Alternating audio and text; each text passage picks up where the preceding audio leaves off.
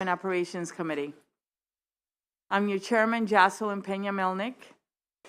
I'm joined by my vice chair, Ariana Kelly. This is our first session back in person since 2020. So I ask for your patience if we encounter any technical or streaming issues. Please set your electronic devices to vibrate and don't hold conversations in the committee room while testimony is happening. We're going to hear from the bill sponsor and the bill's panel, followed by all in-person witnesses, then all virtual witnesses. The main sponsor is not time. However, please don't take more than 10 minutes. The rest of the witnesses have 2 minutes. A timer is displayed on the screen to your left, and a sound will be played once your time has expired. Please don't continue for 5 minutes. I will give you a couple seconds to wrap up your thought. Please adhere to our usual committee rules of 1 question and 1 answer from the panel. Now 1 question and 1 answer from each witness, because we'll be here all night if you do that. And you're going to have to buy dinner. Members of the public will be able to view the live stream of this hearing on the Maryland General Assembly website and YouTube. Today, we will hear the bills in the following order. And before we do that, I want to thank, we have today our counsel, Lindsay Rode, and I also want to thank Michelle Furman and the rest of the staff for putting everything together. What you don't see, it's a lot of work, and they do it well. So I want to thank them. So the bill hearing, the following order is, the first one is House Bill 260, and it's the Maryland Sign Language Interpreters Act. And then we have House Bill 261, 347, 377, 328, 395, 351, 339, 453, 507, 273, 531, 454, 278, and the last one, but it doesn't mean it's not important, is House Bill 475. So I want to thank you ahead of time because you're going to need patience, and I know that you're going to have to wait until your bill is called. So please, stay with us. We also have different testimony. We have live testimony and virtual testimony. So the virtual testimony takes a little while, and we may encounter technical difficulties. So I ask for your forgiveness ahead of time. Now let's start with House Bill 260, and I want to thank the committee for coming and being here on time. We're so grateful. 260, and that's Delegate Bagnall. Delegate Bagnall, will you please bring your panel? And it is Maryland Sign Language Interpreters Act. And we have the interpreters here, and I want to thank them for their service. And I want to welcome all of you. Delegate Bagnall, you can get started.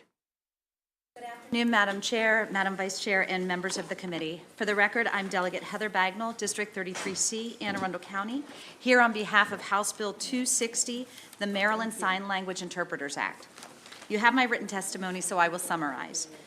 According to a Johns Hopkins study, Maryland has over 1.2 million residents who are deaf or hard of hearing, yet Maryland law does not sufficiently regulate or standardize licensing requirements for American Sign Language interpreters. House Bill 260, which passed the House last year but stalled in the Senate, creates a framework for sign language interpreters to meet certain standards and become licensed. This committee may recall from previous testimony on interpretive issues in legal and medical situations when members of the deaf and hard of hearing community were ill-served and jeopardized by unqualified, inadequate, and sometimes fraudulent interpreters. And my panel will share additional stories concerning the range of services where we are falling behind in protecting our deaf and hard of hearing Marylanders. It is essential we maintain high standards for ASL interpreters in the state so that the millions of Marylanders who are deaf or hard of hearing have accessible pathways to be heard and understood.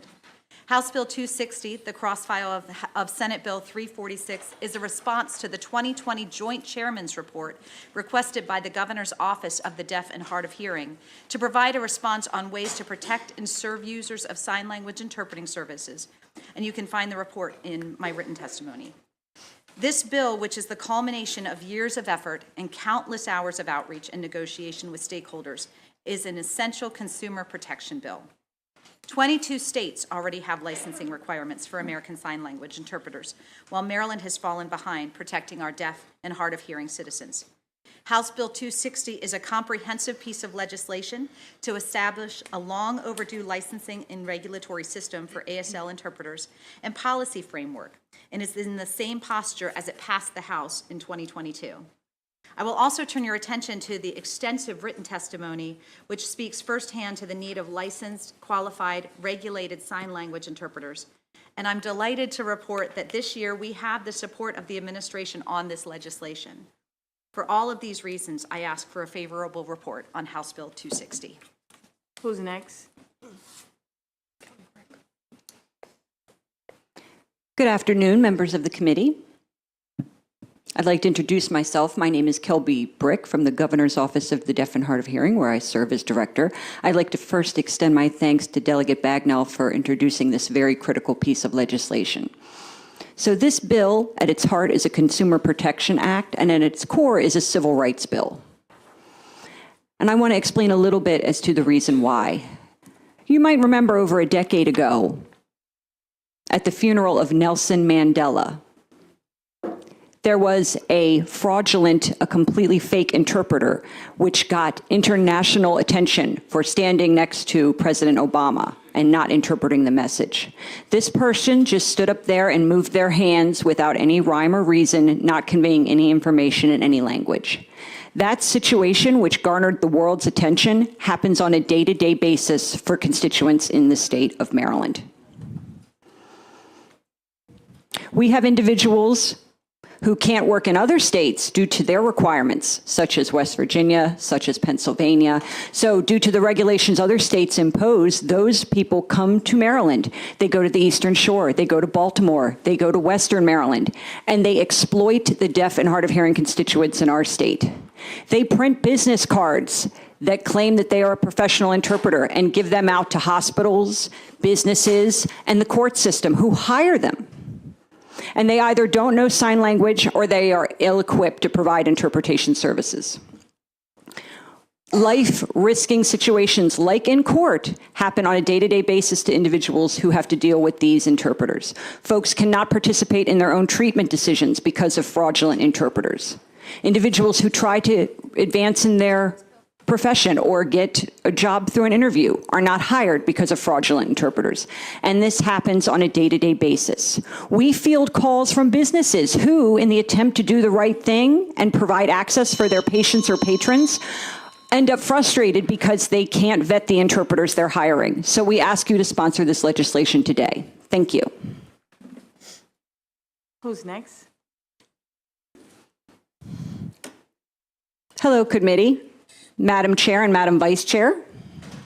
My name is Tina Joyner, and I'm a representative for the Maryland Association of the Deaf, where I am Vice President. Our organization has been working with different members of the community and constituents on pretty much day-to-day experiences, and this is a very serious matter, and we do a lot of things involving their lives, their employment, their families, legal settings. All of this involves interpretation. Now, Governor Westmore's slogan was, "Leave no one behind." However, we would like to see one thing left behind, which is fraudulent interpreters operating in the state of Maryland. And I want to speak a little bit about an individual, Tara, who wasn't able to be here today. She has submitted her written testimony, and she has a very, very powerful anecdote to share. Her daughter at 5 months old had a cranial issue, and she had been receiving treatment for that at the doctor's. All the information, however, was not conveyed via the interpreter. That interpreter decided to omit mission-critical information. Tara luckily had the wherewithal to contact the doctor herself to get the report and found out that she did not receive the information she needed to make decisions about her daughter's treatment resulting that cranial issue. And time was of the essence as treatment was a limited window of opportunity. She had to fly to El Paso, Texas 3 times on 3 different occasions before her daughter was 6 months old and that window of opportunity closed in order to receive treatment. Okay, so just this is one example of inappropriate interpreters impeding that process. We want a law in place to protect our constituents. These are life and death situations that people face on a day-to-day basis in either a courtroom or a medical setting, as well as many others, and we ask you to support the bill to that effect. Thank you. Who's next? Good afternoon, Honorable Chairperson, Vice Chair, and committee members. Thank you for taking the time today to hear the testimony on behalf of House Bill 0260. My name is Dr. Leslie Puzio, and I am one of many nationally certified ASL English interpreters in the state of Maryland, and have been working professionally in the field for over 18 years. I have served in multiple roles at various interpreting agencies and on various nonprofit and volunteer committees related to sign language interpretation. I have served on the local Registry of Interpreters for the Deaf Board. I am currently serving on the Maryland Interpreter Licensure Bill Committee, and I am also currently a faculty member and program manager for the ASL Interpreter Prep Program at Frederick Community College. As you may know, there are only 2 programs in the state of Maryland that train interpreters to work with deaf, and those are the Community College of Baltimore County and Frederick Community College. Deaf people in the state of Maryland need well-trained interpreters to provide them with accessibility per their rights outlined in the Americans with Disabilities Act. These programs provide students with an AAS and ASL interpreting with the foundational skills necessary for a student to start their interpreting profession. It is important to acknowledge that this bill, as written, includes necessary parameters for interns in these programs. Maryland currently has no regulations which determine who can market themselves as an interpreter, and unfortunately, Maryland deaf citizens often find themselves in situations where the interpreter that was hired for their appointment was not qualified, and in some cases has never been trained and does not actually know American Sign Language. Deaf children as well, who are mainstreamed in Maryland's K-12 systems, are being exposed to unqualified language models, stagnating their cognitive development, and they have no voice. This bill is an attempt to set up a robust licensing procedure which will protect all deaf individuals, children, and adults in the state of Maryland, and I ask you to support this bill as written. Next, please.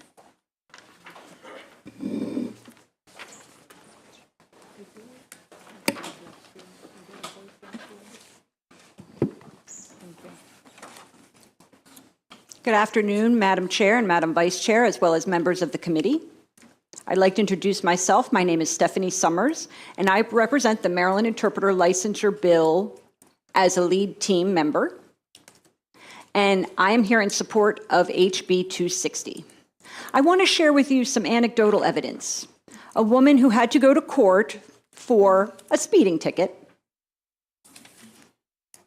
Prior to her appearance, she did reach out to the court system to make sure an interpreter was in place for her appearance, and she wanted a certified, qualified interpreter for court. Upon arriving to court, she found out that the interpreter was neither certified nor qualified. However, they had to proceed with the hearing as scheduled. Now, she wanted to contest her ticket, and she realized the interpreter was not faithfully translating what she wanted to say to the judge. And this woman made the choice to use her ability at spoken English to explain to the judge that she was concerned. The judge was very put off that she hadn't used spoken English in the first place, and she was trying to explain that her message was not being translated faithfully. And the judge became somewhat argumentative to that point. Reason being, the fact that she dare speak during the trial, and also the judge was off-put that, her issue was not related to the case itself, but about the quality of interpreting.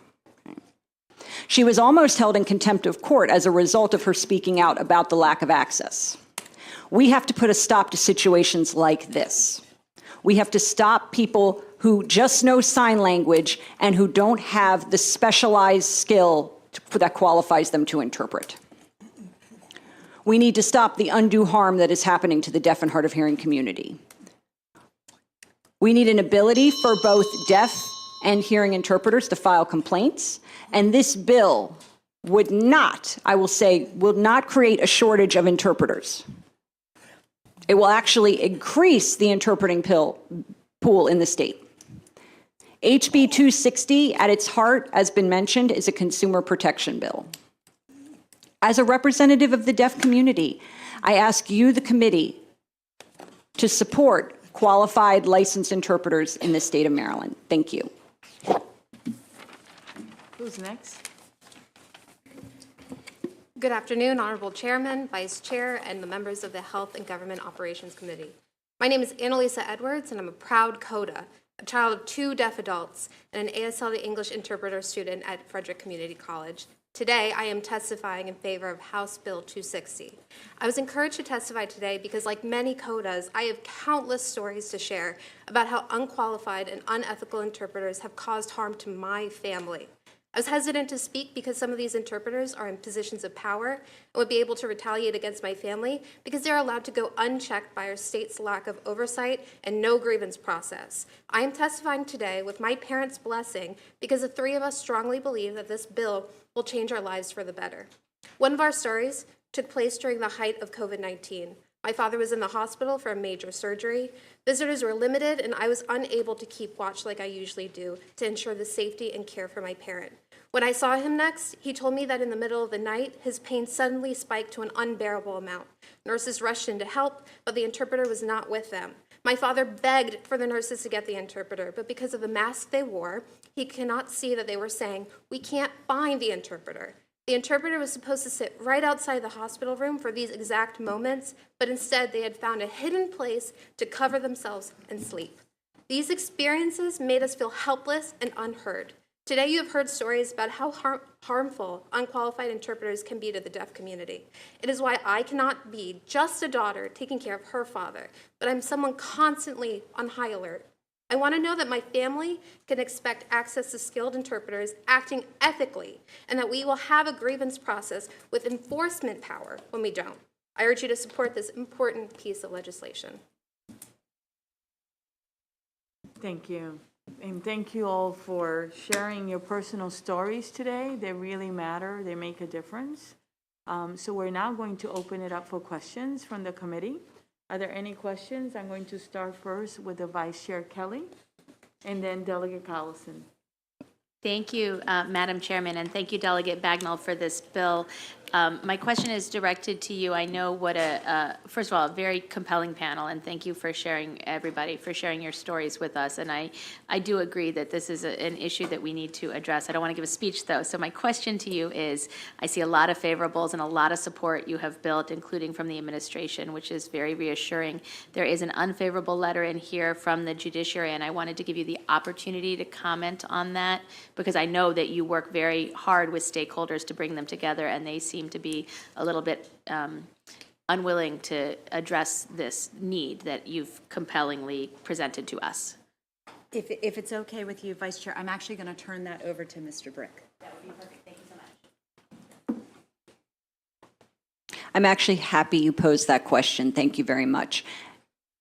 And we recognize that change is difficult, and the court system needs to change. But it is natural for there to be a level of resistance and a level of resistance to hold themselves accountable to any appropriate standards. So we do recognize that there's an objection to the bill, and we've had conversations with them. And my answer is simply, change is difficult for everyone, and they are no different as an entity. Thank you. Delegate Collison. Thank you, Madam Chair. So I think it's a 2-part question. One is there currently a certification for sign language interpreters? And if so, where is it? Where does it sit? And is there, if this bill is passed, is there a plan to? I can speak to that. Okay. Can you just let her, apologies. may she finish the question first? Thank you. Just wondering if the bill's passed, if there's a plan to increase access to that certification program so we can expand the pool. Thank you so much for addressing it. Okay. And my apologies for the interruption. It's okay. I didn't realize. Okay. So to speak to certification, There is currently a national certification body. It's a certifying body, the Registry of Interpreters for the Deaf. In addition to that, there are also other certifying bodies out there as well. This bill would establish a licensing board. The licensing board would then develop processes and procedures and identify which certification processes that are available that they would like to adopt. Okay. And from there, also, there would be a portfolio requirement so that folks could go through the process of, for example, showing their expertise, and that stakeholders could also give feedback. The typical regulatory process that you're aware and that you're familiar with would apply to this as well. In terms of expanding the pool of interpreters, yes, and this is very exciting and a little bit different compared to previous iterations of this bill. The office is going to need to invest in outreach and training and provide additional support and provide education, and that includes things like workshops and professional development that will ensure an increase of the pipeline to certification and therefore licensure. So this speaks to that, this bill. Licensure without developing a pipeline is not sustainable. So this develops a strong, sustainable pipeline, and that'll be the duty of the Office of the Deaf and Hard of Hearing to make this robust pipeline. And of course, we'll be working in conjunction with different interpreting license or training programs, such as Frederick Community College, the Community College of Baltimore County, so forth and so on, and other programs to increase that pool as well. My pleasure. Delegate Johnson. Thank you, Madam Chair, and thank you, panel. I guess this question would be directed at Delegate Bagnell, and it's about the judicial opposition. Because I read it, and it's a little conflicting to me. It says that they have a pool of interpreters, and that they have a registry, and that they use the interpreters in the pool. However, they say the Maryland judiciary has several mechanisms in place to ensure the quality assurance of all court interpreters, including ASL interpreters. However, they also say the court may appoint a non-registry interpreter if one of the registry interpreters is not available. So to me, that doesn't ensure that we have a qualified interpreter. Have you spoke to them at all about the conflicting opposition here and the issues with the opposition? I will say that the Senate sponsor had robust conversations with judiciary. I think that Mr. Brick spoke to this, that the judiciary has a pool of interpreters that they prefer and that change is hard. But in terms of the conflict within the opposition testimony, I think this bill sort of speaks to why we need the licensure, because even the opposition seems to not have clarity in the qualifications required to do this very important work that's being done. My pleasure. Delegate Kaiser, followed by Delegate Chisholm. Thank you, Madam Chair. Delegate Bagnell, I'm not sure if this goes to you or somebody else. In the past, when bills like this have come out, I think there were concerns that there were potentially more than one governing body or more than one group that that would authorize or approve the different licenses for this or different training. And so, is that something that has come up today, and is that a concern now? And I think one of your panel members may want to answer that. Thank you. We appreciate the question. Yes, several years ago, to be completely frank, there was a poor draft of the bill that was submitted.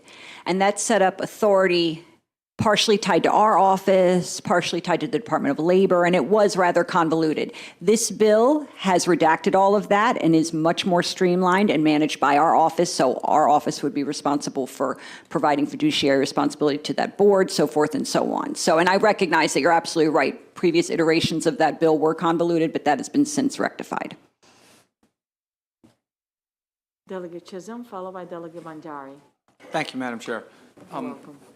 And anybody can answer this question, or Delegate Bagnell.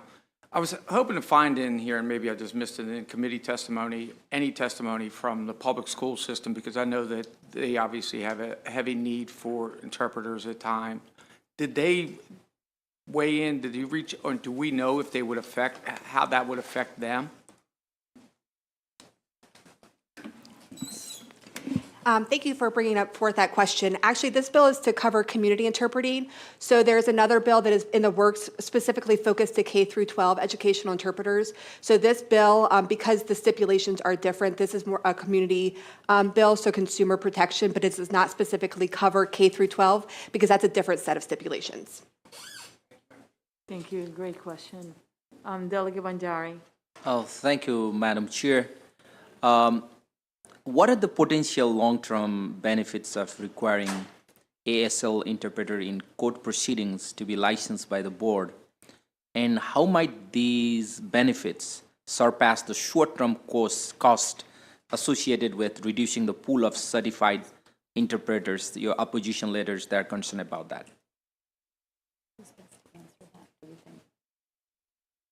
Who's the best person to answer? We just want to read the question again. Thank you. This is Director Burke. Just, I want to make sure that, we're clear on that.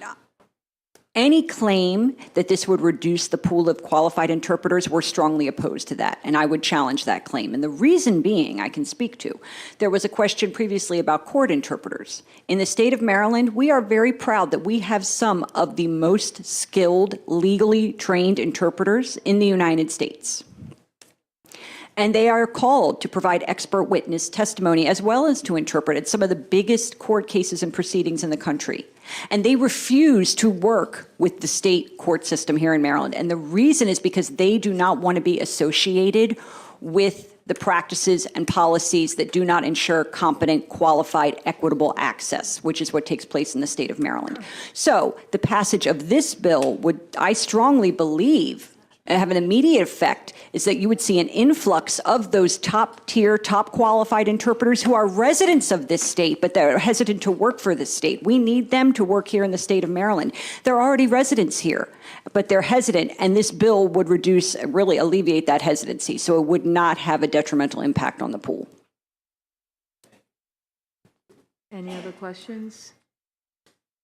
So I know that last year we passed a bill knowing that the judiciary was opposed to it because the committee made that a priority and knew of its importance. In the bill, the effective date is actually this year, October 2023. Will you be open to changing that date to give them time to implement some of the changes if that will help in the conversations?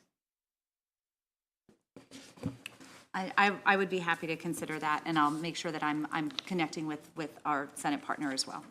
Wonderful. And then I did read the letter, and I know that there's one provision that I would like you to talk to them about, and that is they said that the provisional licenses precluded from serving in a legal setting.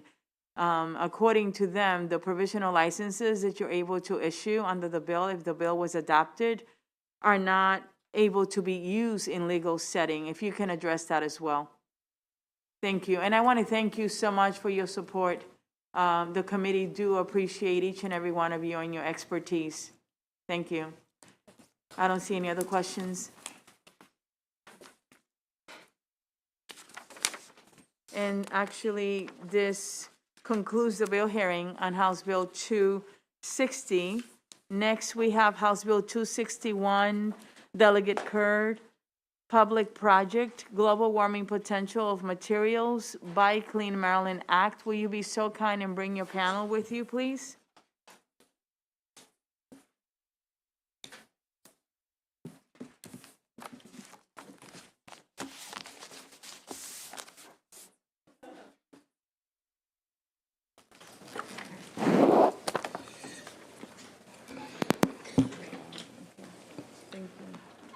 Good afternoon, Madam Chair, members of the committee. I am Delegate Ken Kerr here today with House Bill 261, Public Projects, Global Warming Potential by Clean Maryland Act. So you've no doubt heard the phrase, Nero fiddled while Rome burned. He probably had something to do with the fire that started at the Circus Maximus, but he wasn't fiddling. And we know that because the fiddle wasn't invented for another 1,500 years. So, but even if he had nothing to do with the start of the fire, he certainly was its beneficiary. It burned for 10 days and burned out 10 of the 14 districts of Rome, but they were mostly made of wood. So what this allowed him to do was to circumvent building codes and the permitting process and remake those sections of Rome in his own image. And he did that with concrete. Yes, concrete. And some of those first and second century buildings made of concrete are still stand today. The Parthenon, the Colosseum. So this brings me to House Bill 261. This bill will require the Department of General Services to establish global maximum global warming potential for any cement or concrete mixture used in the construction of public projects. So you might be thinking, with all the emissions we have from transportation and industry, why do we focus on concrete? Well, concrete is the most widely used material in existence behind only water, and it's responsible for 9% of all greenhouse gases worldwide. Concrete and cement, the terms are used interchangeably, but they're not the same. So think of it this way. Concrete contains cement, but cement does not contain concrete. So concrete's a binder, a chemical substance used for construction that sets, hardens, and adheres materials to other materials. Cement's seldom used on its own, but rather to bind an aggregate such as sand or gravel together. And then when it's mixed with other things such as powdered lime, it produces mortar, or with sand and gravel produces concrete. And when I built my own pizza oven in my backyard, I mixed it with fire clay and sand to create fire mortar. It's the cement making process that creates the greenhouse emissions. From when the clinker is produced. Now, cement clinker is a solid material used for manufacture in Portland cement. And Portland is not Portland, Maine, but its resemblance to the Portland stone in England is where it got its name from. So during this, it requires a tremendous amount of energy to heat the limestone to about 3,000 degrees Fahrenheit to produce clinker, and produces roughly 600 kilos of greenhouse gases for every ton of cement produced. So replacing some of the clinker in the cement, which is the main energy-intensive ingredient, will reduce the level of carbon emissions from the cement production. And limestone grinds finer than clinker, and the result is in a more dense mixture. So Type 1L cement is an innovative product that's reshaping how those in the construction industry use concrete. It's a blend of cement that contains between 5 and 15% limestone, and the product itself performs the same as standard concrete, but with the added benefits of the lower carbon emissions. So coincidentally, research done at the University of California, Berkeley showed that this Type 1L cement bears some similarities to the Roman cement used in the Colosseum and the Pantheon. And when the Romans created their cement, it used much less energy. So Type 1L is becoming increasingly popular in the United States, and producers are choosing it as their primary product, as you'll hear from my witnesses today. Some states, such as Colorado and Texas, Type 1L is the only available option. So I request a favorable report for 261, but I will leave you with a modified version of the famous saying by the 4th century theologian St. Ambrose, "When in Maryland, do as the Romans." Who will be next? Thank you, Madam Chair, members of the committee. I'm John Favazzo with Manus Canyon and Associates. I'm here today on behalf of Wholesome US. First, thanks to Delegate Kerr for all his work on this and for sponsoring this legislation. So what's this bill about? I really think it's about better choices. As Delegate Kerr said, concrete's the most widely used product in the world. And if we now have concrete products that are available that check all the boxes for performance, for safety, for durability, they have a reduced carbon footprint, then it's time to encourage the more widespread use of those products in the market. The bill itself is a bit dense if you look at it, but the concept behind the bill is straightforward. For state construction projects, it's going to require the submission of an environmental product declaration, which is basically an environmental version of a nutrition label for concrete products, so that the global warming potential, the carbon footprint, essentially, of these products can be disclosed in a very transparent way. And that transparency is going to encourage better choices. We are working with the Department of General Services on some amendments to the legislation dealing with effective dates and scope. We've been in contact with other stakeholders in the industry. We think some of those amendments are going to alleviate some of their concerns as well. A couple of notes about the fiscal note. So the fiscal note borrowed a lot of information from a study that was done during the interim by the Green Buildings Council. The study has a lot of good information in it, but they didn't have a lot of time to do it. So there are some inaccuracies in it. And the most important one is the conclusion that there are no environmental product declarations in the market. It suggests that we're starting from scratch. We're not. About 25% of the producers in the market are using them now, and I'm told by the Ready Mix Association that by the end of the year, we're going to be up to 50%. So we just sort of need this bill for that extra nudge and that extra push to move things along. We know the switch can't be flipped immediately. The bill has a delayed effective date to give stakeholders in the Department of General Services to work through these issues, but we hope, we just can't continue to kick the can down the road to fill this climate gap. Thank you for your consideration. We urge a favorable report. Thank you. Next, please. Hello, my name is Zach Lovett. I work for Wholesome US. I'm the project pursuit manager. I'm here today just to, first of all, thank you for allowing us to speak, but here to very briefly expand a little bit on what exactly environmental product declarations are. As somebody who has worked very hard to bring these to Maryland, I find that they are true game changers in the way that our industry, specifically the ready-mix concrete industry, although they can be used for many, many products, not just concrete, but to understand where we are now, use that as a benchmark to where we want to go to reduce the environmental impact of the concrete that we use to build roads, bridges, buildings, sidewalks, and the things we live and work in every day. Put very simply, as mentioned just a moment ago, an environmental product declaration reads like a nutrition label. It explains very quickly, very succinctly, what the impact is of 1 yard of concrete.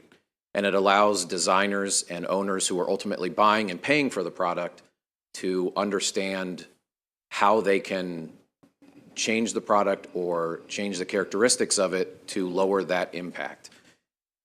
For me, how can you know what the environmental impact is of a building or a structure if you don't understand what the materials going into it are doing?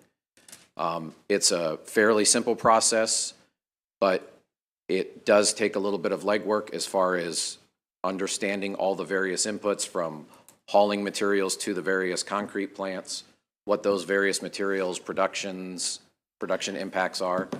But we have seen some adoption of EPDs, environmental product declarations, from the private sector, but again, we're asking for your help to just push it a little bit further. And it is something that I think the industry needs to adopt and adopt quickly. Thank you. Excellent timing. Who's next? Good afternoon. My name is Chris Clow. I'm General Manager for Ready Mix Concrete at Wholesome US, based here in the Mid-Atlantic, and I'm a board member of the Maryland Ready Mix Concrete Association. So thank you very much for the opportunity to provide an industry perspective on the Buy Clean Maryland Act. At Wholesome, we're committed to leading the environmental transformation for the built environment in line with our industry-first 2050 net zero target. Decarbonizing the built environment is essential for a net zero future. Almost 40% of our world's CO2 emissions are linked to the way we build and operate buildings. 30% of this footprint happens in the building phase. I believe that the adoption of this bill can help unlock the future of sustainable construction through the establishment of a Buy Clean standard. Furthermore, an EPD requirement would encourage better business decisions on purchasing low-carbon building materials and impactfully reduce carbon emissions in Maryland. Once a producer acquires an EPD, they would purchase an EPD generator for approximately $15,000. The EPD generator is placed at one plant location and will generate as many different mixes as the producer requires. There's also a minimum yearly subscription fee paid to a third party that stores and verifies the data. Most producers have multiple plants. For example, Wholesome here in Maryland, we operate 10 plants in the state. So there's a significant cost to this. And the state can assist the industry in making this transition by making it easier for companies to overcome this financial hurdle. The federal government recently passed legislation that includes funding to assist producers in developing and acquiring EPDs. Financial assistance from the federal government alleviates the financial burden an EPD requirement might potentially have, and additional funding could be provided from the state to close any additional financial needs of the ready-mix concrete producer. Thank you again for the opportunity to testify, and I look forward to your questions. Thank you very much for being here today. We appreciate it. Are there any questions for the sponsor and his panelist, Delegate Johnson? Thank you, Madam Chair, and thank you, panel and delegate, for bringing this bill. Since we do have goals here in Maryland for our carbon reduction, and concrete is the most used product other than water, I think this is a good bill. My question is twofold. Number one, since it is the most used material, do we have enough of the raw material we need to do the mixing to create this new type of low carbon concrete? And what is the cost comparison between this concrete and normal concrete? We only get one response, so you guys to take. Who's the best person to answer? I can go ahead with that. Thank you. As far as the raw materials, yes. It will potentially take some changing of the way we manufacture, but the technology is certainly out there, and I would say that the majority of the U.S. has been, what I like to say, addicted to type 1-2 cement, which is one of the dirtiest types of cement you can produce. As mentioned earlier, we've been going through a accelerated transition to type 1L, but that's only just kind of a first step. There's many alternatives out there that I think the industry needs to really seriously consider, and I feel that bills like this help advance that agenda and that movement. As far as cost goes, that's really a difficult question to answer straightforward. In some cases, there can be additional cost, especially when dealing with ultra-high strength concrete. For the state's purposes, that doesn't really come into play all that often. We're talking 10,000, 12,000 PSI concrete and things like that. It can be a little bit more challenging in the winter, but those things can be worked out, and I think the overall benefit to the industry to just start moving in a new direction and starting the innovation path again rather than just doing things the way they've always been done far outweigh any costs. And furthermore, if everybody is required to move in this direction, the cost challenges kind of level out because we're all in the same playing field. My pleasure. We have Delegate Hill, followed by Delegate Shaleka. Thank you, Madam Chair, and thank you, Delegate Kerr. I'm not, whoever can answer this question, so I'm reading some of the opposition. And one of their concerns is that producers who meet the criteria that are set up will have an unfair advantage over those that don't. And they also comment, another one comments, that dealing with the cement mixture without taking into account CO2 emissions from operations, maintenance, and longevity of the structure misses a big part of the problem. So my question, to whoever's best to answer it, is how easy is it for a producer who's not meeting whatever the criteria are that are developed to shift and change to meet those goals? Or are they now going to be out of business or at a competitive disadvantage because they don't produce, what they're producing is not meeting the state goals? Sure. So cement is the big culprit here. It contributes the vast majority, somewhere around 80 to 90% of each yard of concrete. It's that cement which is driving the CO2 emissions, okay? Now, there aren't too many small cement companies. There are only large ones. So my point in that is that all the small ready-mix companies that we're talking about and are fighting that are buying from the same sources, okay? So we all of them have access to the same companies, and all of those companies have a responsibility to produce lower carbon emission types of cementitious materials.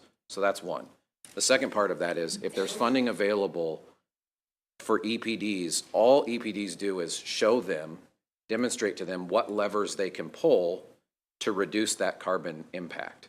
So if the money is available for that, there shouldn't be any, even though the individual who has one ready-mix concrete facility should be able to access that money and get the tool they need to understand what they have to do to lower their carbon impact, okay? So I just don't see how there's any way that if this bill goes through that it puts it in anybody at a disadvantage. In fact, I think it gives the smaller companies a better advantage because larger companies that have the resources to pay for their own EPD generators, such as the one I represent, have already done so, right? So it puts them on it gives them an easier path to do what their competitors are already doing and in fact being asked to do. Delegate Shalega. Thank you, Madam Speaker. Thank you all for being here. And Delegate Hill asked one of my questions, but the second would be, I'm reading the testimony opposing, and the Maryland Ready Mix Concrete Association is opposed, but sir, you said you're on the board for them? Yes, I am. That's correct. So you're obviously not here representing them. That's correct. I'm here representing Wholesome US. That's my employer. Okay, and as well to Delegate Kerr that it looks like the opposition testimony says they want to work with you to get this right. So I share the concerns of Delegate Hill about small businesses not being able to afford these upgrades. And while there may not be a lot of small companies involved, we certainly don't want to put them out of business. Thank you. Any other questions? Seeing none, thank you so much for being with us today. We appreciate it. And this actually concludes the bill hearing on House Bill 261. Next, we have House Bill 347. Delegate Ruth, will you be so kind and bring your panel, if you have one, the Attorney General Climate Change Actions Authorization. Yes.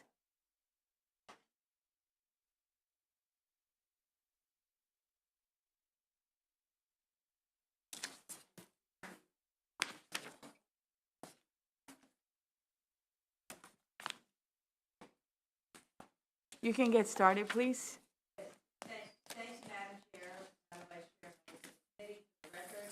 Sheila Ruth, here presenting House Bill 347. And I'm joined here by my panel. I'd also like to mention that Jamie DeMarco is here from CCAN. They will not be testifying, but they are in support of this bill. The Attorney General also is in support of this bill. Their testimony is in your bill folder. This bill authorizes the Attorney General to file suit against the very large fossil fuel companies for knowingly contributing to the climate crisis while publicly casting doubt on the science. So look, we know that this is happening, colleagues. We know that this is real. There's damage already being caused by climate change. There's flooding that's happening all over the state, including right here in Annapolis. And Annapolis has a plan, which I believe is $50 million to rebuild the city dock and do some changes to ensure that that flooding is taken care of.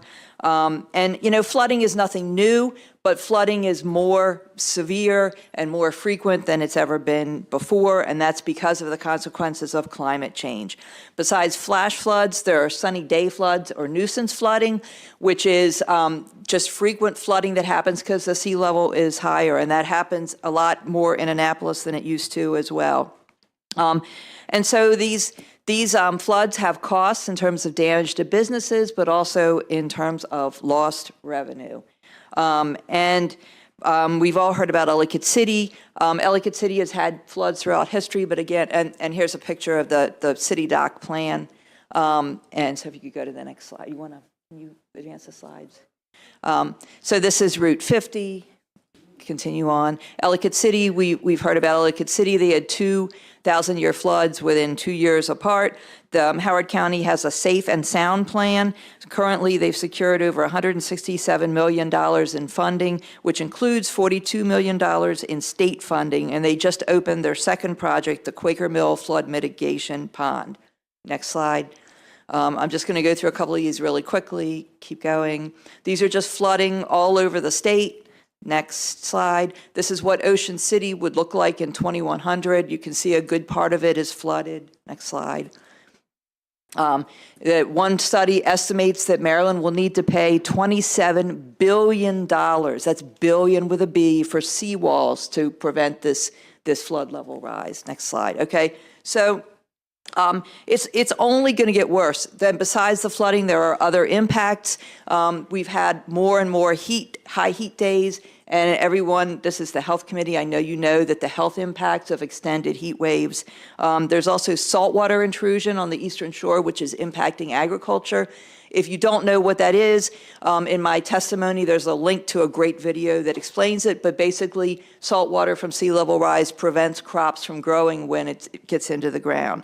And so it's only going to get worse. There's new research that they've found that there are channels in the Antarctic glaciers that warm water is rushing through that is going to probably break those glaciers off sooner than we ever expected. And it could lead to sea level rise of 10 feet. Imagine what Maryland will look like if the sea level rises 10 feet. The damage is incalculable. It didn't have to be this way. A new analysis of ExxonMobil's documents shows that their own scientists' research predicted the temperature rise due to climate change caused by fossil fuel use with breathtaking accuracy, starting in 1977. So they knew in 1977 what things were going to look like today. They could have taken leadership. They could have taken leadership in moving towards a clean energy economy, which would have been a business opportunity for them as well. Instead, they spent decades knowingly casting false doubt on climate science, following the tobacco industry's playbook through advertisements, front groups, and aggressive lobbying. And the last slide I have up here is an ad from 1991 from the industry front group Informed Citizens for the Environment. Who told you the earth was warming? Chicken Little? This is just one of many, many ads that they ran, just really trying to cast doubt on the science that their own scientists knew was accurate. So Maryland's, if we had started this 40 years ago, we wouldn't be dealing with hundreds of millions of dollars of damage that we're dealing with now. Maryland's taxpayers should not have to foot the bill for this damage. The polluters should pay their fair share. So HB 347 authorizes the Attorney General to take action to hold these companies accountable, as has been also done with the tobacco and opioid crisis. This bill is limited to publicly traded entities with a market capitalization greater than $1 billion.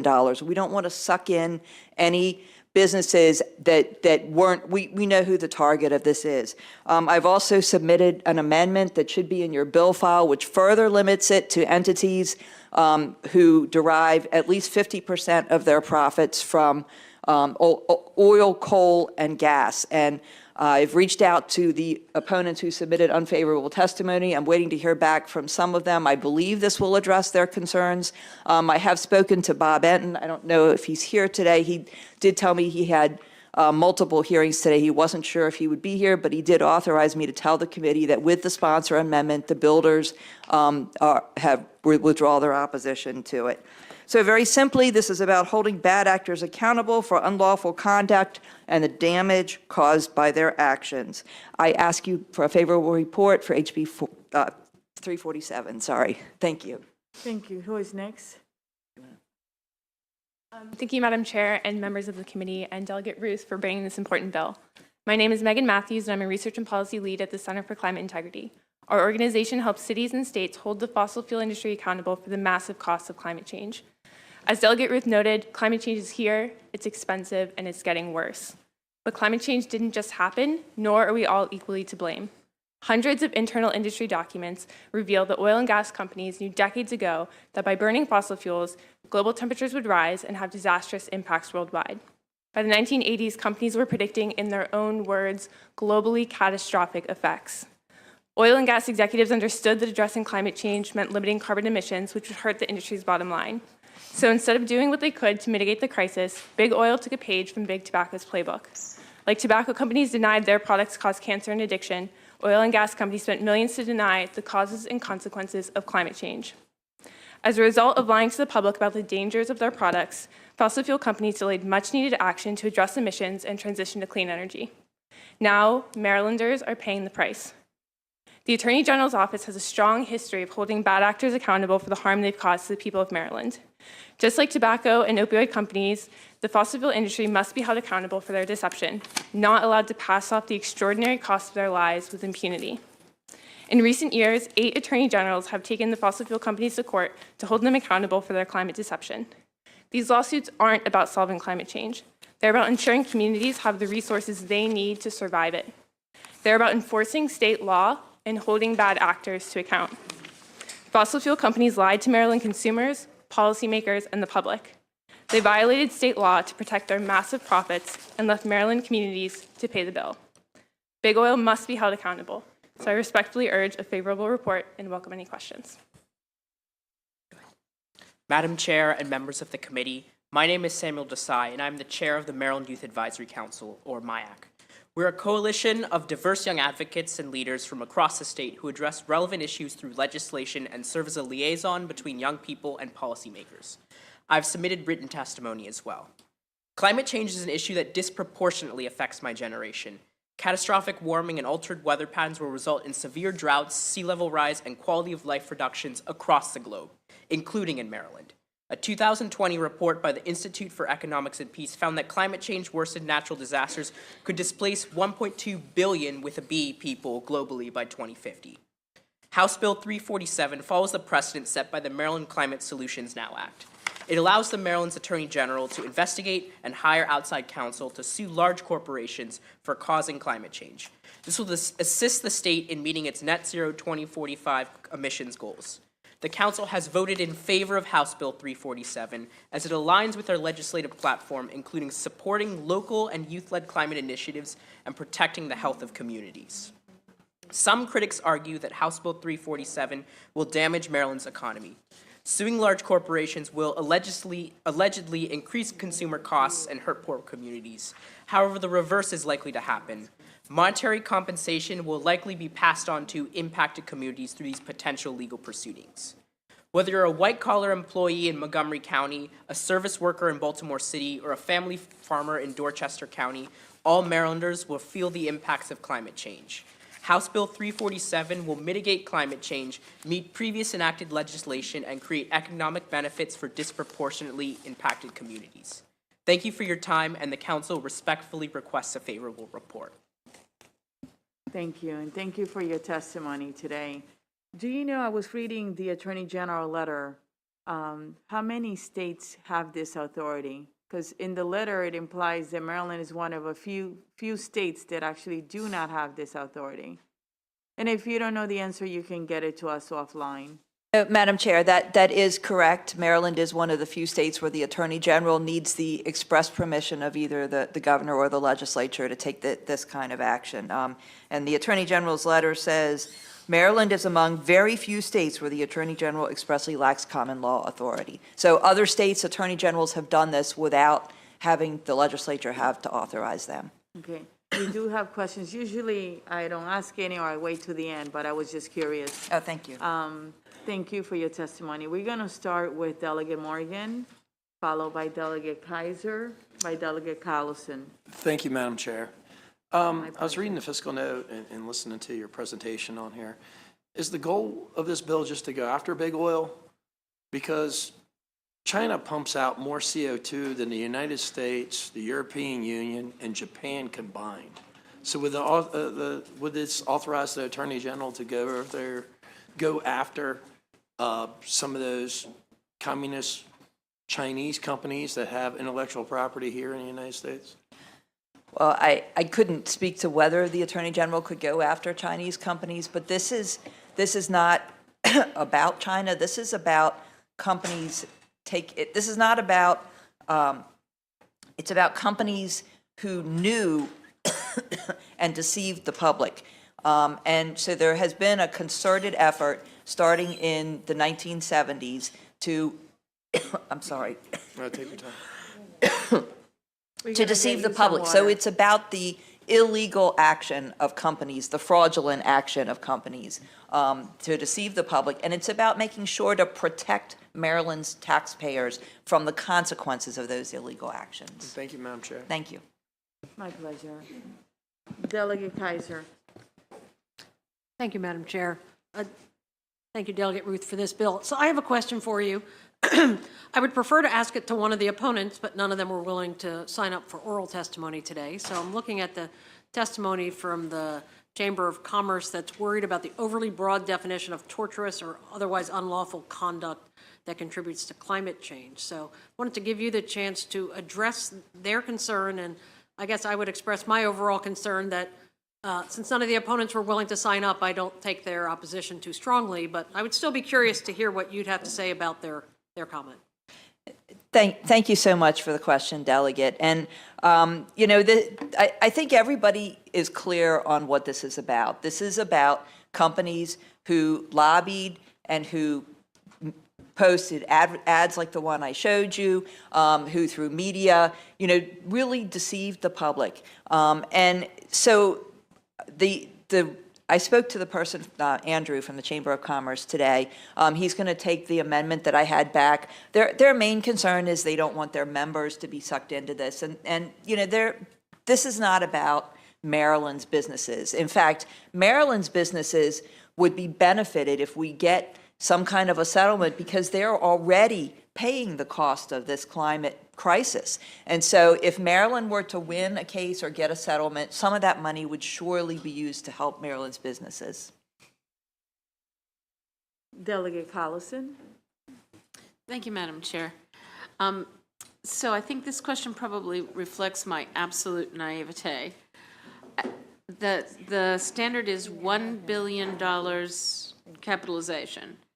So how many corporations, how many companies do we think that includes? We expect it to be a very small number. That's $1 billion is a lot. I don't have an exact number for you. I'm sorry. Do you know anything about that? I do not know. Okay. But you're but we're looking at large multinational corporations. And that capitalization is national and international. It's not Maryland-based. Correct. Okay. Thank you. Thank you, Madam Chair. Thank you. Delegate Rosenberg. Thank you, Madam Chair. We had a bill hearing yesterday on legislation, it was my legislation, dealing with the restitution fund for the tobacco settlement. So our Attorney General has brought actions against tobacco industry, against the opioid industry, and this is similar. In those instances, did the Attorney General need statutory authority?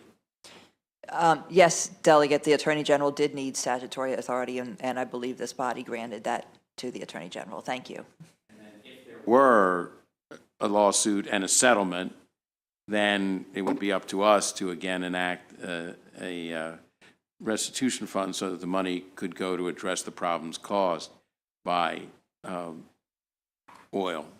That is correct. Thank you, Delegate. Thank you.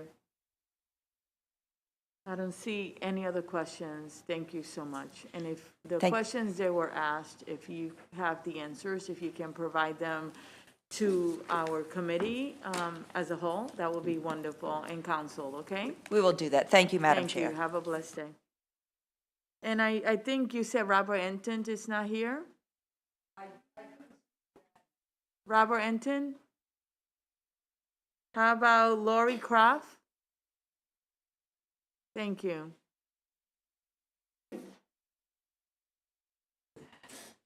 And thank you, Michelle. Our staff works really hard to keep this committee running. Thank you. Go ahead. Good afternoon, Madam Chair, members of the committee. My name is Lori Graff. I'm the CEO of the Maryland Building Industry Association. First of all, we would like to thank Delegate Ruth for working with us. We just had some concerns about $1 billion is a lot of money, but we do have some national, international companies, and we were just concerned about some of our companies possibly getting wrapped into this. But with the amendment, we fully support it. And to Delegate Ruth's point, Maryland could benefit, and certainly our companies could benefit from something like this. So we do support with the amendments. Thank you. Wonderful. And thank you for working with a sponsor. We really appreciate it. Are there any questions from anyone for this witness? And thank you. Thank Have you. a great day. Thank you. Bob Empton again. All right. This concludes actually the bill hearing on House Bill 347. Thank you, Delegate Ruth, for working to bring everyone to consensus. Next, we have Delegate Corman, who's representing the Montgomery County delegation. And the title is Montgomery County Village of Friendship Heights Special Taxing District Procurement. How are you? Good, Madam Chair. How are you? I'm doing well. Great to see you. Now for something completely different. House Bill 377. I'm Delegate Mark Corman, representing the Montgomery County delegation. This is a bill that actually the Vice Chair and Delegate Love and myself brought to the county delegation on behalf of one of our municipalities, the Village of Friendship Heights. It makes two updates to their procurement law, which has to be made in state law. One is to allow emergency procurements, so not to go through the competitive bid process in emergencies if a majority of the council votes to do so. And emergency is defined in the bill consistently with other municipalities and provisions like it. And the other is to increase sort of the small dollar, not to you and I, but in terms of government spending amount that doesn't have to go to competitive bid from $5,000 to $20,000. That number hasn't been increased in over 30 years, so it's lost a lot of its purchasing power over that time, and so this just will allow them a little bit more flexibility when they need to hire a plumber and things like that. So the delegation would ask for a favorable report, Madam Chair. Thank you for your testimony. I was looking through the file and I do not see the delegation letter. Can you make sure we get one, please? I will make sure that gets over to you. Thank you. Are there any questions for the delegate? Seeing none, thank you for your fabulous testimony, okay? And actually, this concludes the bill hearing on House Bill 377. Now we're going to Delegate Kaiser, House Bill 328, State Finance and Procurement Grant Prompt Payment Requirement. Will you be so kind and bring your panel if you have one? And you can get started.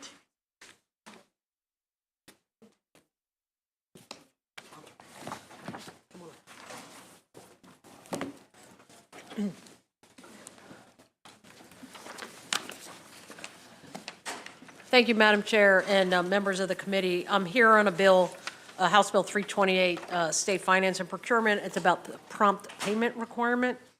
I'd first like to thank Delegate Stein. He was the sponsor of this bill last year. He's now the first co-sponsor on the list. He was happy to hand it off to me, given that I sit on this committee now. So I want to thank him for his prior support. And also, in addition to the people who are testifying besides this panel, and I think one or two others, just want to alert colleagues to the over a dozen organizations that have provided written testimony in support. So let me tell you what this bill is about. With this bill, we're trying to solve a longstanding problem, very simply, of the state not paying its bills on time, and particularly to nonprofit organizations across the state. And so big problem. Our nonprofits aren't getting paid in time. To be clear, nonprofits operate under grant agreements with the state to provide a wide range of important services that help people with health, education, social services that are used to support vulnerable Marylanders.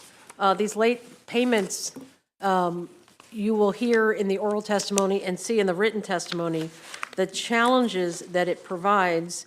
And I know that Henry Bogdan here with Maryland Nonprofits will describe how it impacts his, I don't know if it's member or affiliate organizations, and how few had cash reserves and for more than 1 or 2 months. And there are stories, anecdotes dotting the landscape of a lot of these groups that executive directors are taking out second mortgages in their homes to pay their employees at times, or withgoing their own salary for months at a time because of this lateness.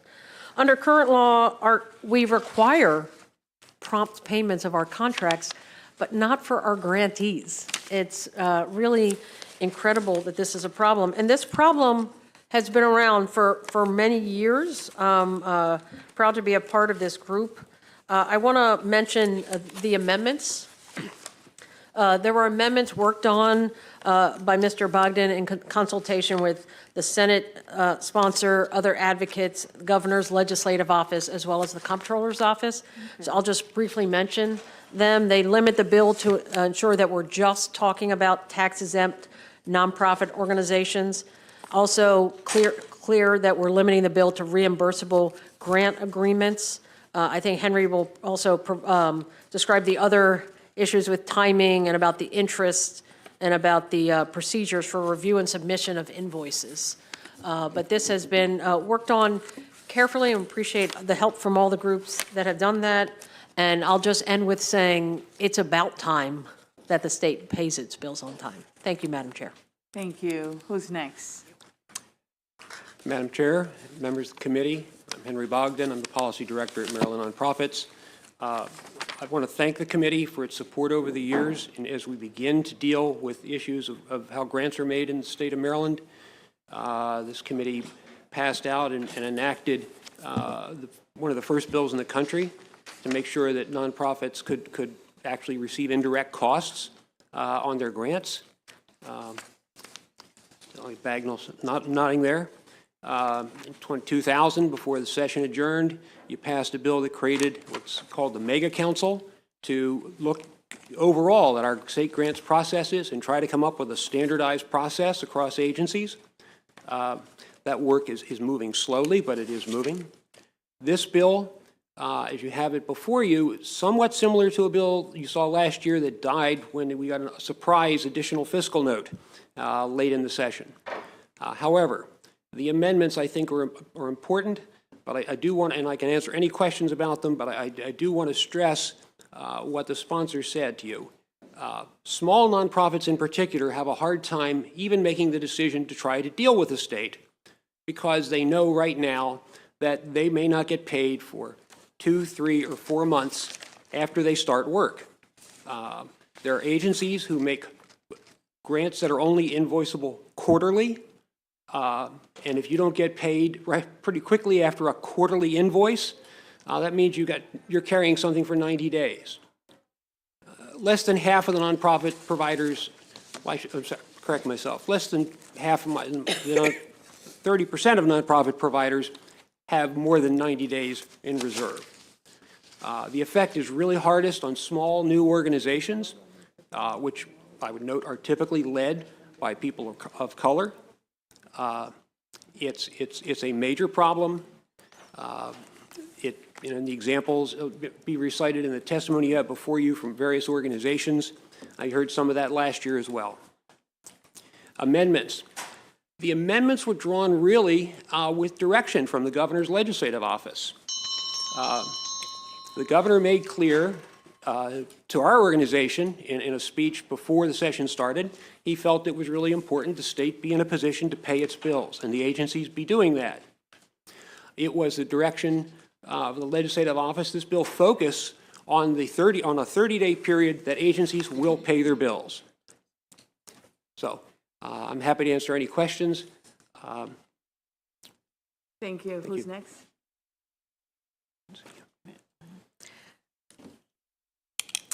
Hi, my name is Elise Salzberg. I have worked as a fundraising consultant in Maryland since 2000.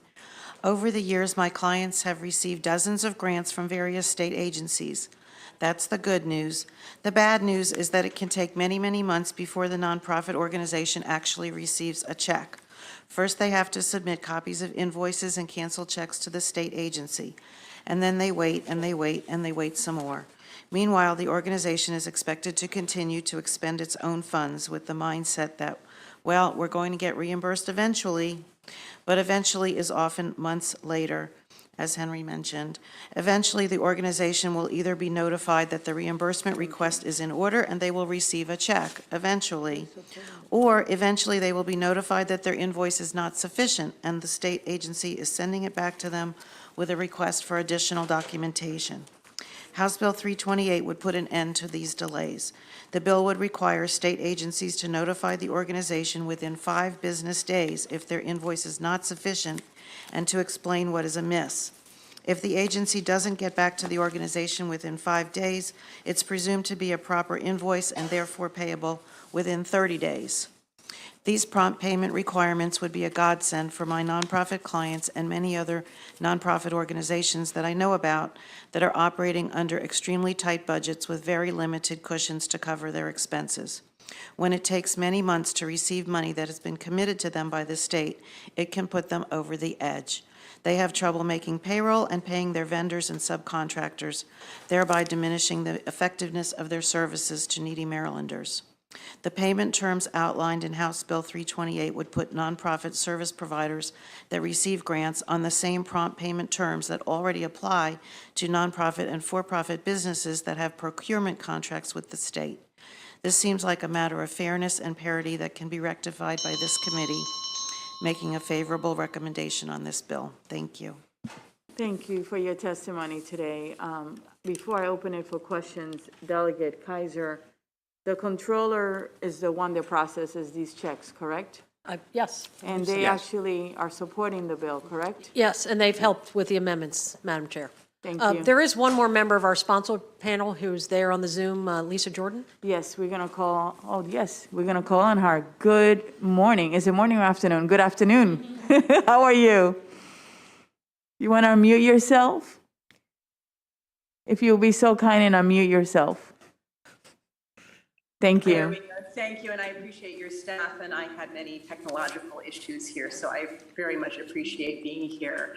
Madam Chair, Madam Vice Chair, members of the committee, I'm Lisa Jordan with the Maryland Coalition Against Sexual Assault. We are here in strong support of House Bill 328 with the sponsor amendments. As the committee knows, rape crisis centers across the state help sexual assault survivors in your communities. We are here for your constituents. We provide counseling, advocacy, hospital accompaniment, legal services, and more. But I'm here today because we are also small businesses. We have payroll every 2 weeks, we have rent, we have health benefits, vendors, all of the operational costs of any small business in Maryland.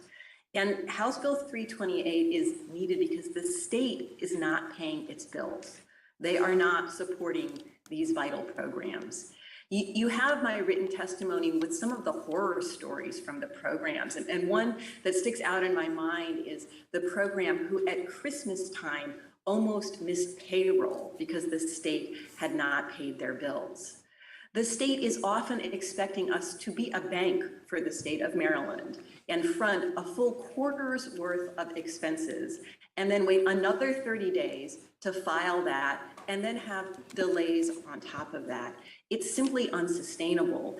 And I recently heard one of the agencies we work with said that they were having trouble with some of the bigger grants because the bigger grants they had been paying every 30 days, so they were going to switch it. So instead of being able to ask for reimbursement every 30 days, they were going to change it to each quarter because it was inconvenient for the state to do it on a monthly basis.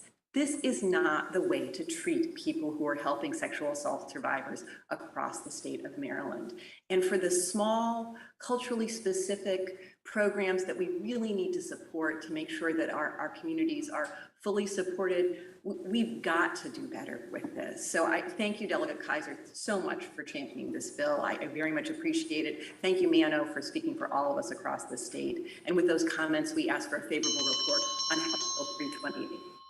Thank you. And this will be the, concludes the sponsor panel. So are there questions? Delegate Hutchinson. Madam Chair.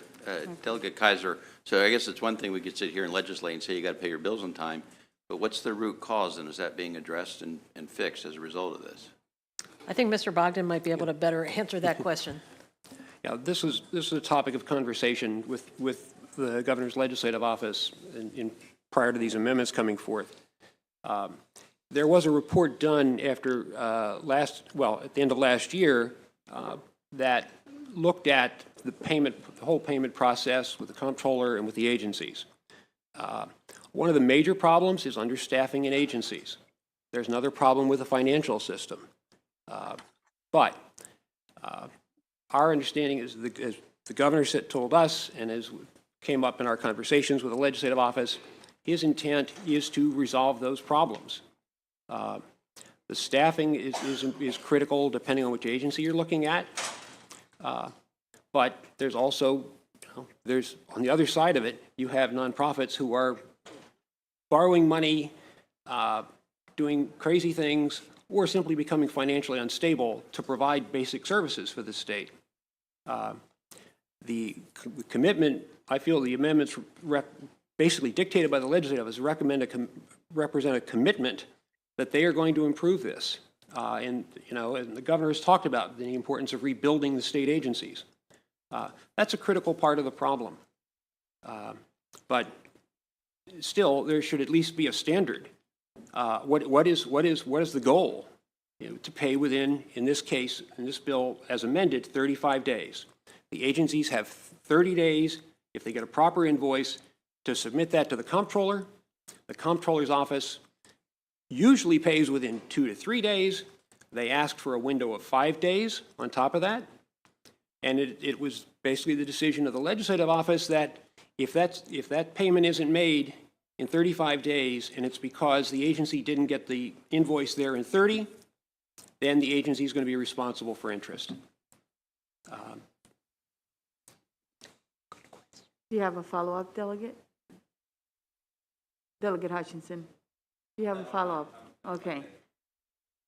Delegate Rosenberg, followed by Johnson. Thank you, Madam Chair.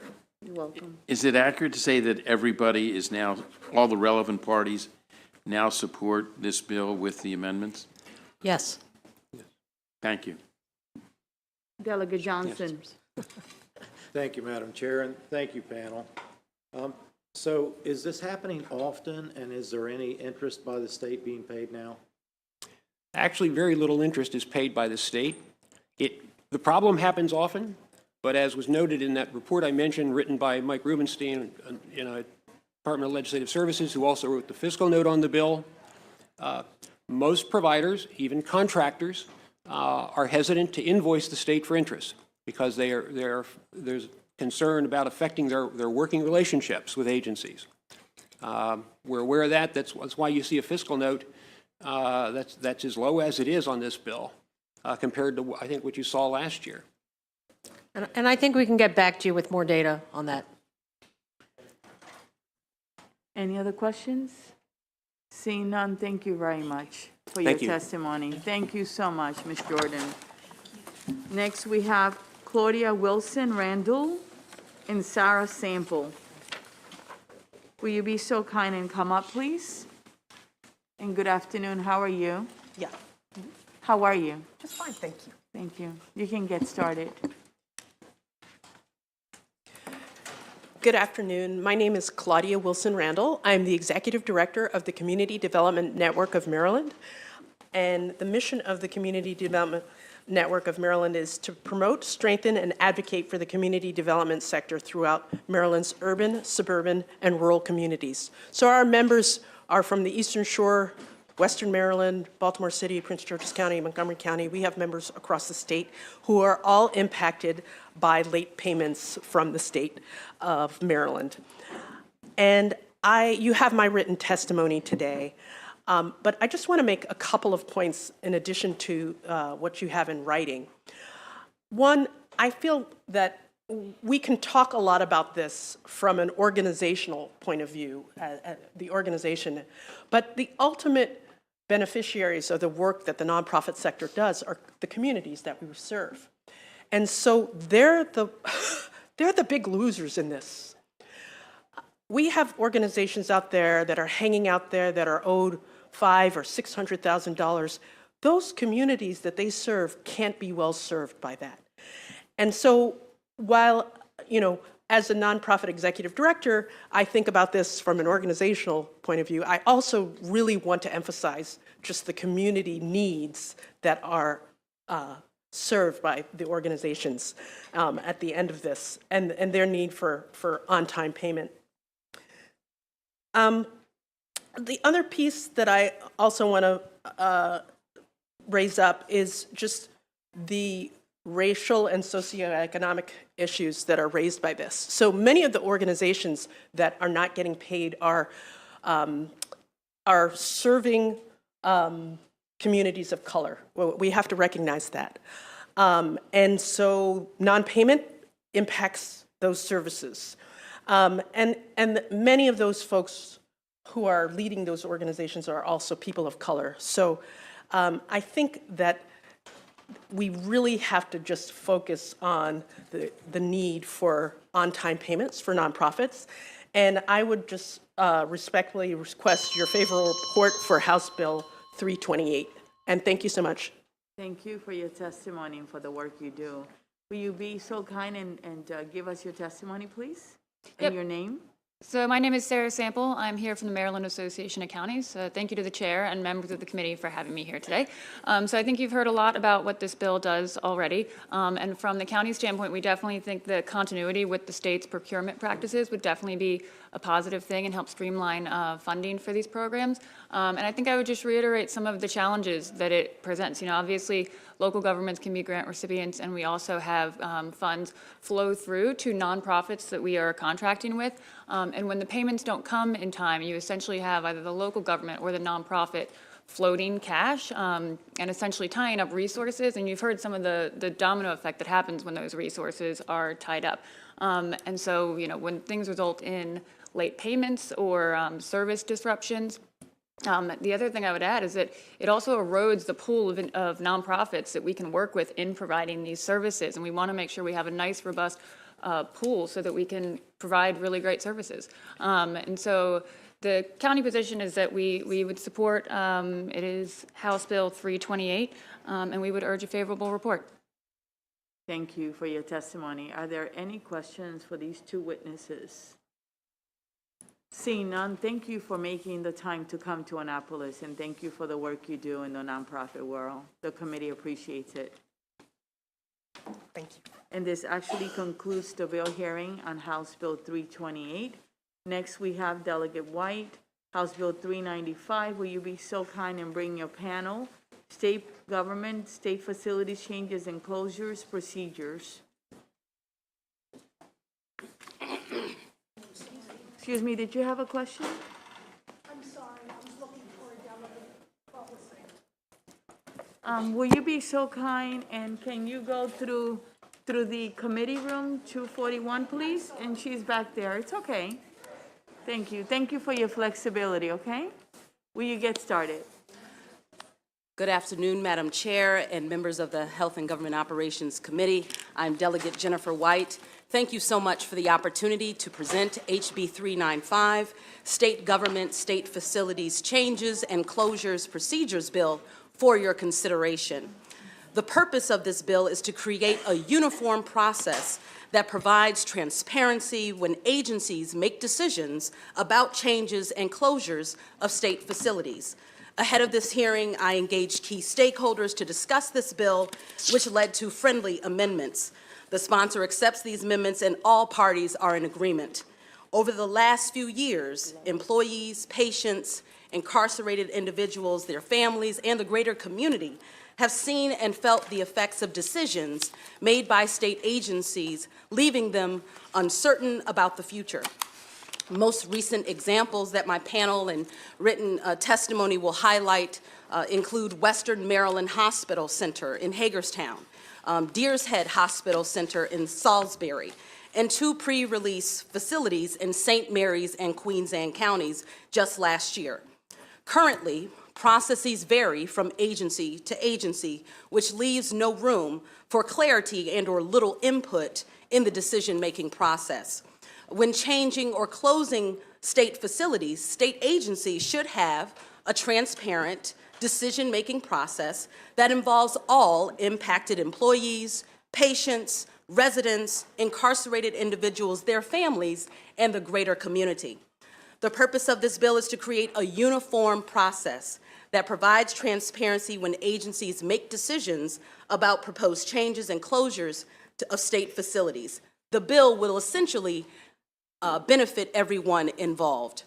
Currently, the law requires some notice and a public hearing and notice to the member of the General Assembly whose district would be impacted. However, this process varies from agency to agency. There's currently no uniformity. And so this legislation establishes specified notice, public hearing and reporting requirements, provides a timeline for advocates and all stakeholders to provide input, requires a clear and decent transition plan for patients, employees, residents, incarcerated individuals, and other fiscal considerations. It gives adequate notification to the exclusive bargaining representative and brings transparency within this process while giving the principal department of the executive branch flexibility. There were stakeholders who came to me with friendly amendments, which the sponsor accepts.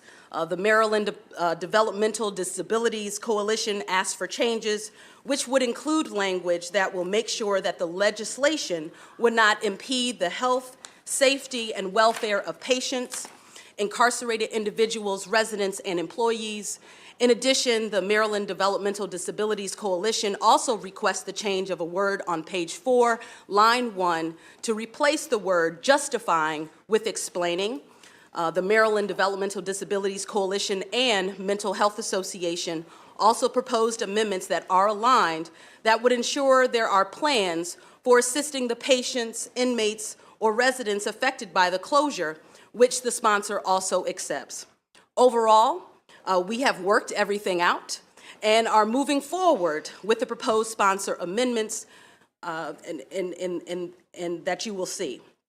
And so I also spoke with the Maryland Department of Health, the Maryland Department of General Services, the Maryland Department of Public Safety and Correctional Services, and each of these agencies expressed no concerns with this legislation. The fiscal note also articulates that the effects of the requirements of the bill will be absorbed within existing budgets and that there are no local or small business impacts. Transparency, uniformity, and a standardized process is needed for any changes or closures to our state facilities, which can have significant impact. And so, colleagues, I respectfully request a favorable report for HB 395. I thank you for your consideration, and I will now turn it over to my panel and will note that one of my panelists is unable to be here today due to some of the staffing shortages with corrections, and so we will have Cindy Smalls as well as Michael Gardner, who will be offering testimony. Thank you. Outstanding work. Thank you. Next, please. Thank you, Madam Chair, Madam Vice Chair, and members of the committee.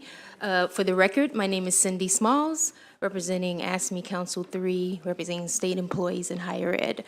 I would like to say, I think I need to say me too, because my sponsor did such an eloquent job of outlining, the intent of this bill. But what I would like to reiterate that the intent of the bill is not to get into policy making or decision making of why a state agency is deciding to close a facility. We just want transparency. Over the last couple of years and most recently, we've been involved in 3 decisions made without input from the employees, stakeholders, the community, quite frankly, about facilities that are being closed or changes that are being made. And one can expect, if you're a state employee or you might be a client, that this could sometimes leave you in limbo. And we've had a lot of our members who have been in limbo, waiting for decisions to come down that they have no input in at all. Out of the past year, 3 facilities have made these types of decisions, and I believe only came up with a plan to help state employees relocate. And so we think this is fair across the board. It gives flexibility. It gives the stakeholders and everyone involved an opportunity to participate in what we think is a big decision. And so with that, I'm going to ask for a favorable report on HB 39. And we have one of our ASME members who is with us today who is testifying. Thank you. Thank you for your testimony. Mr. Gardner, will you be so kind and unmute yourself? Hello, good afternoon. Good Madam afternoon. Chair. Good afternoon. How are you? Oh, good, thank you, and yourself? I'm doing well. Thanks for asking. You can get started with your testimony. You know, we say, how are you? But we often skip through it and we don't take a minute to say, I'm doing okay. Thank you for asking. I'm trying to remember that. Go ahead. Good afternoon, Madam Chair, Madam Vice Chair, and members of the HGO Committee. My name is Mike Gardner, and I'm a member of ASME Local 354. I work at Western Maryland Hospital Center. This legislation is personal to me. I just experienced an attempted closure of my facility that left patients and staff in limbo for months with no communication from management on what was going to happen to our facility, the patients, and our jobs if the hospital closure plans would have gone forward on January 1st. We serve a medically fragile patient population, and we have staff that have worked at the hospital for decades. For over 65 years, Western Maryland Hospital Center has been a pillar of the Hagerstown community. No one wanted this hospital to close. In fact, a work group convened in 2017 at the behest of the legislature to make recommendations on how to rebuild it and expand the care state employees give at the facility. But despite that, the MDH still tried to expedite the closure of this hospital last year. Luckily, the Board of Public Works intervened to stop the expedited closure of our hospital, but we came very close to losing this treasure without an adequate plan for what would happen to the patients and staff if it were closed. The surrounding neighborhood was concerned about the impact of having an abandoned state hospital in their backyard, and they were never brought in on the plans either. I believe privatization is bad, but most of all, I believe that closing facilities without an adequate plan for staff and patients is even worse. Please support House Bill 395. It's important for transparency and to make sure we aren't leaving anyone behind when these decisions are made. Thank you. Thank you for being with us. We also have another virtual witness that is part of the sponsor panel, and that is Ms. Charlene Wright. Yes, Madam Chair, as I indicated, she is not able to participate. Okay. Because of the work shortage. That's right. Thank you very much. So are there any questions for the sponsor and her panel? Oh, my God. You got it? All these questions for you. Okay? Thank you. Seriously, are there any questions? Seeing none? Thank you very much. You did an excellent job. Thank you. And usually we don't allow applause, but this is an exception. It was her first bill, and she worked the bill beautifully. That is how you work a bill. So basically, we do have another person, Andy Culp.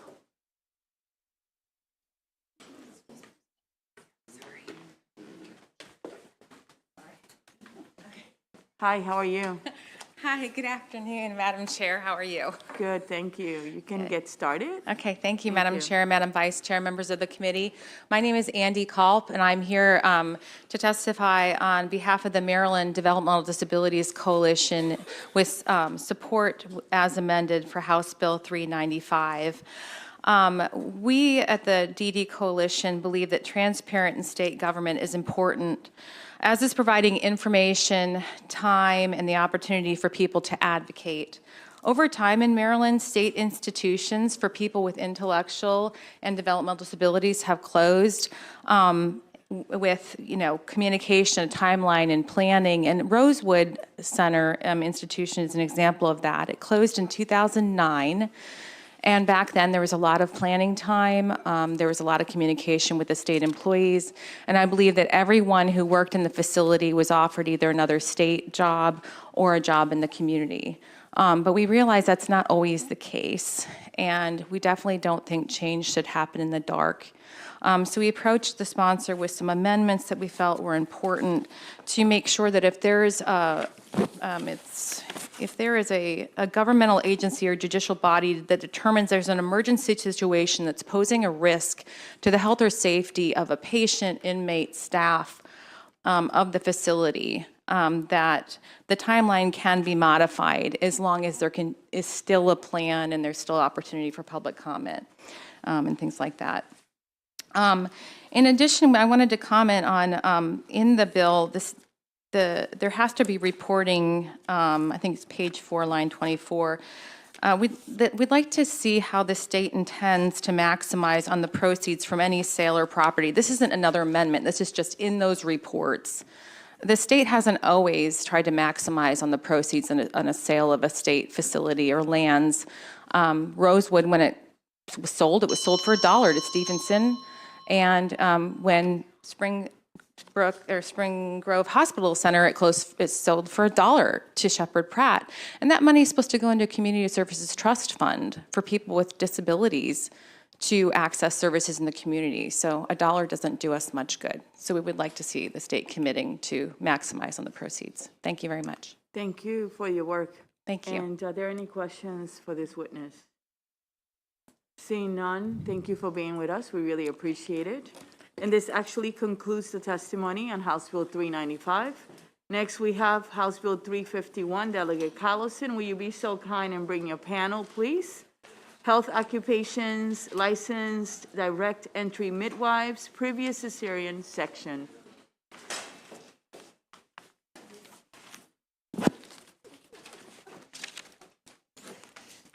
Sorry, Madam Chair. Good friend in the audience. Oh, gee. I may have. Sorry, that's okay. I'll stop. Good afternoon, Madam Chair, Madam Vice Chair, and members of the committee. Thank you so much for the opportunity to present this bill to you. I am Bonnie Collison, representing District 19. And Bill 351 is one you've seen before. And what it does simply is allows our licensed direct entry midwives to do what other midwives do, which is to provide for a vaginal birth after a cesarean section that had been done in the hospital. And this, is, I'm sorry, I'm catching my breath here. Take your time. Just had a lot of visitors out front. And this is something that we've worked on over the years. We've watched the progression of midwives. We've gotten annual reports on what our direct entry midwives are doing and what their outcomes are. And we've said, we've looked at what other states are doing, and there are about 28 states that are doing what we're asking for now. Thank you. We've seen a lot of an increase in patient-centered care, and especially through COVID.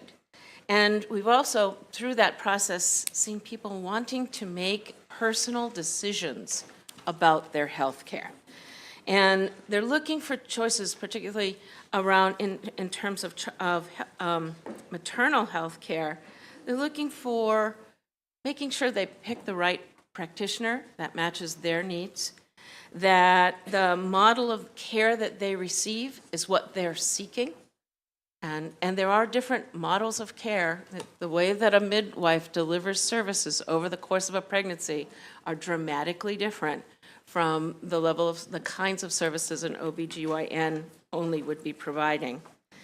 And as a result, we're seeing more women choosing home births. And again, during the pandemic that happened.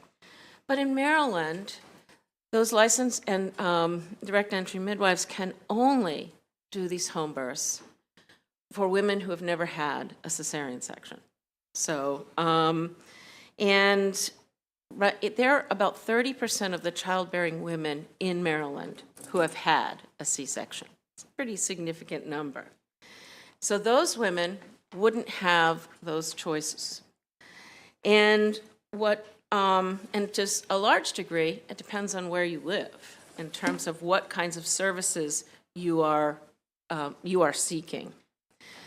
There are concerns about risks, and I'm going to admit that, and I do not want to diminish it in any way. But I would suggest to you that there are risks in almost any kind of physical kind of procedure that we would have. I recently had a growth removed on my neck, and I had to sign a consent saying that I understood that the doctor could inadvertently hit my carotid artery. And he promised me he wouldn't, but I had to actually sign the consent saying that I understood the risk that he was taking. And you'll see that risk concern conveyed to you in the letters from the obstetricians and from the hospitals, and I've had conversations with them, and I understand their concern.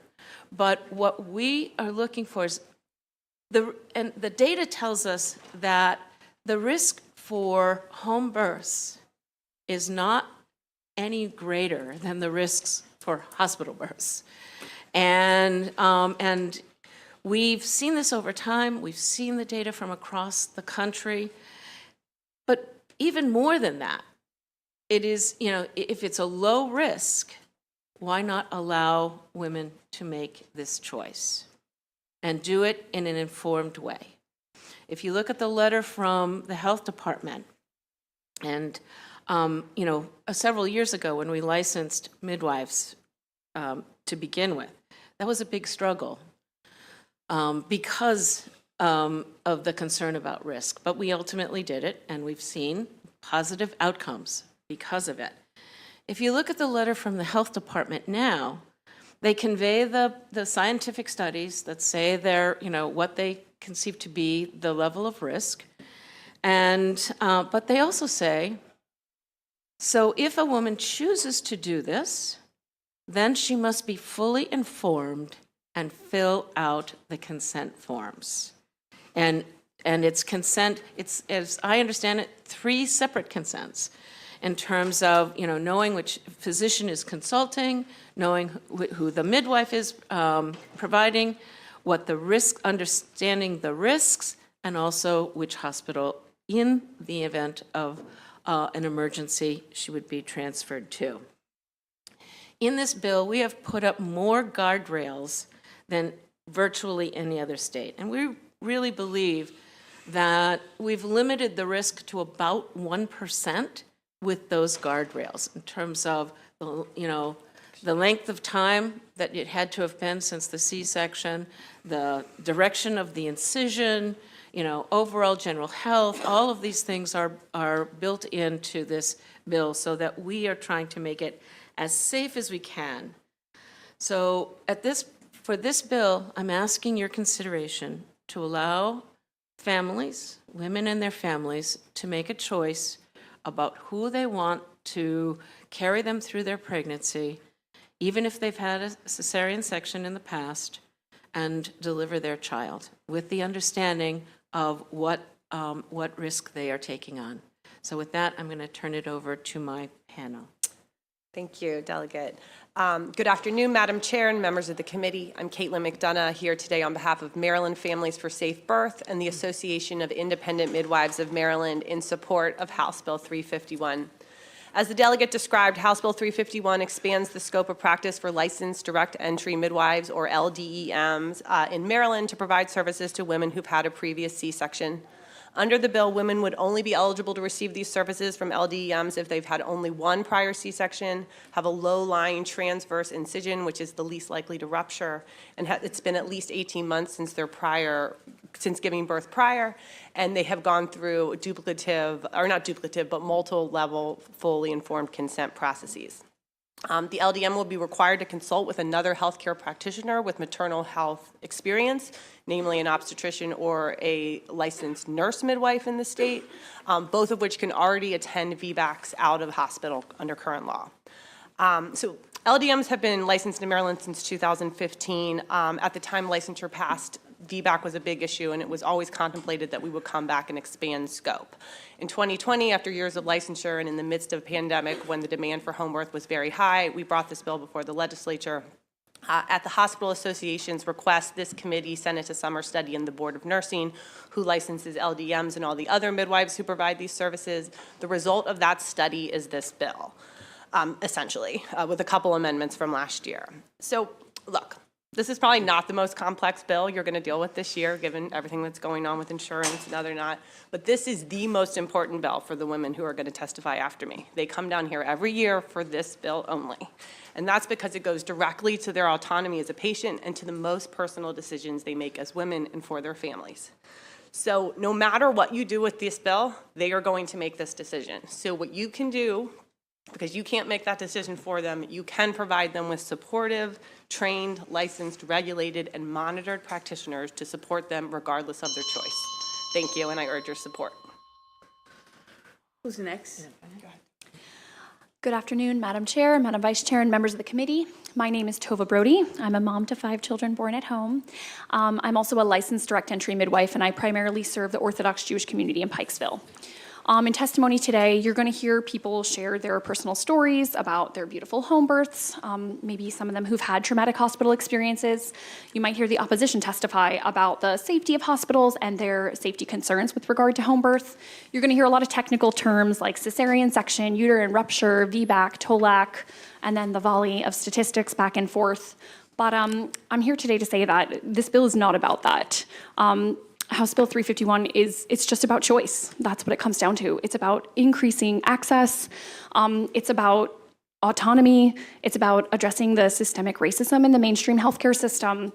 It's about the disproportionate effect that the current overreaching, if I can say, regulations have on minority groups.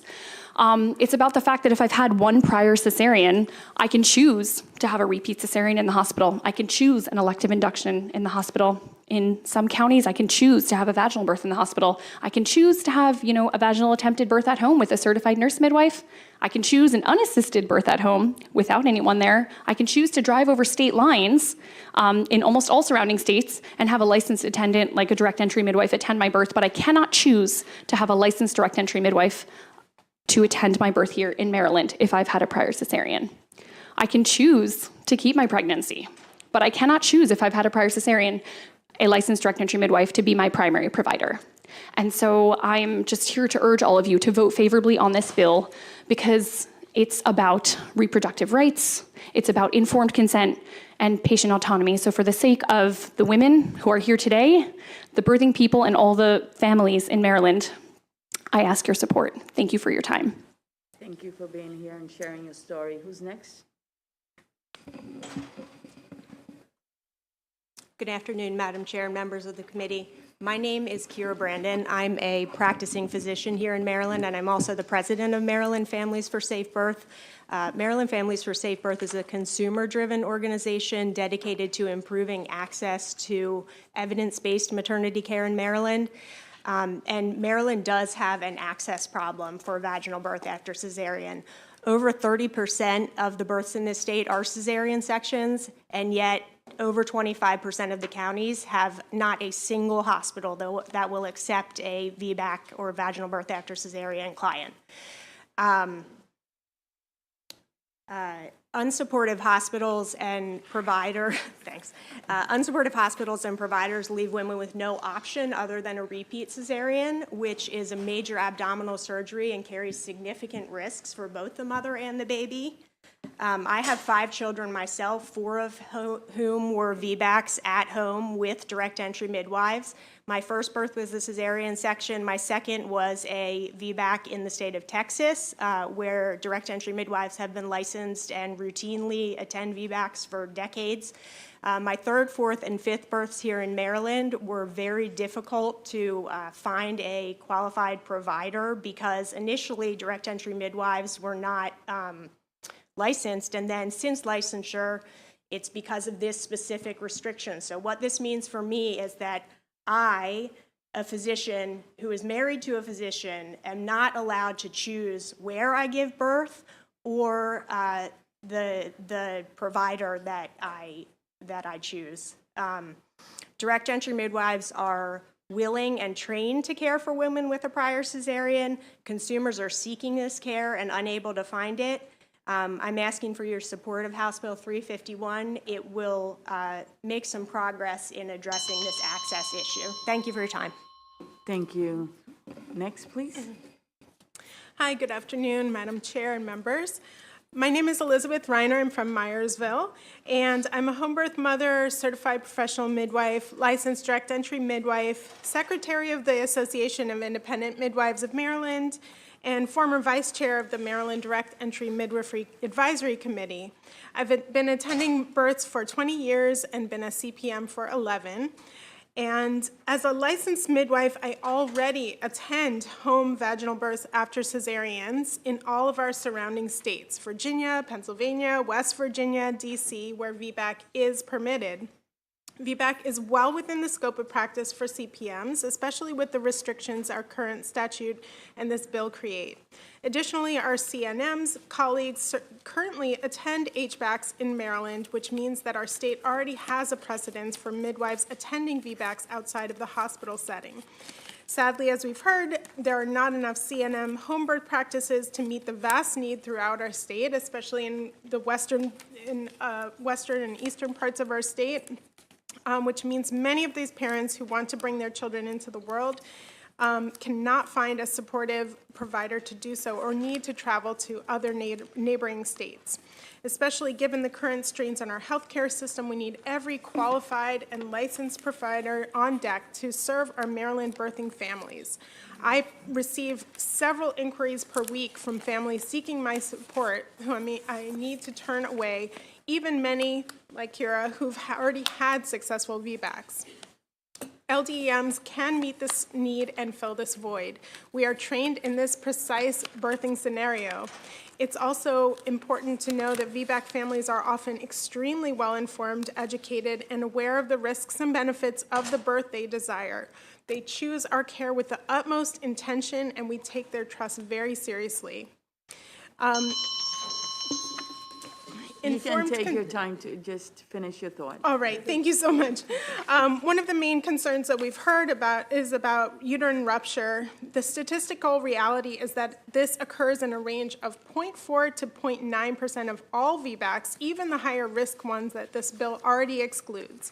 It is not because VBAC are without risk that it's a reasonable choice to have an HBAC. It is that all birth comes with inherent risks, including the very dangerous risks that accompany the high rates of repeat cesarean surgeries in our Maryland hospitals. These include placenta problems, hemorrhage, infection, scar tissue adhesions, damage to other organs, hysterectomy, and more. Informed consent and patient autonomy means that the birthing family gets to choose the set of risks that they are most comfortable with.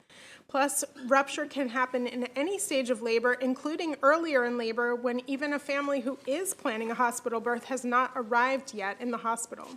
For my clients' HBAC births, I arrive to their labor earlier in the process than I do with non-VBAC clients. I'm even more vigilant than usual and monitor even more closely than usual.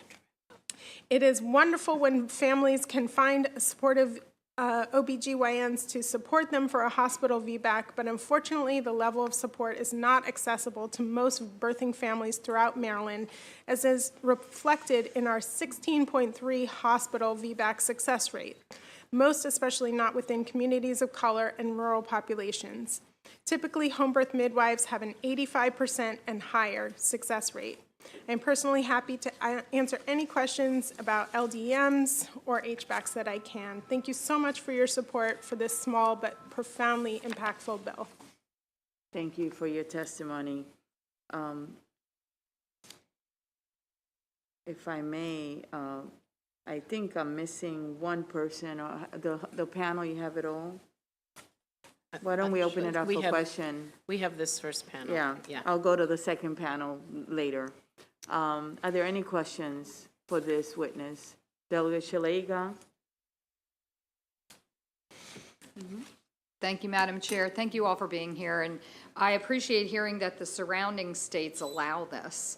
So it sounds like we're an outlier that we don't do. And you may not know this, and Delegate Cullison maybe provide how many states do allow this beyond. Sounds like we're an outlier that we don't. 28 states. 28 states. Okay. Thank you. Thank you. Delegate Kipke. Thank you, Madam Chairman. To the doctor on the panel, I believe you said you're a dermatologist. If you don't mind staying after, we have got some things that need to be looked at.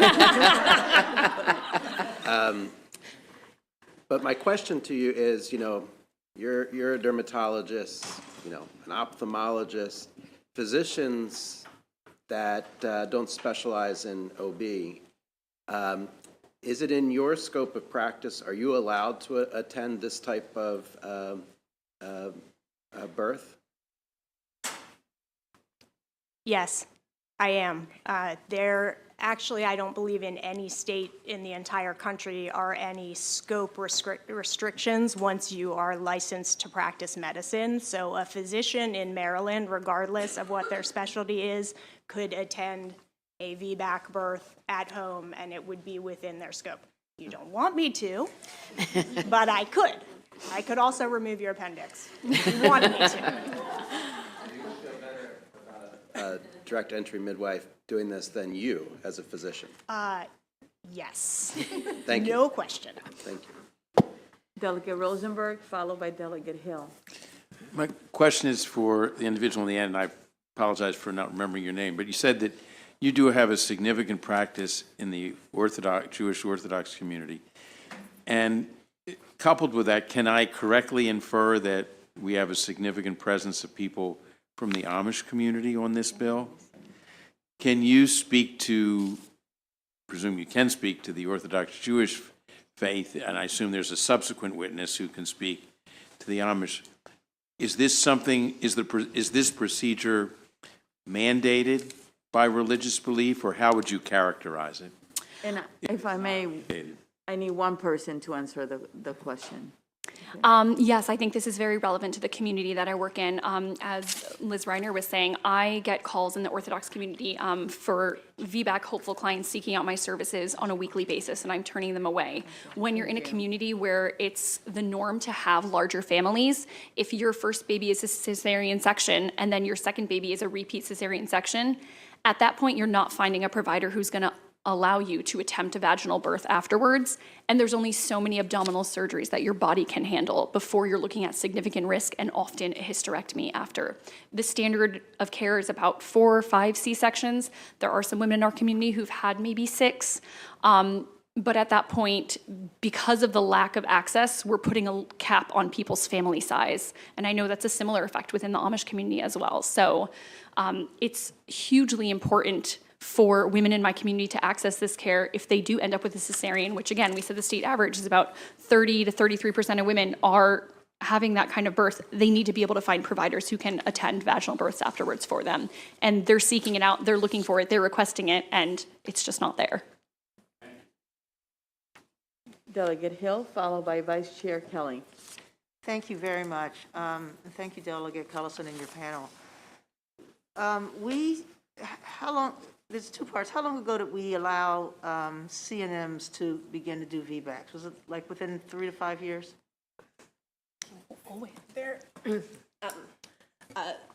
For CNMs, for certified nurse midwives, I believe this has always been a part of their scope of practice. So I think it would just more date back to when they started practicing independently of physicians, when we got rid of the collaborative agreements. In 2019, licensed certified midwives, which are a different type of nurse midwife with a different education path. We reaffirmed that ability as recently as 2019. Sorry. So, Delegate, do you have any data that you can give us either now or later on trials of labor at home after C-section, attended by CNMs, the LCNMs? What is our data showing us before we add another group to this? Everyone admits relatively dangerous. What I'm hearing is that it's dangerous, but people should be able to take that risk if they want to. So there's no question about it being dangerous. So that's what I would like to know. Well, we wouldn't have any data from Maryland, but we can give you data from other places, and We do allow. For nurse midwives. Yes. Right, okay. Right. Yeah, and I think we can We get don't some- allow it in delegate. You asked like 3 questions, Okay. and It's I'm the letting same it question. be. It's just the same data. But this is your last question, and Delegate Collison, would you like someone else to address the question that she's going to ask?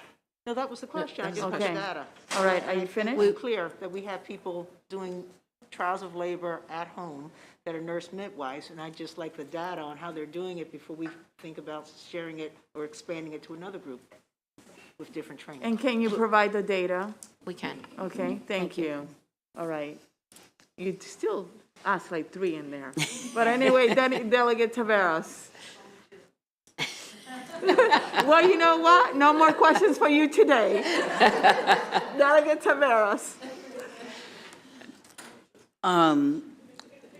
Hold on, let me hear you guys better. Okay, so what's the difference between, I mean, I know that there must be a difference, I'm sorry, what's the difference between a doula or a midwife now? That's a great question. A doula is an emotional support or physical support person in labor. I like to say the difference is like a 2-day training versus, a 3 to 5 year credentialed degree. So a doula shows up and just, coaches the person through, gives them like supportive positions to get through labor and encourages them. A midwife is the primary provider that would be instead of an obstetrician. So a midwife, you're going to see them for your prenatal care. They're going to attend your birth. They're going to oversee your postpartum. They are your primary care provider in pregnancy. We are experts in normal, healthy birth. Oh, excuse me. That's it, only one person. Okay, thank you. Next, we have Vice Chair Kelly. Thank you so much, Madam Chairman, and thank you all for being here today, and thank you, Delegate Collison, for bringing this very important bill, which I really appreciate. And for the benefit of the members of the committee, I was the original sponsor of this one back in 2015, and I can confirm for you what Ms. McDonough shared, which was this was, a large part of the conversation was let's get the licensure now, and then in a couple of years we can come back and get vbac, because it is so important to the community. And there is a question here, I promise, but just to follow up on Delegate Rosenberg's question, and I think it is a follow-up also on Delegate Shalega's question, related to sort of why it's so important to the community. I think the connection that Tova was making was that a lot of people are really trying to prevent a second C-section, and having a birth at home is helpful to that. When I had my first child, the midwife looked at me and said, look, we're getting this baby out or you're getting a C-section. And that's a challenge that people face. So with that in mind, my question is to Liz, because you did mention that you do vbacs in all of our neighboring states, right? Pennsylvania, West Virginia, DC, and Virginia. And I hope you could tell us a little bit about how that works for the citizens of those states who have access to this care, which is very important to many members of our community. Thank you. Yes, thank you so much, Delegate Kelly. We really appreciate all of your support over the years. And yes, and just this is, again, a birth that is well within our scope of practice and in our training as direct entry midwives, licensed direct entry midwives, as we're called in Maryland. We're called certified professional midwives elsewhere. And so there is no restriction for CPMs in our surrounding states. And because I live in Frederick County, I'm half an hour from everywhere except for an hour from DC. So essentially, we just have that additional informed consent process. And so we review all of the risks and benefits so that clients can make that informed choice. And informed choice is a very central part of our how we work as midwives. So we are making assessing risk throughout the entire pregnancy, labor, birth, immediate postpartum, and postpartum periods. And we always have transfer plans in place. We know what hospital we're going to go to, how far away it is. You know, some of our clients actually choose to do parallel care and are working with a physician in the hospital. So there's different plans in place depending on where the person lives and what their comfort level is, and we give that control and that choice to the families, because this is in fact not a dangerous scenario, and because, as you said, we can actually stop that cascade of repeat C-sections. After one C-section, it carries the same risk that other scenarios carry, that all of our clients have said that they are okay, you know, that they're okay taking on that level of risk to have a home birth, and understanding that it's really about whether we're in the hospital or we're not in the hospital, not necessarily whether we're a certified nurse midwife or a certified professional midwife. Thank you. Delegate Hutchinson, followed by Delegate Chisholm. Thank you, Madam Chair. I think my question's for Delegate Collison. I see in the bill that the board, in consultation with MIMS, Maryland Hospital Association, the Association of Midwives, have to develop the transfer protocol. I see that the Maryland Hospital Association's opposed. MIMS, I don't see anything from MIMS. Have they had any position on this? Have you heard from MIMS? We have not heard from MIMS specifically. I can say that, so we have a transfer plan under our current Practice Act for LDMs. In the conversation around the bill last year, this was language we worked on with the Hospital Association. They still don't like the bill, to be clear, but they did want to work with us on putting some safety parameters and having an explicit, multifaceted transfer plan in place in the event this is happening in Maryland. And that would involve that emergency transit and then transport, and then the facility that we'd be transferring to. So I believe that they've been involved in those conversations in the past, although I don't know that they've ever explicitly weighed in on the bill. Transport protocol would be if something occurred at the home to transport to? There's a variety of triggers under our current Practice Act, and then this would expand to VBAC under this bill, where we have to transfer care. And that could happen prior to labor, like during the pregnancy, during labor, and things like that. So, but this is an explicit kind of extra level of clarification around transfer for the VBAC community. My pleasure. Delegate Chisholm. Thank you, Madam Chair. There's a legendary tale that permeates around these halls sometimes about a legislator that actually once delivered a child for his wife. Stay tuned. On a scale of 1 to 10, can you tell me how difficult that really would be? I don't want to steal his thunder, but or hers. How difficult it would be? The vast majority of time, birth works. Birth is normal. We as midwives are there as the lifeguards to tell someone to stop running around the pool before they fall in, and we have to save them. That's really what it is. We're there to just constantly risk screen. If anything looks a little bit outside of the range of normal, let's bring it back to normal, or let's transfer safely, non-emergently, before we're getting ourselves into a mess. So how hard is it to actually deliver a baby when everything's going fine? We're just there sitting, knitting, charting, and mom, baby, dad, they're doing their thing, or maybe dad's doing his thing before we get there. But when birth works, really, it's not that complicated. Superhero, not the legislator. 100%, absolutely. Although I think the father was quite involved in that. I don't see any other questions for this panel. Thank you very much. Really appreciate your testimony and appreciate your personal stories. Thank you, Madam Chair. My pleasure. Thank you. Next, we have Paige Baroka, Elizabeth Stolfus, Levi Stolfus, Kendra O'Hara, and Susanna Kipke. If you could just bring some chairs up, that would be wonderful.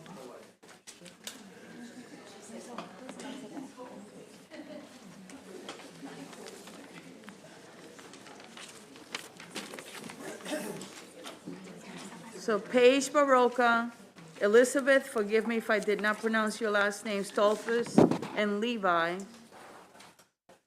Kendra O'Hara, Yes. right? All right, will you be so kind and get started? Me first? Yes, please.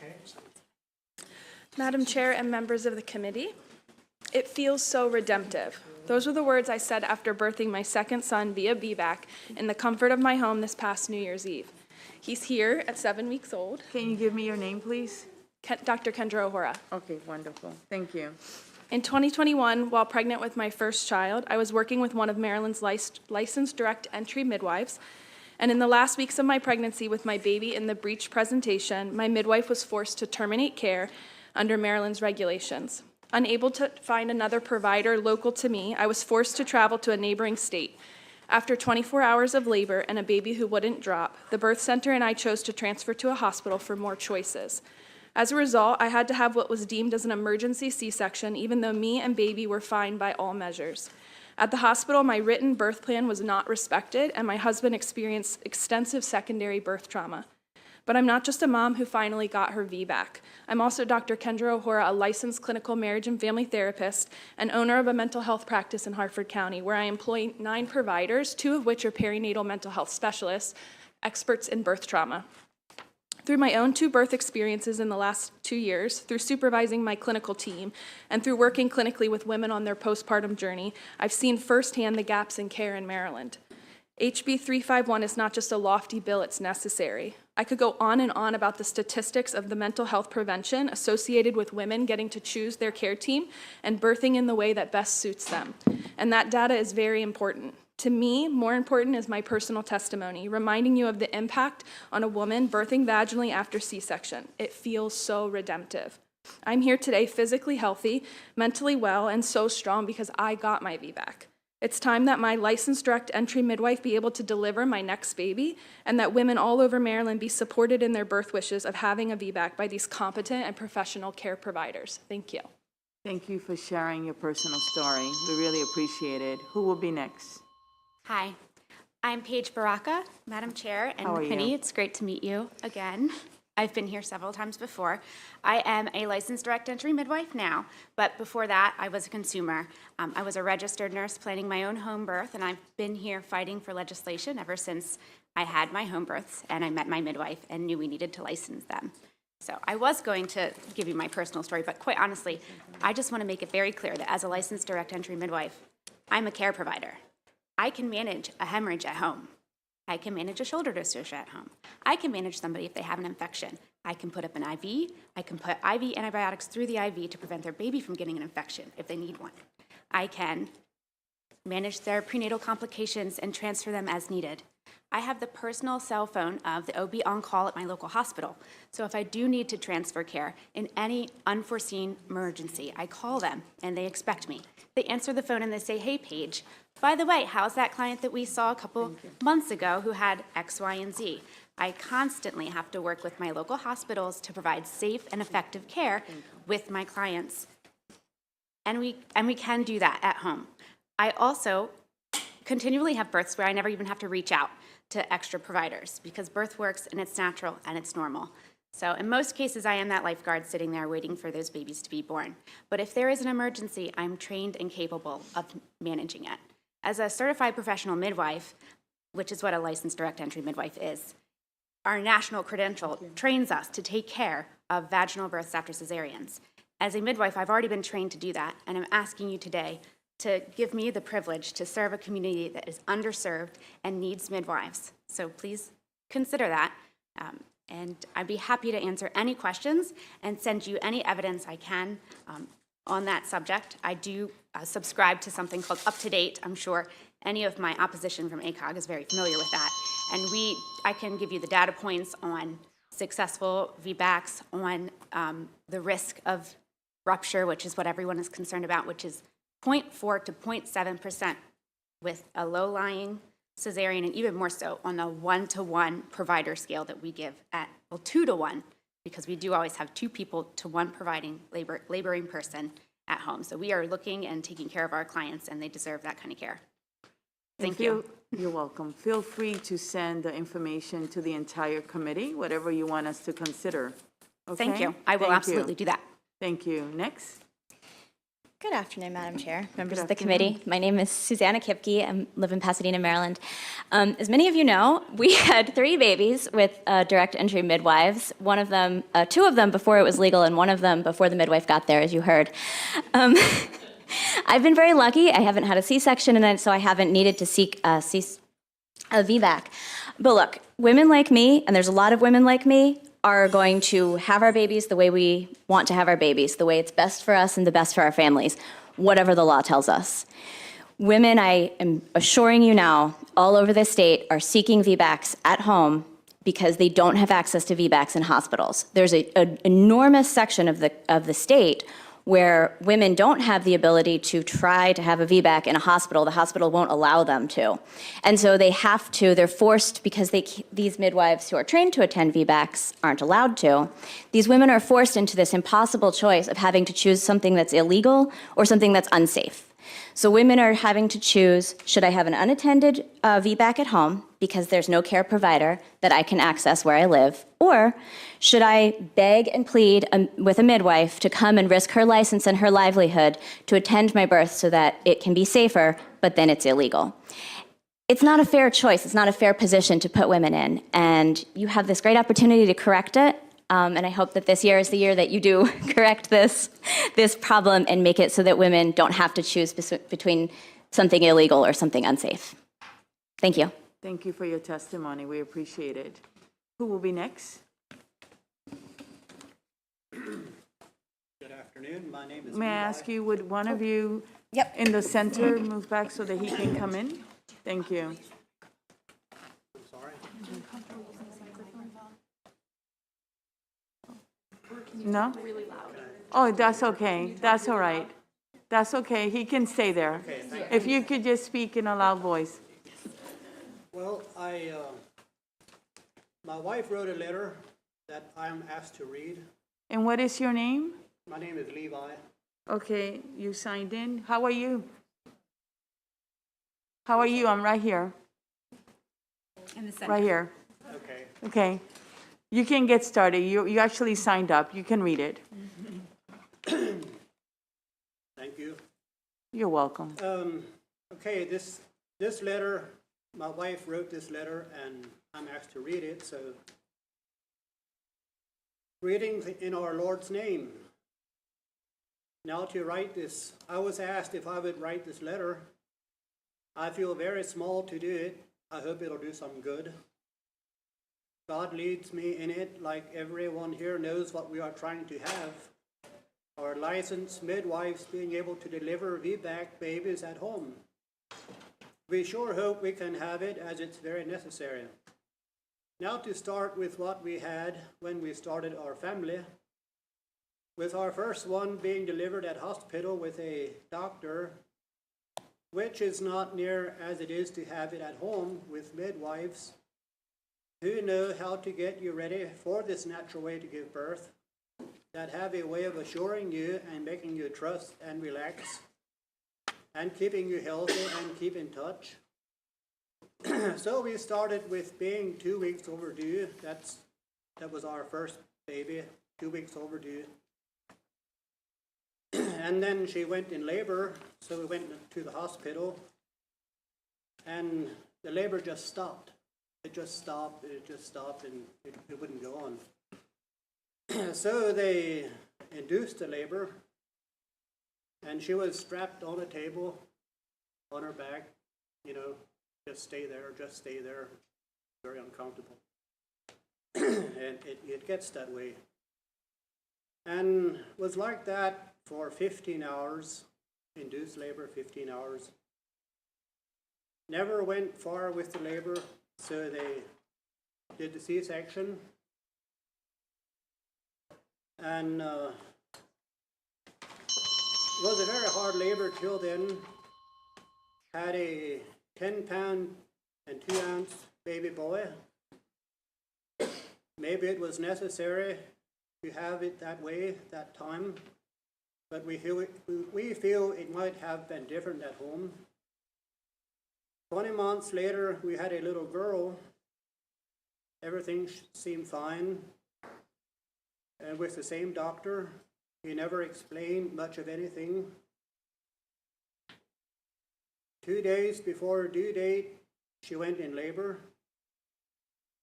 They never gave her much of a chance. Took her to the operating room and did another C-section. That was probably not necessary, but that's how it went. And so 9 months, yeah, with the first two, we did not have experience in how it is to have a natural birthing. So 9 months later, she was expecting another baby. The way looked dark, and we had hoped to have more babies. About halfway through the pregnancy, she met this Amish midwife from Pennsylvania that we knew her, and my wife met her, and she told her our story. We were feeling down and did not know what to do. She had not seen a doctor yet, and yet she did not want to go back to the previous doctor. No midwives here in Maryland wanted to do it because of the C-sections that she had. This Amish midwife, just so assuring and smiling, said, "Come up to us and I will help you. We will try." And she made me feel like it's gonna work. She gave me herbs and supplements to get me ready. We had looked for maybe a longer labor, as my body will depend on the surgery. But no, a 10-hour labor, and we had a 9-pound and 14-ounce girl. 2 years later, again a 9-pound girl with a natural birth, no complications.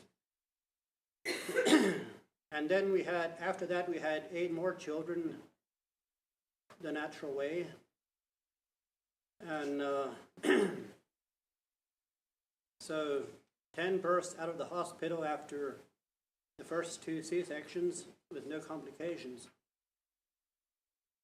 I know they don't all work the same, by far not, but why can't we have that again for other young mothers that had C-sections? I heard for the mothers that now have to go to the hospital that were having their babies safely at home, with our midwives that seem to know how to care for them and are always on the watch and do go for the hospital if they see a need.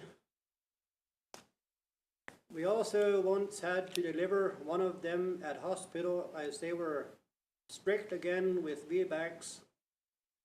My midwife was allowed to deliver it there. Then later we had a paper made to sign and showed that we are doing it at home at our own risks, which to us didn't seem risky, as it would have been to go to the hospital. Our last one was when I was 44. I felt I should maybe go to the hospital as of my age, but my husband assured me it's better at home and all was fine. I think it's important to get this through, as of our many young mothers that already had a C-section and want their regular midwife that they trust. And we know the hospital is needed at times, and we very much appreciate that too. But we'd be very glad for a choice, as per VBAC mothers, to have it at home. And thank you for hearing us. You're most welcome. Thank you for sharing your testimony, and you could tell her wife, you did great. Are there any questions for this panel? Delegate Kipke. I just want to make sure I asked if Mrs. Kipke had anything else she'd like to add.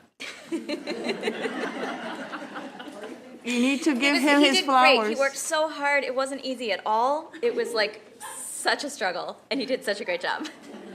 Thank you. Madam Chair, I don't know if it's appropriate, but the gentleman who spoke, it seems like he may have all of his kids here. If you all don't mind, if it's okay with it, if you want to stand to show your support for the bill. Anybody who's in support of the bill, if you'd like to stand. Thank you. Go for it.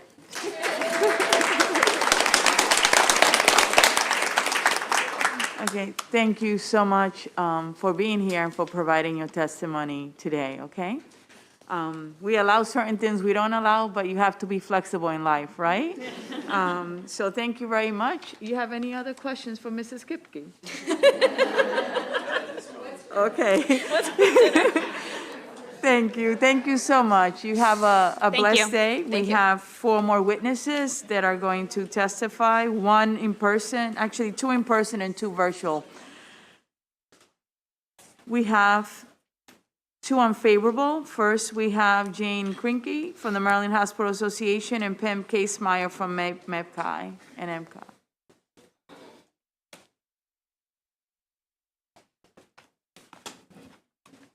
Don't worry, we will be friendly to you as well. Thank you. How are you today?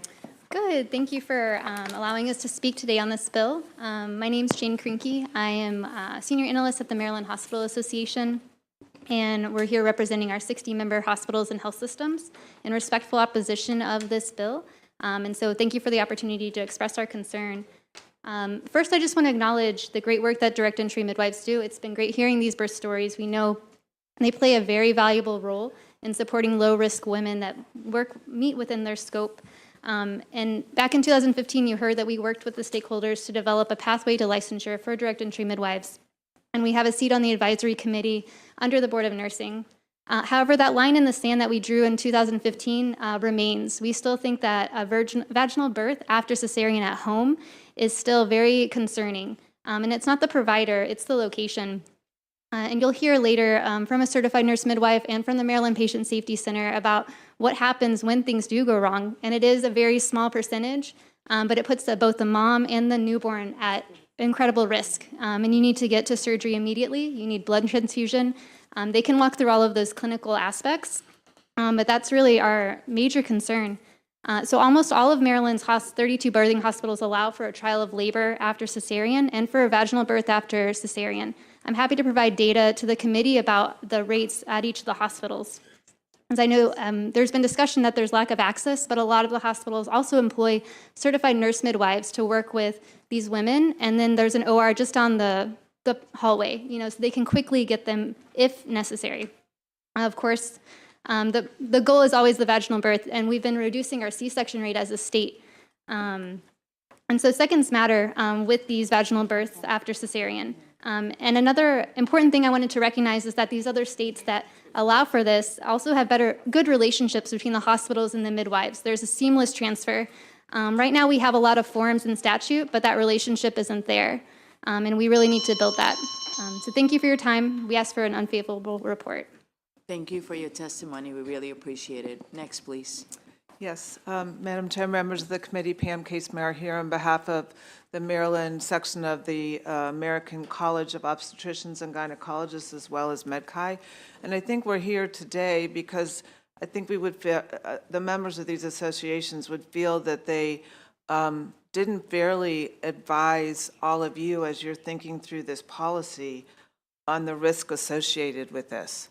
I think as Ms. Kranke said, the hospitals now in the state, I was interested to hear that the proponents thought it couldn't be done at a hospital, a VBAC, but it can be. There's been a lot of effort to reduce the number of cesarean sections. Vaginal births is what everybody desires, including the professionals. But the concern and the reason we're here in opposition is the percentages where there is an emergency and it's not working might be low, but they're devastating and very likely to have death or long-term issues for the mom or the baby when it does go bad and you're not in the hospital. The National Institute of Health not either of these professional organizations, but they have been very clear about this, about the risks associated with it. You should have continuous fetal monitoring. You have to be able to quickly get blood transfusions to an operating room, to have the right kind of specialists if things go bad. We appreciate people may want to have their own decisions, but I think they feel it would be professionally unwise to allow this to move forward, for the disasters to happen, and then for them to say, well, I wish we had known how risky this was. So respectfully, we would request an unfavorable report. I think they do fabulous work. This is one very specific, narrow area where we still feel it is not appropriate. Thank you. Thank you. Thank you for your testimony today. We appreciate it. Are there any questions? Okay, I'm going to start with Delegate Kerr. Thank you, Madam Chair. My question's for Jane Cranky. Is it just the direct entry midwives that are bringing you concern, or would you be equally concerned if someone like a physician were to perform a VBAC at home? Would you share the same concerns? It's the location, not the provider. And I think just in speaking with other clinicians, we've heard that there's no way that many of them would attempt this just because of the risk and the lack of access to quick resources. And you're also counting on getting an ambulance quickly, getting to the hospital within a certain time. There's a lot of variables between your home and the operating room. I think it's a concern whoever is doing it. Thank you. Welcome. I have next Delegate Woods. Thank you, Madam Chair. My question is for Ms. Case-Meyer, and I don't want to diminish the information that you shared. My concern is this: there's risk on either side, correct? And I'm not hearing, and I'm hoping you can help to clarify for me. I'm not hearing that the risk. I hear that you say that there can be fatalities, there can be irreparable damage, but that's also can take place with the greatest physicians. And so I was not clear when you say that there are not many. What exactly does that mean? So, and I guess I should be more clear. Just as Ms. Cranky said, for my clients, it's the location, not the provider. We're not saying that direct entry midwives don't do fabulous work. We're saying a home birth after a cesarean is where the risk lies. So because of the immediacy of the need to respond if things go badly, no matter who the provider is. And so our concern with this bill is that these births are being done at home or not in a hospital setting. So that is the concern, not the type of provider. I don't know if that answers your question or not. Yes. Madam Chair. So my question then becomes, you're saying it's the location, the home birth. What is the difference in having a challenge with the midwife at a home birth? I hear you're saying in a hospital setting, but what is the difference in the outcome? Are there statistics that show the difference in the outcome when there's a challenge also in the hospital setting? I'm not sure I totally understand your question. I guess we could look to the Patient Safety Center or others for data on the outcomes from VBACs within a hospital versus outside of a hospital, but it's largely related, as I think Ms. Cranky said, and I have in my testimony, how quickly they can get to an OR. It's immediately you have to be in an OR. It isn't, time to get in the hospital and then ambulance, call an ambulance. It's all those other issues that result from something going, it's sudden and instant. I'm not a clinician, so I can't use all the right terms, but it's the nature of what happens when there's the timing needed, and that's where the differences occur. And so we'll see if we can get some data from the Patient Safety Center. But they are doing VBACs now in hospitals counter to where there was a perception they aren't? Thank you. My pleasure. Delegate Kipking.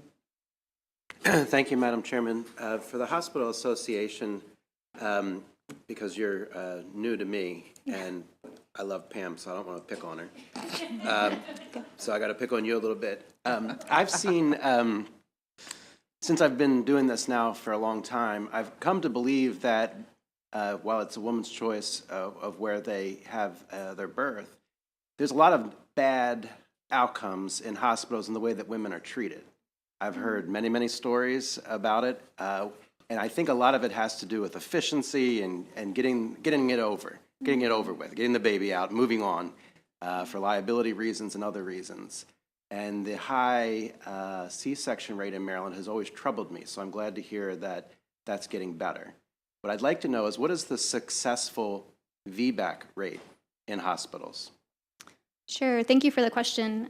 So there's a range based on the hospital, and again, there's two that don't provide it just because they have to have a pediatrician on call 24/7, anesthesiology. There's a lot of resources you need to do this safely. So I can follow up with you afterwards with that data. But the range is from 8.8 to 34.4 per 100 births. So it's in, I haven't trended it out to see if it's increasing, but there's definitely focus on it. The Maryland Patient Safety Center did a statewide collaborative and lowered the primary C-section rate. So everyone's kind of rowing in the same direction. We want to see less C-sections. We want to see more TOLACs and VBACs. It's the right thing to do. There's kind of a paradigm shift. So I'm happy to provide that data to you. And the two hospitals that don't it's resources really that's restricting this. And a lot of them do have certified nurse midwives as well, just because they see the value. And we're also doing a lot of work around birth equity and acknowledging implicit bias, thanks to this committee that passed legislation to require training for those working in maternal health. And so we know we're not perfect, and we know we have a lot of work to do. And we're working together to advance that, to address maternal disparities, especially for women of color. We know there's a lot of disparities there. Can you provide that to the whole committee, please? Yes, absolutely. My pleasure. I have Delegate Olston followed by Rosenberg. Thank you, Madam Chair. My concern is women of color are dying at alarming rates with all of the benefits of being in a hospital through postpartum or within a year after they've given birth because of lack of adequate care. And you just heard these women say that it really doesn't matter whether it's legal or not. They're going to they have the choice to deliver how they want. Wouldn't it be safer for everyone involved for us to have a licensing process and to pass this bill so that they could do it safely and legally? Either one. I think that we would still have major concerns. When the state puts this in statute, it's saying kind of a stamp of approval that this is safe to do, and that's just something we can never support because we know the risks. There's documented studies that talk about the risk. And in states where it works, they have a robust transfer protocol and system. Right now, we hear these transfers don't go well. They don't always get all of the charts. They don't always get a call ahead. And so I think there's more work that could be done to build those relationships. I know someone mentioned they can call an OB that they work with collaboratively. That doesn't happen across the state. And so if we can build those relationships and there's seamless transfer, then that's a different conversation. We're not there yet, and we don't have robust quality review of the data. I believe the direct entry midwife self-report, and it's mailed to the Board of Nursing. I hate that it's such a manual process for them. So I think until we address the data and the relationships and really have a system of care that transfers where we're working together, I don't think we're ready for this type of conversation because of the risk. Thank you. Thank you. Delegate Rosenberg. Ms. Cronky, if I heard you correctly, and I may not have, when you were discussing the fact that in response to a question about 28 other states permit this, whereas Maryland does not permit this procedure at home, my notes say that you said other states have a good relationship between hospitals and midwives. Is that what you said? And if it was, please explain it. If it was not, I'll strike it from my records, my notes. Sure. So there's some states that have done a lot of intentional work working between hospitals and these certified professional midwives. So not necessarily as certified nurse midwives we treat them a little differently. We can credential them in our hospitals. Thus, direct entry midwives, some states have been very intentional about, doing case reviews with them, engaging in a more relationship building so that they can, because the plan is to transfer to a hospital. If something goes wrong, they go to the hospital. And so there needs to be a better system of care where we know what to expect so we can better help and assist. Right now, we're kind of flying blind. When someone shows up, we just take care of them as best as we could. Other states have better guidelines that are more robust. They have better review of their data. And so there's just more opportunities that we're seeing in other states that we don't have here right now. Delegate Johnson. Thank you, Madam Chair, and thank you, panel. I want to make sure I'm clear. Can a doctor or a hospital in Maryland refuse to do a VBAC? I think it's hospital policy more than the physician policy as to whether an institution will entertain that. And I think I won't speak for her, but I think you said all but 2 hospitals do allow that to occur at a hospital. To do a VBAC?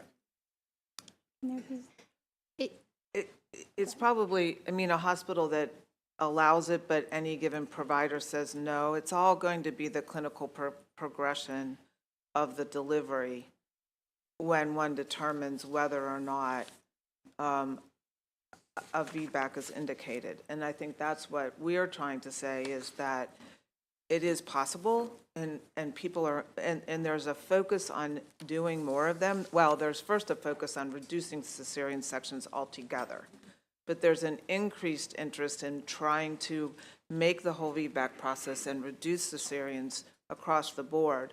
But in an institution, if that is the goal, and that is what the provider themselves and the mother, pregnant woman want, and something goes bad, then they respond to it. Or a provider finds that there's indications that absolutely they can tell that's 90% likely not to go through, or so they're going to say, no, we don't think we can do this at this time. Does that answer your question? Madam Chair, can I follow up? Yes, you can follow up. The question was, can they choose not to do it? And I was reading a report that said some hospitals and doctors simply choose not to do the VBAC. So is that correct?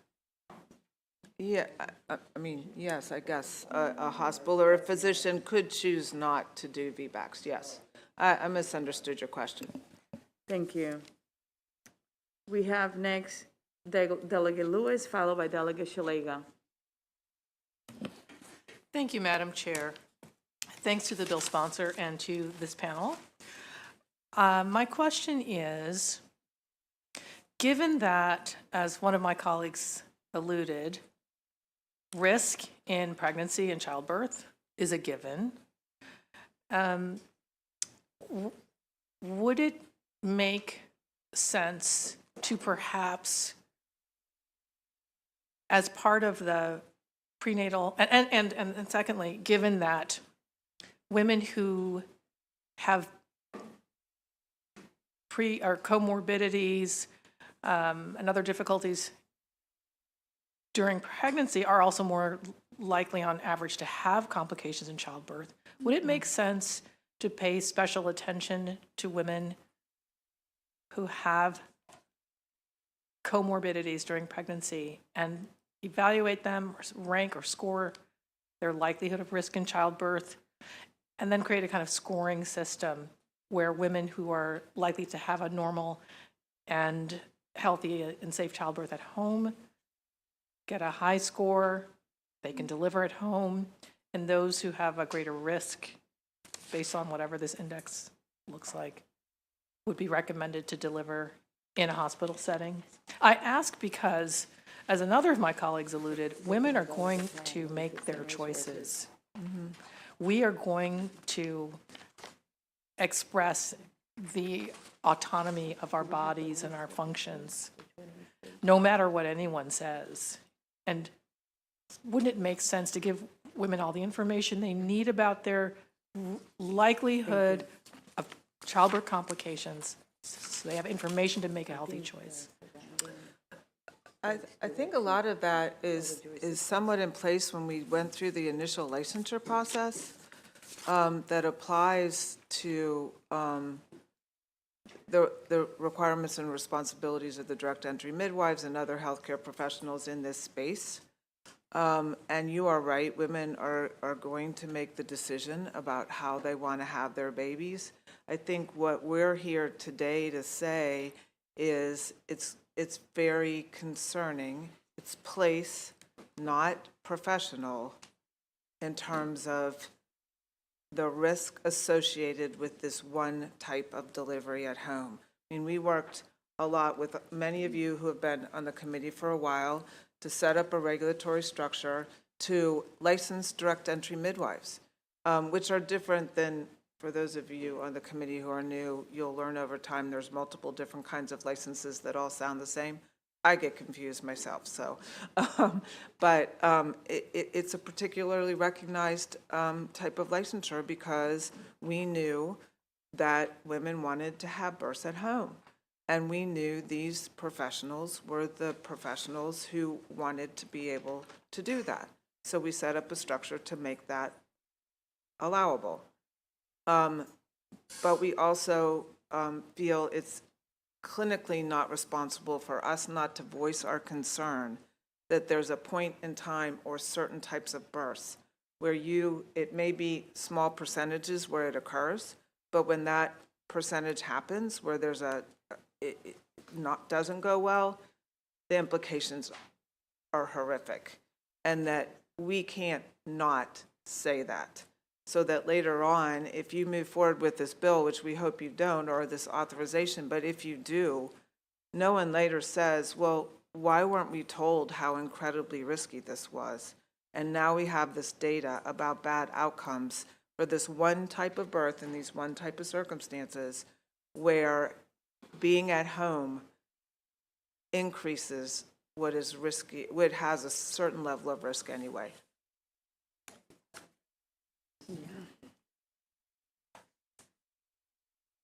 Delegate Shalega, followed by Delegate Bagnall. Thank you, Madam Chair. Thank you all for being here. So I hear your concerns about consent, about informed, the woman understanding the risks of this VBAC at home. But I'm reading the bill, and it's in there. And it says, right in the bill, they shall, a licensed direct entry midwife shall obtain a signed copy of a board-approved informed consent agreement that is specific to home birth after a cesarean that shall include a description of the procedure, benefits, and risks. I know risk is a word that we're talking about, of a home birth after a cesarean section, including conditions that may arise during delivery. And the other issue was transfer. We'll go down another couple lines, and the board, in consultation with the Maryland Institute for Emergency Medical Services Systems, blah, blah, blah, shall develop a standard planned out-of-hospital birth transport protocol for clients. So we know that these midwives are doing this, every state around us, they must have these consent. I don't understand why this wouldn't satisfy your concerns, because the bill is clearly looking at patient safety, safety of the mom, and it's laid out in the bill. Either one of you, I know one person, one answer. No, and I hear you, and it's still, this goes against what our national obstetricians are saying. The certified nurse midwives have a statement nationally about, about doing this at home. And like I said, we don't really have that seamless transfer. There are a number of forms and a number of processes in statute, but in reality on the ground, we're seeing where these transfers don't go as well as they could. And we're just not at a place where we could ever support doing that at home. and you'll hear from the clinicians too, and I wish they could be up here with us right now because they can really speak to what a uterine rupture looks like when it happens, and how quickly they have to act. And it's just something we cannot support moving forward. It would just take one newborn not to make it because of a delay in some kind of EMS or some kind of other thing happening. That's Just to follow up, Madam Chair, quickly to say, yes, that's obviously the concern of the Health and Government Operations Committee. And, we just had a lengthy hearing yesterday about my body, my choice. So I think perhaps we could trust women to make the best choice for their body. Thank you.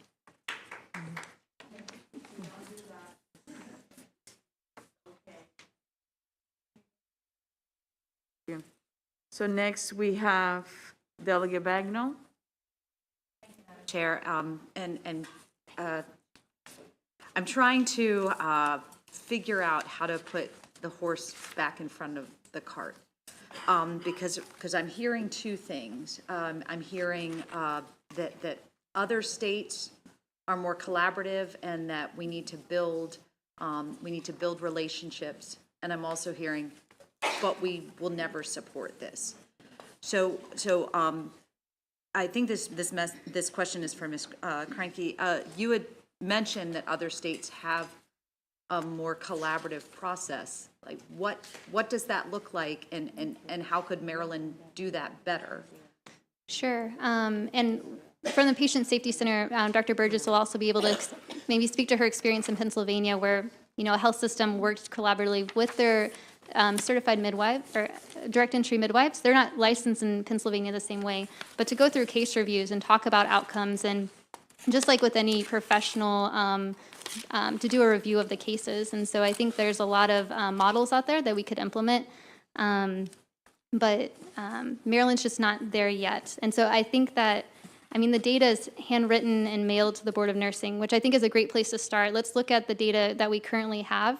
What do these outcomes look like? If you read the report, it could be more detailed, and we might not be privy to that just because of confidentiality, but then I think there could be opportunity to bring it to the Patient Safety Center or have some other kind of oversight committee looking at the outcomes, and having collaborations with obstetricians. There's, in the bill, it says you have to collaborate with obstetrician or certified nurse midwife, and I don't know how many physicians are willing to do that collaboration right now because there isn't that relationship yet.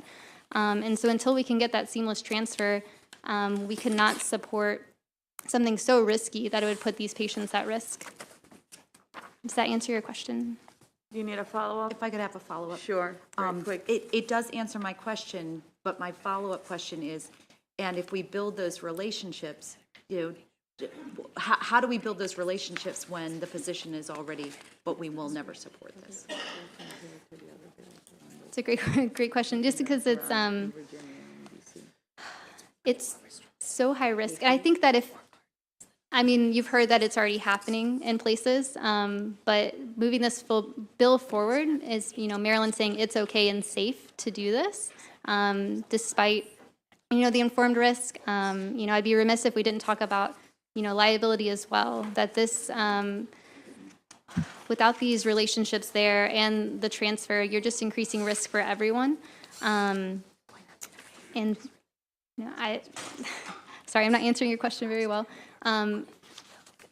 Right now, because ACOG is a standard we look to for maternal health, and they're saying this is an absolute contraindication to home birth, VBAC. That's kind of our starting point. We always look to the experts in maternal health, and they're saying no, and so then we're also looking at these transfers that we're getting. That's also kind of broken.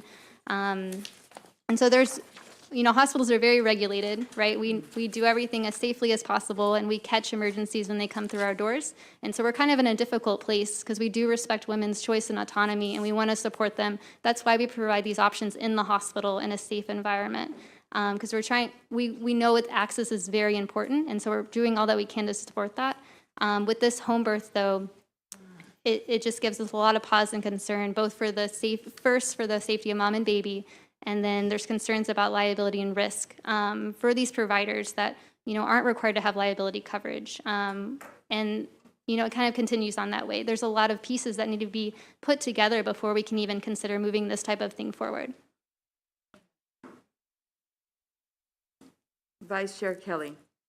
Thank you so much, Madam Chairman, and I would love to follow my colleague Delegate Kipke's advice and not pick on Pam Casemeyer, because she's very smart, and she and I have been having this debate for 12, 13 years now. But I have to ask this question of you because it relates to the process this proposal has gone through over the last couple of years. So we had the licensing bill, which took 5 years, 4 years of you guys saying no, and I fully understand this sort of clinically responsible, the message you said, which is it's not clinically responsible to not voice your concern. So we did the licensing bill finally after 5 years, and now 8 years later, we're looking at this. I believe last year when we had this bill and we had it in subcommittee, but we didn't have time to get it out. You did, and I thank you so much, come to the table with amendment suggestions saying, I don't want you to pass this bill. I don't think it's clinically responsible. But if you were to pass this, I would like for you to put in these informed consent, transfer protocols, the physician consult, that language that Delegate Shalego was referring to.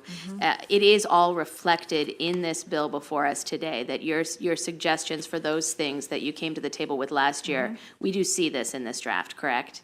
Yes. Thank you so much. We don't have to fight about that. Yes, we do. Wonderful. We have Delegate Woods. Delegate White. You asked your question already.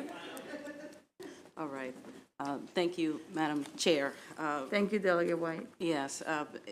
If Black and brown women and birthing persons are dying at really alarming rates, as we have articulated before, in hospitals, and statistics show us that midwives, certainly in communities, provide more holistic and quality care and often less complications than hospitals, then why isn't this bill, given some of the safety components that have been built in here, why isn't this bill a part of the solution? Can't this be a part of the solution here? So could you just share more about what really is at issue here?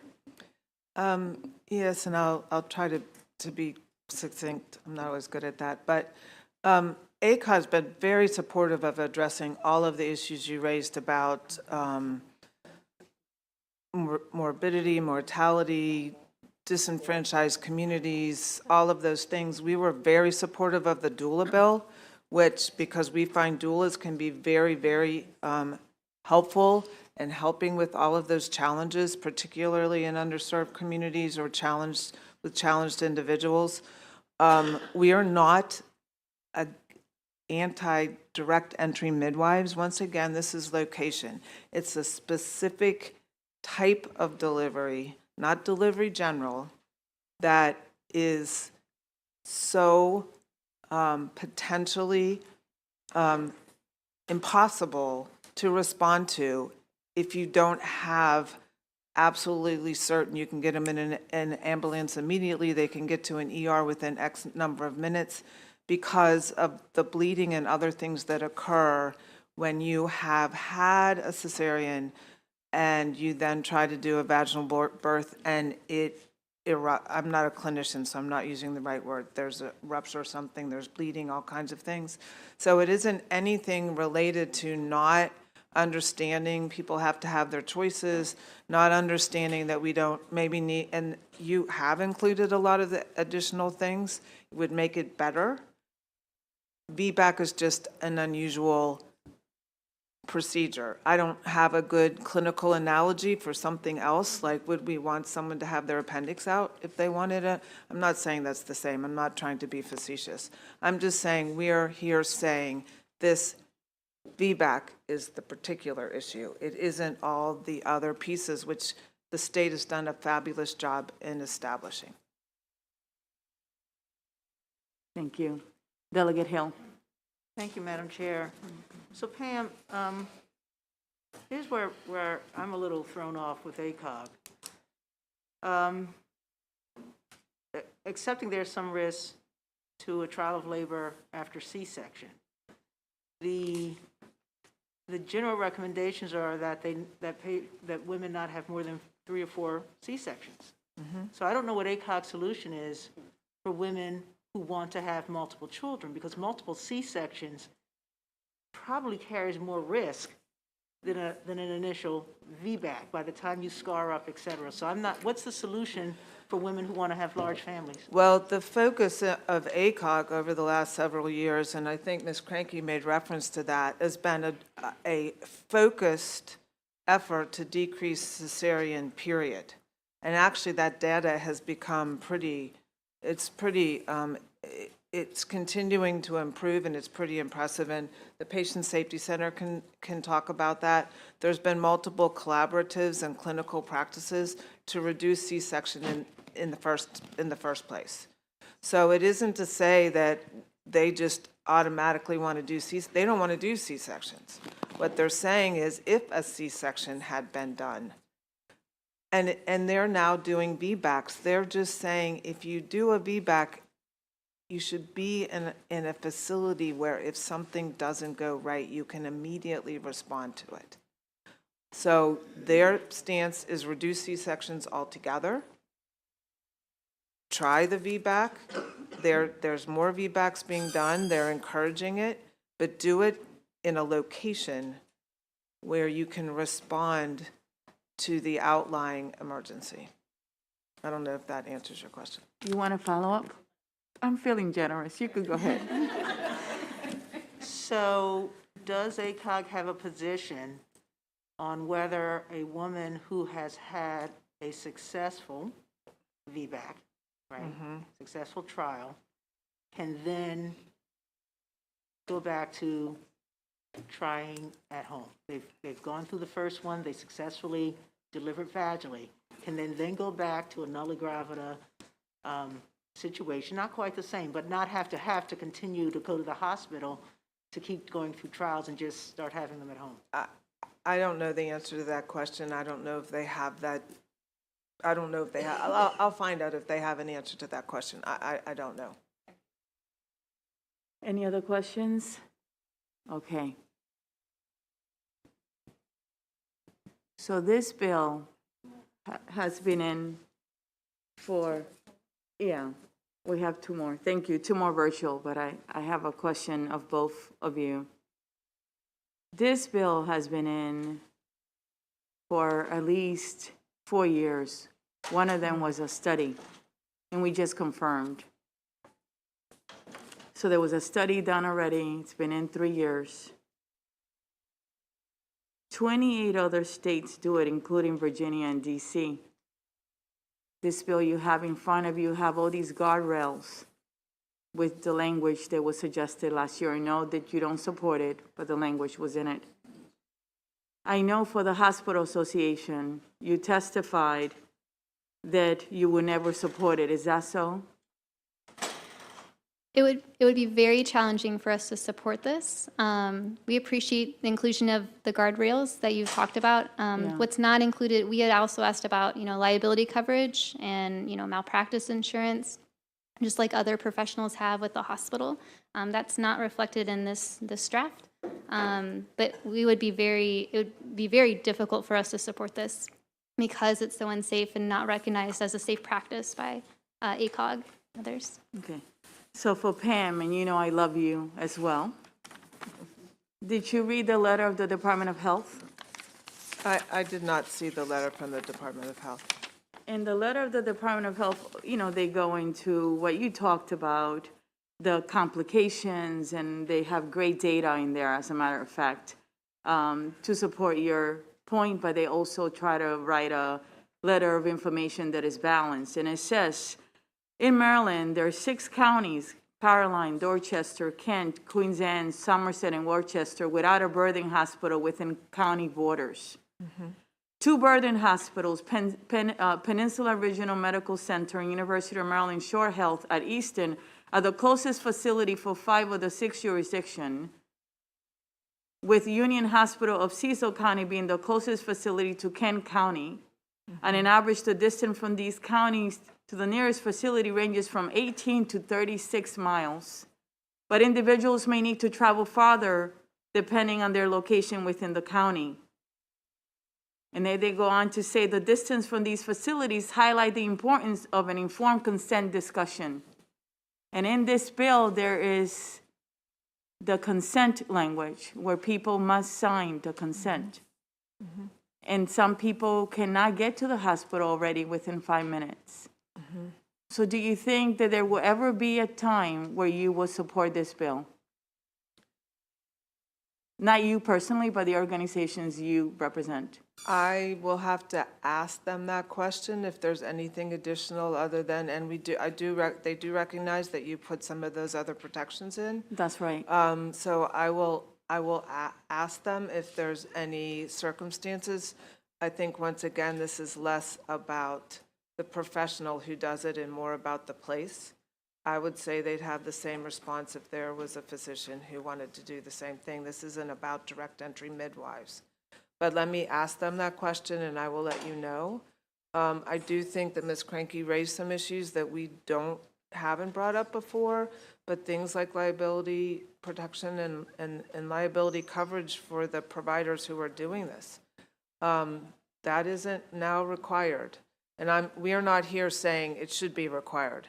We are just saying, as the practice gets more complicated in the home setting, those questions, I think, are ones that some may want to consider. I'm not offering that. I'm just saying there's issues like that I don't think that conditions their position, but I think it does provide some relative questions for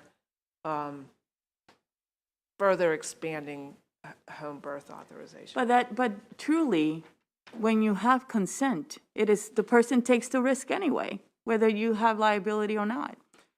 And there's 28 other states that do it, including DC. And my understanding is that this bill is the strictest of all of them. So what I like from you is to get back to me by tomorrow before noon and let me know whether they would ever support it, if there's something that they would like in order to support it.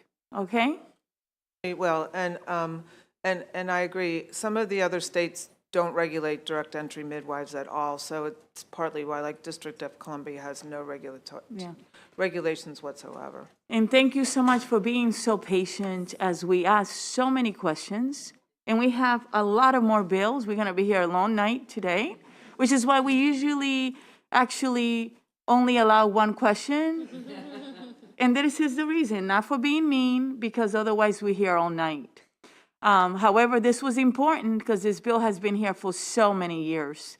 That being said, if you can get back to me by tomorrow before noon, that would be wonderful. And I thank you both on behalf of the committee for being patient and for taking our questions and for considering them.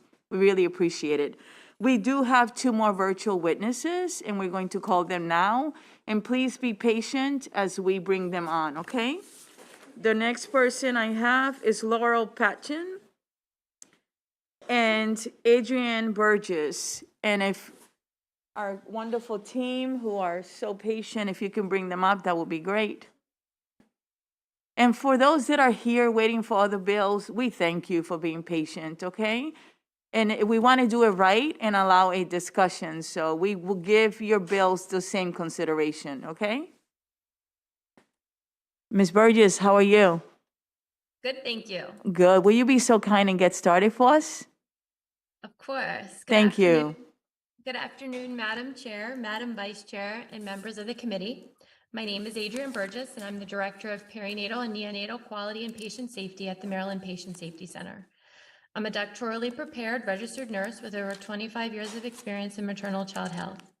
The Maryland Patient Safety Center values and supports the role of direct entry midwives and the care they provide for low-risk women wanting a home birth, and I very much appreciate the testimony and birth stories of those in support of this bill.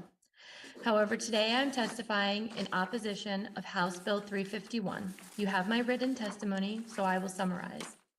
Having a previous cesarean section is considered a high-risk factor, warranting close surveillance of mom and baby and access to immediate surgical delivery should complications arise. Because these complications are often sudden and unpredictable in this subset of patients, the American College of Obstetricians and the American Academy of Pediatrics list previous C-section as an absolute contraindication to home birth. The Childbirth Connection, which is an organization supported by the National Partnership for Women and Families, states that although you may be able to find a provider who's willing to try a vaginal birth after cesarean section outside of the hospital, such as at home or in a birth center, because it has risk, VBAC should be performed in a hospital setting. In a 2017 study by Grunbaum, women with a planned home birth had approximately 10-fold and higher increase in adverse neonatal outcomes, such as severe neurologic outcomes and low 5-minute APGAR scores when compared to those who had a hospital VBAC or repeat cesarean section. Outside of neonatal complications, there are also risks to the mother, such as uterine rupture, which can be life-threatening. A 2015 study by Rowe and colleagues reported that 37% of women in their study undergoing planned home birth after cesarean section were transferred to a hospital. I recognize that some states allow direct entry midwives to perform planned home VBAC. However, in some of these states, direct entry midwives are not licensed subsequently and not under regulatory oversight. You can take your time and finish. Go ahead. I agree with Delegate Colson that there are inherent risks in all medical procedures. However, when we move forward with changes in practice in healthcare, there should be evidence-based and made after careful review of available research. Although some of the evidence on planned home birth shows no difference in outcomes, currently there's not enough evidence to support the safety of planned home birth after C-section, nor is there ability to appropriately risk stratify. So due to the lack of evidence supporting its safety, this procedure is not endorsed by the Maryland Patient Safety Center. Instead, we recommend that policies be developed which support VBAC in the hospital setting and focus on building relationships between hospitals and direct entry midwives so that these patients receive respectful maternity care that they deserve in a setting that is safe and aligns with their high-risk profile. Thank you for the opportunity to testify. Thank you for being with us this afternoon and for waiting. Are there any questions for Ms. Burgess? Delegate Lewis? Thank you so much, Madam Chair. Thank you so much for your testimony. You referred to a study that provided a percentage of births that are likely to be higher risk. Could you go back, and we were all listening intently, but we missed that number. It was a study by Rowe? So the study by Rowe reported that 37% of women were transferred. The other study by Grunberg reports that there was a 10-fold higher increase in adverse neonatal outcomes. The problem with all these studies, both on the good side and the bad side, is there's really not enough of them and there's not enough data. And so it's really hard to make an educated decision on the safety of the procedure and allowing this to happen at home. And so, I really hear everyone's testimony about the importance of supporting, birth, location of birth and all of those things. And believe me, I 100% agree. The problem is that in this setting, trying to determine the safety of this is very challenging because there's just not a lot of evidence. And much of the evidence and the research is done in countries outside of the United States where the systems are integrated. And so that's kind of what we're speaking to. There's not this integration between home birth, midwifery, and the hospitals, which admittedly is an issue, but that's where some of those studies occurred. And I tried to look for ones that were more focused in the United States, and it's really hard to find ones that really can give us great evidence in either direction. Thank you, Madam Chair. If I may, you mentioned that since we don't have enough data to risk stratify, which is kind of what I was getting at in one of my earlier questions. How can we get that data? It's a great question. I'm sorry. There actually was a risk algorithm that they were using, and it actually was biased. So they actually have taken down that risk, or don't encourage the use of the risk algorithm any longer because it included race as a risk stratifier, which shouldn't be in there. I think that we need to figure this out. I don't have the answer because I'm not, actively performing research on this, and it's a challenge because the volume of these births is not so many that we can, pull together studies. So, it's a hard and challenging point. So it's hard for us as the Maryland Patient Safety Center to support it because we just don't have the research to support the outcomes in either direction. Thank you, Madam Chair. Thank you. Delegate Bandari. Thank you, Madam Chair. Ms. Burgess, based on my understanding of your testimony, you are seeking a collaborative approach between midwives and hospital providers in this slide, could you kindly help me understand the reason why a woman with a prior C-section is at an increased risk of complication during childbirth, even if she plans to give birth in a hospital? Sure. And I think that we've kind of been sharing this over and over again, that even at hospitals, we wouldn't support VBAC in some cases. This is my first time on this, hearing this testimony, so it was very enlightening to me. I'm new to the Maryland Patient Safety Center. I come from a health system in Pennsylvania where we had, lots of direct entry midwives, but they weren't licensed. So I think that's the challenge. When there's regulatory oversight, an opinion needs to be given by government. We're trying to use the evidence to support the best decision, which is challenging in this case. We worked with the direct entry midwives. We tried to create processes where we could encourage transfer, communication, and collaboration. It didn't always work, but I think we started collaboratives where we would, chat with them and meet with them and review cases. And to your point, admittedly, as hospitals, we need to do better. We need to promote respectful maternity care. We need to be, promoting VBAC so that women feel safe enough to come to us and feel like we will support them in achieving the vaginal birth that they desire and supporting their things, not making them feel that they need to go to the home in these scenarios just because we're not providing places that feel respectful to them. So I feel like we need to do better. We need to continue to focus on that. I can tell you that as a nurse, we are trying. We are really working as far as in our associations on building respectful maternity care and being more aware. In Maryland, they have MD Mom. They're working on that through implicit bias training. And so, I can't really speak to the safety because there's not enough evidence to, I think, support it. And so that's why the Maryland Patient Safety Center is in opposition of this at this time. Thank you. Okay. Thank you so much for being with us today, Ms. Burgess. Next, we have Ms. Laurel Patchen. Laurel, I can't hear you.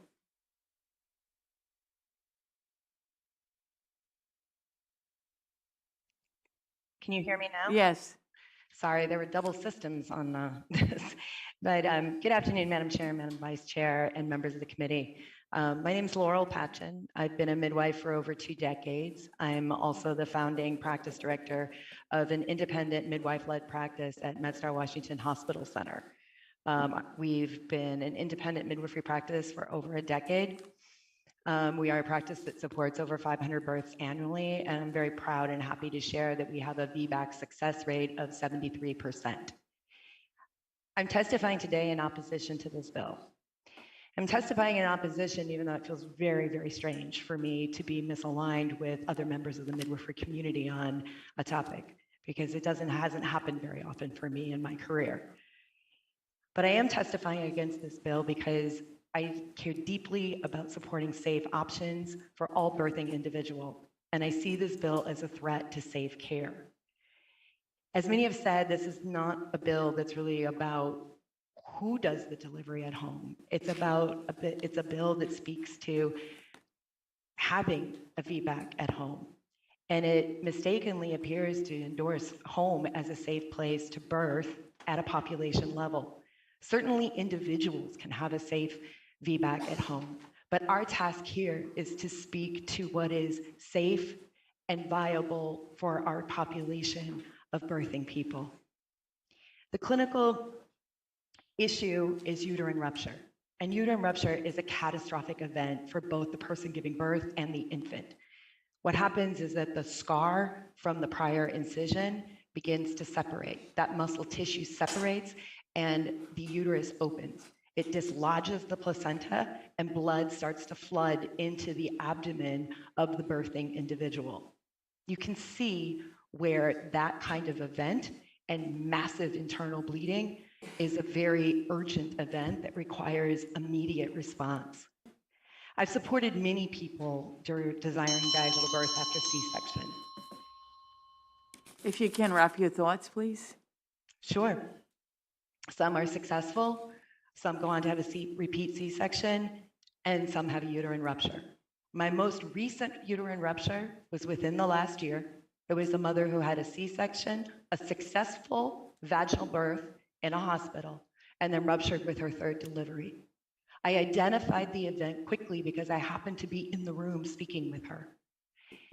She went from normal and stable to dizzy, passing out, and needing immediate intervention within minutes.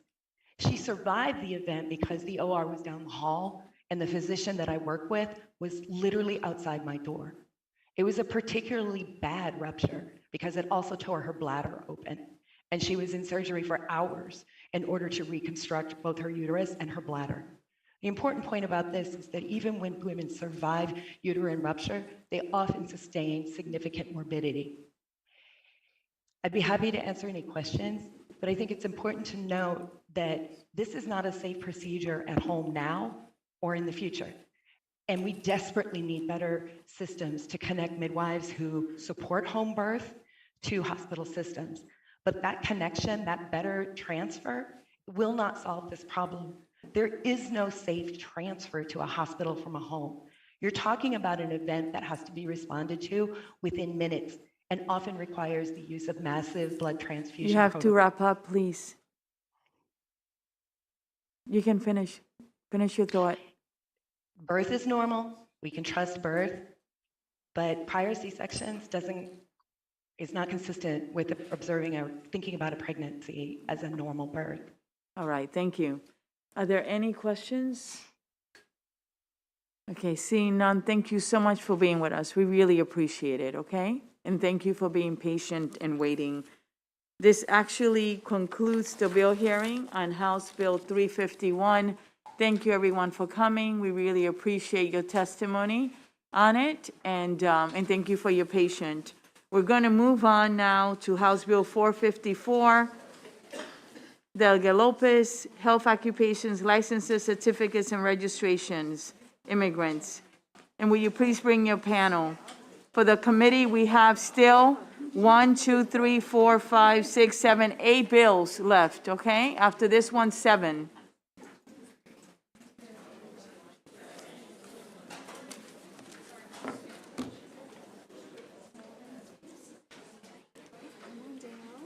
And you can get started.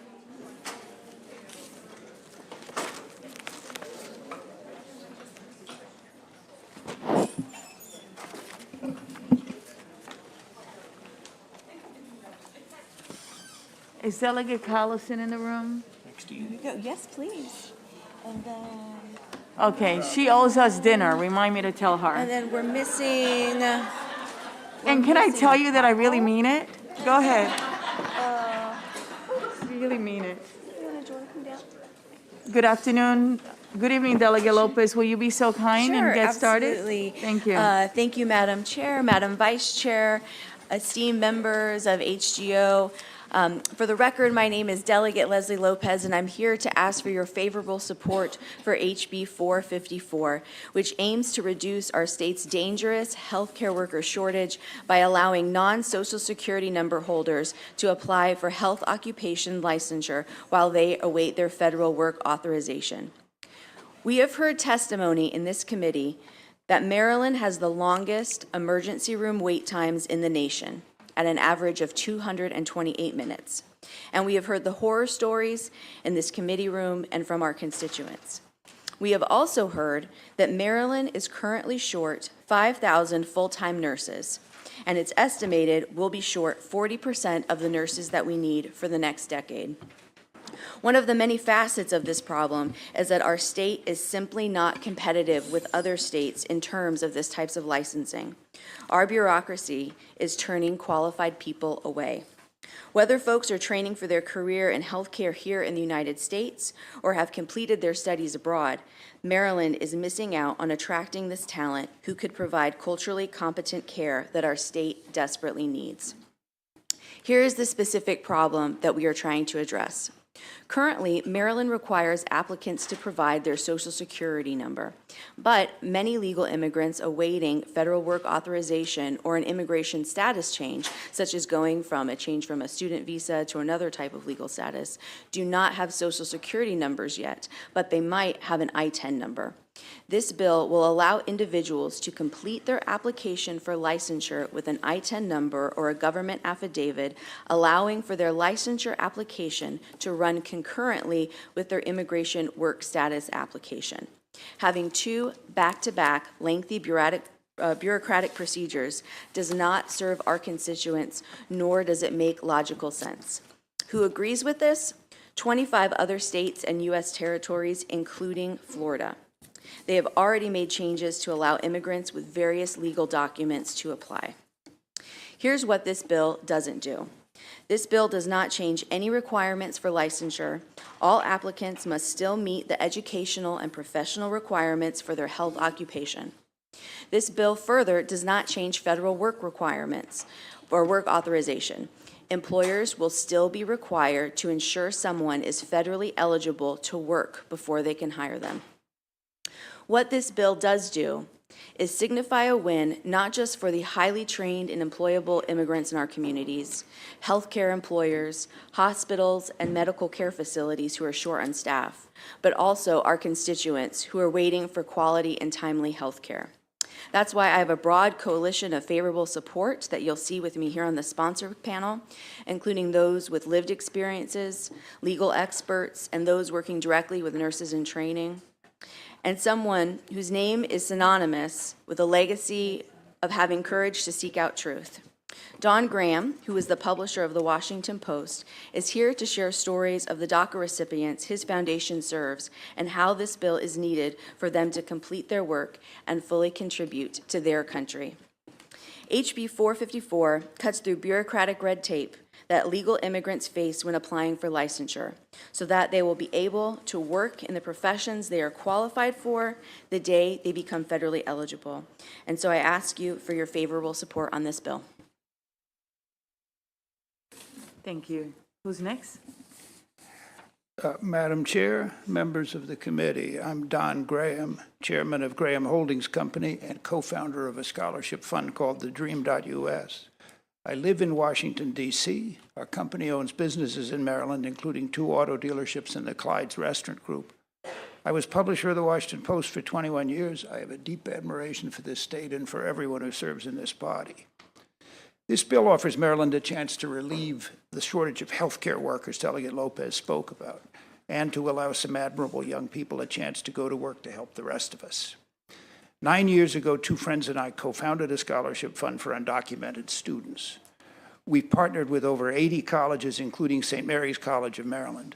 Morgan State University will become a partner this fall. We've enrolled over 8,500 students, and those who've enrolled in 4-year colleges have a 76% graduation rate. The Maryland students have some particularly admirable data behind them. They came to the United States on average as a 4-year-old. More than 20% of our students nationwide major in nursing or other healthcare fields. Maryland has been generous to undocumented students. The state was among the first to give them in-state tuition and to give them the same state financial aid their high school classmates get. Thank you to every one of you. But the status, today, undocumented high school students no longer have DACA and are unlikely to have a federal work permit. This year, almost no undocumented high school graduates in Maryland will have DACA. But by working as entrepreneurs or independent contractors, they can still do healthcare work and contribute to all of us. Undocumented students need the help of you legislators to put their talents to work. We'd ask you to open Maryland's healthcare licensure examinations to qualified applicants regardless of immigration status. This cannot disadvantage American citizens. The citizen can become an employee, whereas these students must work as contractors or independent entrepreneurs. Thank you, Madam Chair. Thank you. Thank you for your advocacy and for your support. Who's next? Good afternoon, Robin Elliott. I'm here today. I'm working with Mr. Graham, and we've been working on this issue for the past year, and I just wanted to relay a couple pieces of information for the committee. First, as a part of the process, I've been working with Delegate Lopez and the sponsor on the Senate cross-file and the boards to make sure that whatever's crafted here is implementable by them. And I wanted to just extend my appreciation to many of the boards who've been with me through the weeds of their application process. So I think Delegate Lopez may be eventually talking about some technical amendments to make it work for the boards. The second thing I wanted to mention is you heard from Mr. Graham. You will also hear on our panel two groups of people this also impacts, and that is when our hospitals are trying to sponsor and support healthcare professionals coming from overseas, and we'll hear more about that. We are hitting a roadblock so that those nurses, it's not always nurses, but often nurses, may have to get licensed in another state. We may lose them to another state instead of capturing them here in Maryland. The second is we have students here who are on student visas who've been educated in Maryland and who have trouble converting when they want to finish their education and really working here full time. So we'll also hear about that, and I'm happy to answer any questions. Thank you. Next, please. Good afternoon, Madam Chair, members of the committee. Again, my name is Jane Krinke. I'm a senior legislative analyst with the Maryland Hospital Association, and we're here on behalf of our 60-member hospitals and health systems in strong support for House Bill 454. The latest hospital data from quarter 3 of 2022 show that nursing and medical positions have an employee vacancy rate of 19.3%. This is a 59% increase between quarter 1 of 2021 and quarter 3 of 2022. So these vacancy rates means there's fewer caregivers at the bedside. And so it's limiting our capacity to care. Removing these barriers for international nurses will increase the number of experienced nurses we have in the state and also help retain the workers we have now who are really struggling with the low vacancy rates. This legislation will make Maryland more competitive by removing this barrier for international nurses. And you'll hear today from Opa, who's an amazing international nurse herself and is working to recruit more nurses here. At a time when we are really struggling with workforce and diversifying our pipeline, the international nurses offer a great opportunity to do both. And by allowing these nurses to get their initial license here in Maryland, we can lower their expenses, we can decrease the amount of time they spend waiting to be at the bedside. Other states have assigned a random 9-digit number or require a signed affidavit. These are all tools that our Board of Nursing could implement and are effective strategies to remove that barrier to even allow someone to apply. And so earlier this month, one community hospital welcomed the first 3 of the 65 international nurses they're expecting to come. Again, these are well-trained nurses that really can add to our healthcare workforce. And for these reasons, we asked for a favorable report on House Bill 454. May I ask Oprah to come up, please? Good afternoon. Good afternoon, Madam Chair and the Vice Chair and the committee. My name is Opa Chiweshe, and I'm from Zimbabwe originally.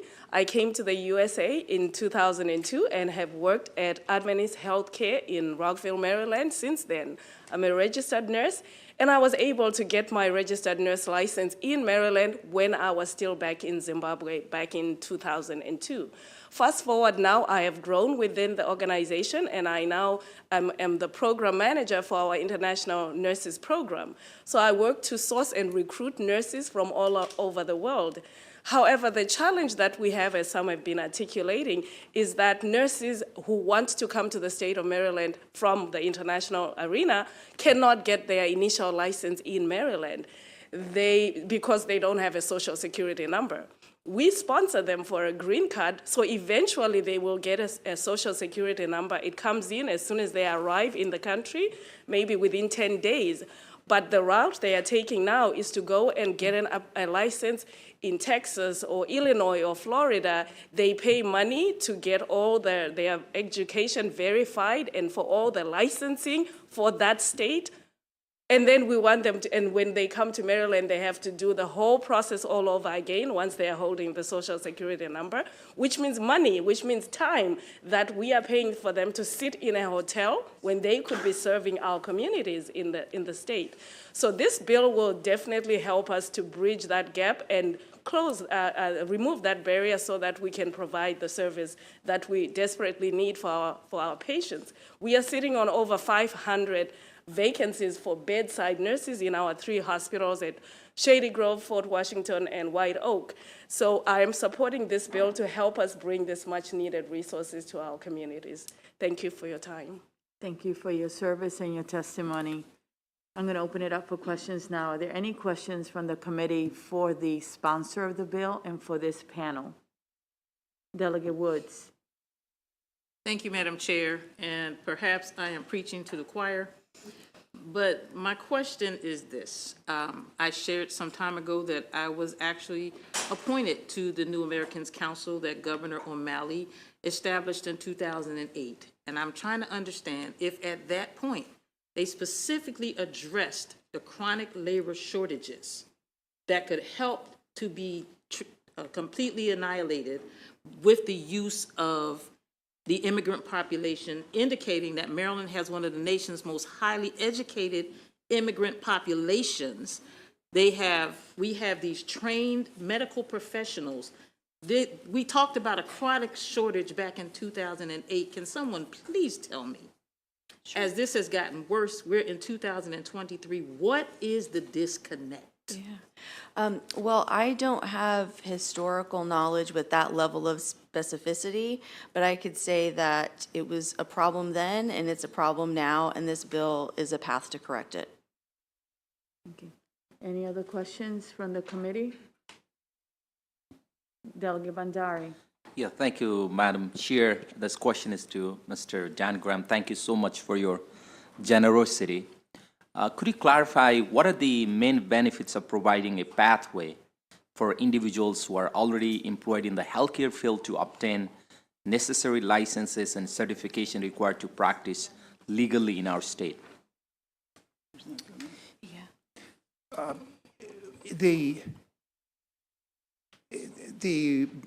That's a very interesting question, Delegate. Thank you so much.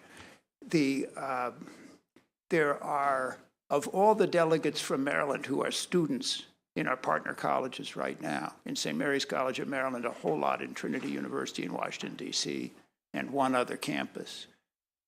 The greatest number, 25% of all the students are majoring in nursing and other healthcare fields.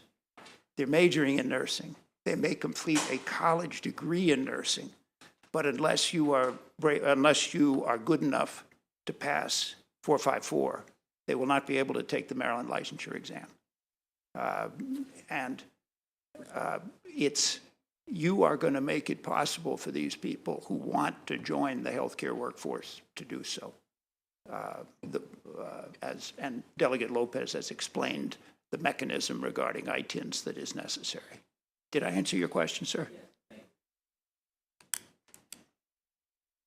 Any other questions? Delegate Taveras. Thank you. Thank you so much. Because I agree with the bill, because we need to also, this is a really good way to address the staff shortages in a more culturally competent way, hiring from some of these nation locations where we have a lot of population, particularly Central America, et cetera. So the question I have, and I don't mean to kind of step on toes and maybe some other committees, but is this not something that we could also use in education to close some of our teacher shortages? So I'm unfamiliar with the credentialing standards for teachers, but I think there's a huge need across the board for more culturally competent individuals who are public facing. So I would be interested in working with you on that. Delegate Collison, followed by Delegate Lewis. Thank you, Madam Chair. I apologize, I had to step out for a minute, so if I'm asking something you said, just say you're asking me something else. Actually, while go you look were at. out, Delegate Collison, we decided as a committee that you owe us dinner. Actually, Madam Chair, I'm when I very walked serious out. about that. When I walked out into the committee room, I said, I think I owe everyone dinner. You absolutely do. And we will let you know the date, okay, when we don't have a Indeed. dinner. I am happy to oblige. Go Thank you ahead. so much, and thanks to the committee. So if my understanding of the bill is correct, this would simply give people the right to apply? Yes. And the standards and vetting and all of the looking at professional standards is going to occur. It just allows them to apply. That is correct. It just opens the pool for applicants. There's no guarantee that you'll be licensed. There's no guarantee that you'll be employed. You still have to compete in all of those spheres. It just widens the pool of people who can apply. Delegate Lewis. Thank you, Madam Chair. Thank you to the bill sponsor, Mr. Graham, to all of the panelists. My question is for the amazingly accomplished nurse from Zimbabwe, who is now a Marylander. Thank you. Should we be concerned at all about feeding the brain drain from countries like Zimbabwe that produce nurses that go all over the world, one of the greatest producers of amazing nurses? So thank you for that question, and thank you for the positive comments. I will speak for an example, the country that we work with the most, the Philippines. When you talk to the nurses that we interview from the Philippines, when they graduate, because of the sheer numbers of the nurses that are in that country, sometimes they work for 2 years on a volunteer basis. They are not paid a single penny. They are literally paying to gain experience so that maybe one day when they come across to our interviews, we will be able to hire them. So I cannot speak for other countries that this might be affecting adversely, but this is the scenario we've seen. There are countries that have so many nurses that are underappreciated, and because of the rigorous process they have to go through just to get credentialing, to pass the examinations, how much it costs, it's very rare that we are going to be draining them because it's not an easy or cheap process to come to the USA. Thank you. Any other questions? I have one question for the delegate, if you know the answer. Approximately, on an average, how many ITIN holders? And first, can you tell the committee what is an ITIN number? Sure, an ITN number is something that an individual who doesn't have a social security number can apply to, so that way they can pay taxes. They have to, of course, have a lawful way to be employed, but that's how they pay their taxes, anyone who doesn't have a social security number. And am I right that on an average, I know the year before last, 89,000 ITIN holders pay the state of Maryland alone more than $140 million in taxes? Sure, that is my recollection based on the conversation around last year's legislation, 89,000. So these individuals that are getting licensed, they have finished and graduated, correct? Exactly. They're waiting basically to get licensed. And if hired, they will pay taxes in Maryland, correct? That's right. As soon as this red tape is eliminated, they can be in the workforce, helping our communities and paying taxes. And for Ms. Elliott, the amendment submitted by the boards basically makes it clear that the boards will be able to hold these individuals responsible, correct? Yes, so the amendments essentially say that the boards cannot use Social Security or an ITIN number or lawful presence as a condition of licensure. That says nothing about the board being able to evaluate the individual in terms of do they meet the specifications, whether it's the Board of Nursing, the Board of Chiropractic Examiners, or the Board of Occupational Therapy. Thank you. Thank you very much. Delegate Rosenberg. Thank you, Madam Chair. Can I assume that what you're proposing here with the amendment would be consistent with federal law and would not raise any issues in that regard? Yes, so the purpose of these amendments are to make very clear that Maryland's law complies with federal law in two places. One is family law, and that has to do with just making sure applicants in any licensure category don't owe back child support.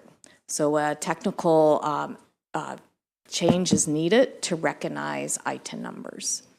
And then secondly, as states like Arkansas and Nevada have done, the feds require that if you're going to license someone from the groups of people we've talked today, that it needs to be proactively acknowledged in the law.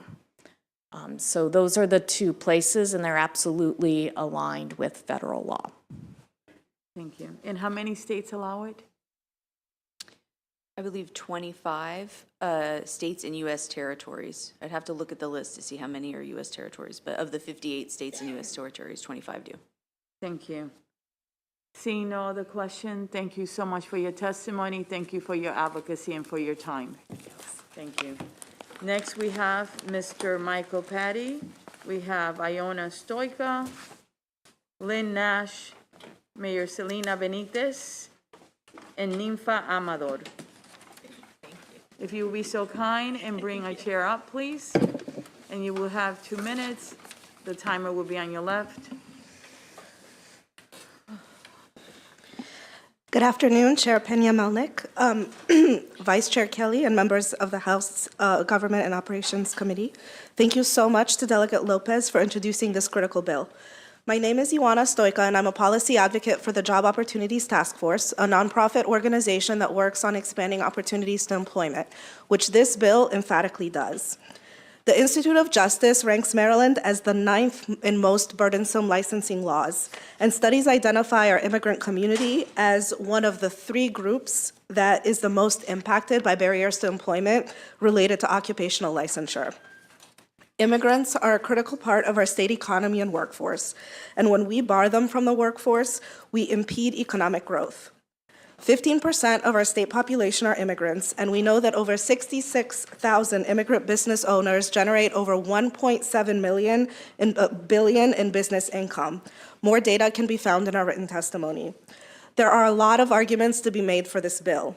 First, it addresses current policies which are not aligned with the constitutionally established jurisdiction of licensing authorities around immigration enforcement. It is good for public safety, as healthcare workers will be more likely to seek licensure instead of circumventing it, and it ensures more equitable service for our communities by increasing cultural competence and decreasing implicit bias. But as the Job Opportunities Task Force, we especially urge you to consider the compelling economic case. It allows the state to recoup its investment in educational opportunities our state has already funded. This bill also makes our state competitive vis-a-vis other states that already have these type of licensure allowances, and that we also have licensure reciprocity agreements with. It increases the labor pool in fields facing extreme shortages, and it increases the spending power of these populations who are now able to obtain stable, higher wage jobs. So we strongly urge a favorable report because this bill is fiscally smart policy. Thank you so much. Thank you. Next, please. Selena Benitez, City of Mount Rainier Mayor. Good evening, Honorable Chair Ape Malik and members of the House Health and Government Operation Committee. We urge a favorable support on House Bill 454. You have heard quite a good, strong testimony on why this bill is important, so I'm not going to keep you all night. But I do want you to be aware of something. The TIN number and the Social Security number achieve the same thing, which is be able to report taxes. At the end of the day, I believe every single one in this person wants Marylanders working, Marylanders being taken care of, and making sure that we have the people that have the licenses in place to be able to do that. The pandemic brought to light what we already knew. There's a shortage of people in the medical field. I don't want us to wait for another pandemic. The delegates did mention 2008. It should have been addressed by now. It's crazy for us to still be advocating in 2013 for something that should already been happening. We lost a lot of Marylanders through the pandemic. I don't want to stay here one more time dealing with this same issue. So this will solve the ability for us to be able to increase the pool on people that the state already invested on. I'm not trying to lose any more great talent to other states. We know that we invest in our community heavily, and I do thank you, every single one of you, for the stuff that you do for your community and for the state, because I know these long meetings are not because you guys are making thousands and billions of dollars, right? That is for certain. So I urge a favorable support on HB 454, and the City of Mount Rainier fully supports it. Thank you guys so much. Thank you, and it's great to see you, Selena. Go ahead. Good afternoon. Michael Patty here on behalf of the Maryland Dental Action Coalition in support of House Bill 454. Today, Maryland has 62 areas that are considered dental provider shortage areas, and one report cited the need for at least 348 more dentists to meet the oral health needs of Maryland. At the time of the severe healthcare workforce shortage, we should be looking at obviously every opportunity to get folks into these fields. As you've heard, House Bill 454 addresses that issue. Just last month, the Maryland Medicaid program began its adult dental coverage program to serve 800,000 Marylanders. And obviously, we should build on this opportunity by getting them the dental care that they need by bringing in those types of providers. So with that, we support House Bill 454. Thank you, and great to see you. I bet you the Maryland Insurance Administration misses you. And the Maryland Hospital Association, too. Ooh, very diplomatic, very diplomatic. Go ahead. Shedding tears. I know, right? Go ahead. Good afternoon, Honorable Chair Pena Melnick and members of the committee. My name is Ninfa Amador, and I am here today representing CASA. With more than 120,000 immigrant members and working families, CASA would like to express all full support for HB 454, as it seeks to allow all trained, qualified, or otherwise eligible Marylanders, regardless of their immigration status, to obtain a state-issue health, occupational, or professional licensure. Thousands of CASA members who have graduated from our English for Speakers of Other Languages instruction courses, participated in our employment programs, or graduated from our vocational training courses have come to realize that despite holding certifications or licenses from their home country, improving their English proficiency, and even graduating from a specialized or certified training here in Maryland, they are still not able to obtain a professional license, for which they would otherwise be qualified but for their immigration status. As stated before, many immigrant students also have graduated from Maryland high schools and universities and are seeking degrees in the health field, also face these same challenges. Maryland is prohibiting its educated and qualified workforce from gainful employment in professions they have trained for and that have been subsidized by the state, barring qualified individuals from obtaining health occupational licenses due to their immigration status is unsound public policy and does not align Maryland with its values on education, equity, and inclusion. Maryland should follow the lead of other states that have already removed the Social Security number requirement from health licensing applications, expand the labor pool in our state, which has already witnessed critical labor shortages, and unlock untapped potential for economic growth by passing HB 454. For these reasons, CASA strongly urges a favorable report. Thank you for your time. Thank you. Do I have Lynn Nash from the Maryland Military Coalition Commission Officers Association? Lynn Nash? Okay. All right. Are there any questions for this panel? Seeing none, thank you very much for being with us, and thank you for your service. May I have Matthew Duzek, the Maryland Board of Physicians?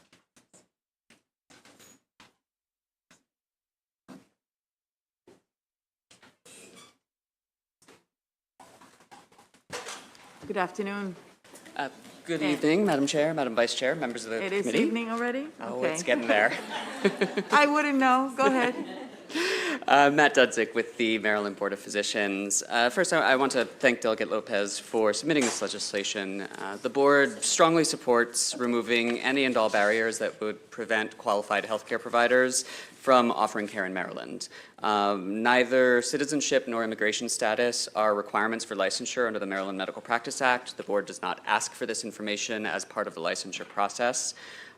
In a joint letter from the Health Occupations Boards, we did express some concerns with language in the original bill that we felt could have some unintended consequences regarding licensure, but I am very glad to hear that amendments are being considered that would remedy this. I do want to highlight a couple of areas that might require some additional clarification. While the board does not require a Social Security number for any of its own licensure purposes, we are required by law to request that information in other areas of statute. And the bill addresses specifically the requirement under the Family Law article for the purposes of the Office of Child Support Enforcement. There is one other area that would also need to be addressed, and I believe that some of the proposed amendments may address this as well. That's Health Occupations 1-210 and 1-213. Both of these require us to submit Social Security numbers annually to the Department of Assessments and Taxation. So again, that's just something else that would need to be addressed. Or if it's not addressed, there would need to be some sort of clarification for the boards as to how they would fulfill that requirement. There are also, we do also submit this information to the National Practitioner Data Bank and the Federation of State Medical Boards. The data bank has clarified that a TIN is acceptable in place of a Social Security number under most circumstances. So we believe we would still be able to fulfill those needs. We would need some clarification if they introduce the ability to apply without either a Social Security number or a TIN. Again, the board supports the efforts of the bill, and we hope with these clarifications that the bill moves forward favorably. Thank you. Thank you. Are there any questions? Seeing none, thank you very much for being here. We have Amy Woshoff.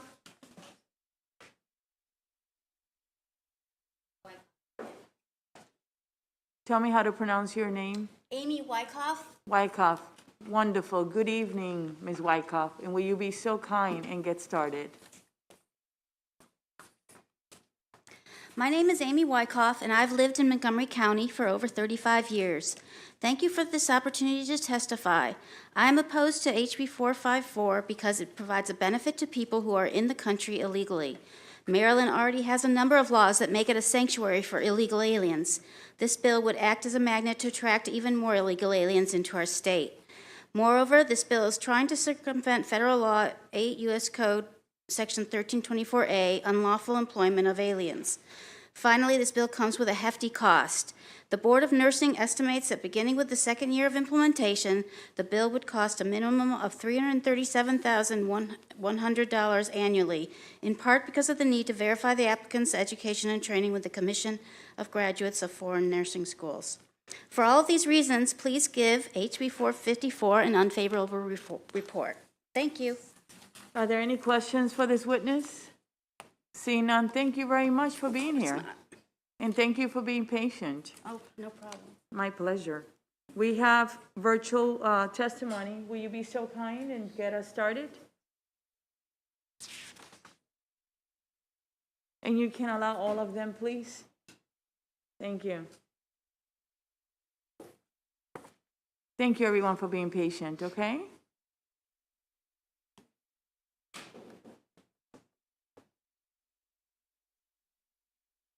A couple of notes about We have not, will you be so kind and get started and tell us your name? Go ahead. Liz? Oh, thank you. Good afternoon, Delegates Pena-Melnick, Kelly, and Lopez, and other members of the committee. My name is Liz Anagonio, representing Indivisible Central Maryland and the Asylum Helpers with a favorable position on House Bill 454. I'm actually testifying on behalf of a young friend from Guatemala. In the fall of 2019, she presented at the southern border seeking asylum. In Guatemala, she had been deliberately run down by a truck after refusing to join a gang. She was hospitalized for 6 weeks with a traumatic brain injury. I bonded her out of detention. As such, I take responsibility for her care while she's in the U.S. She has a pro bono attorney and a very strong asylum case, but because of backlogs in the immigration courts, she is still awaiting a hearing and remains undocumented. Because of her recovery in hospital in Guatemala, she would like to become a nurse here in Maryland. Under Maryland law, she can apply for free community college tuition. But after graduation, she would not be able to apply for licensure necessarily because she's not eligible yet for a Social Security number due to her immigration status. She would make a dynamic provider and would serve in a culturally competent manner through being bilingual in Spanish and English. For this young woman, and many like her, Maryland should come into line with its own ideals of supporting new immigrants and allow licensing agencies to accept an I-10 to apply for licensure.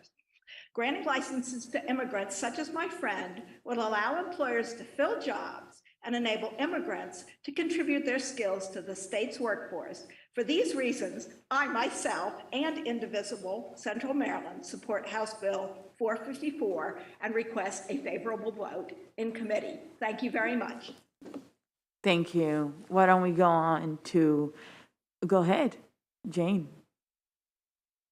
You are muted.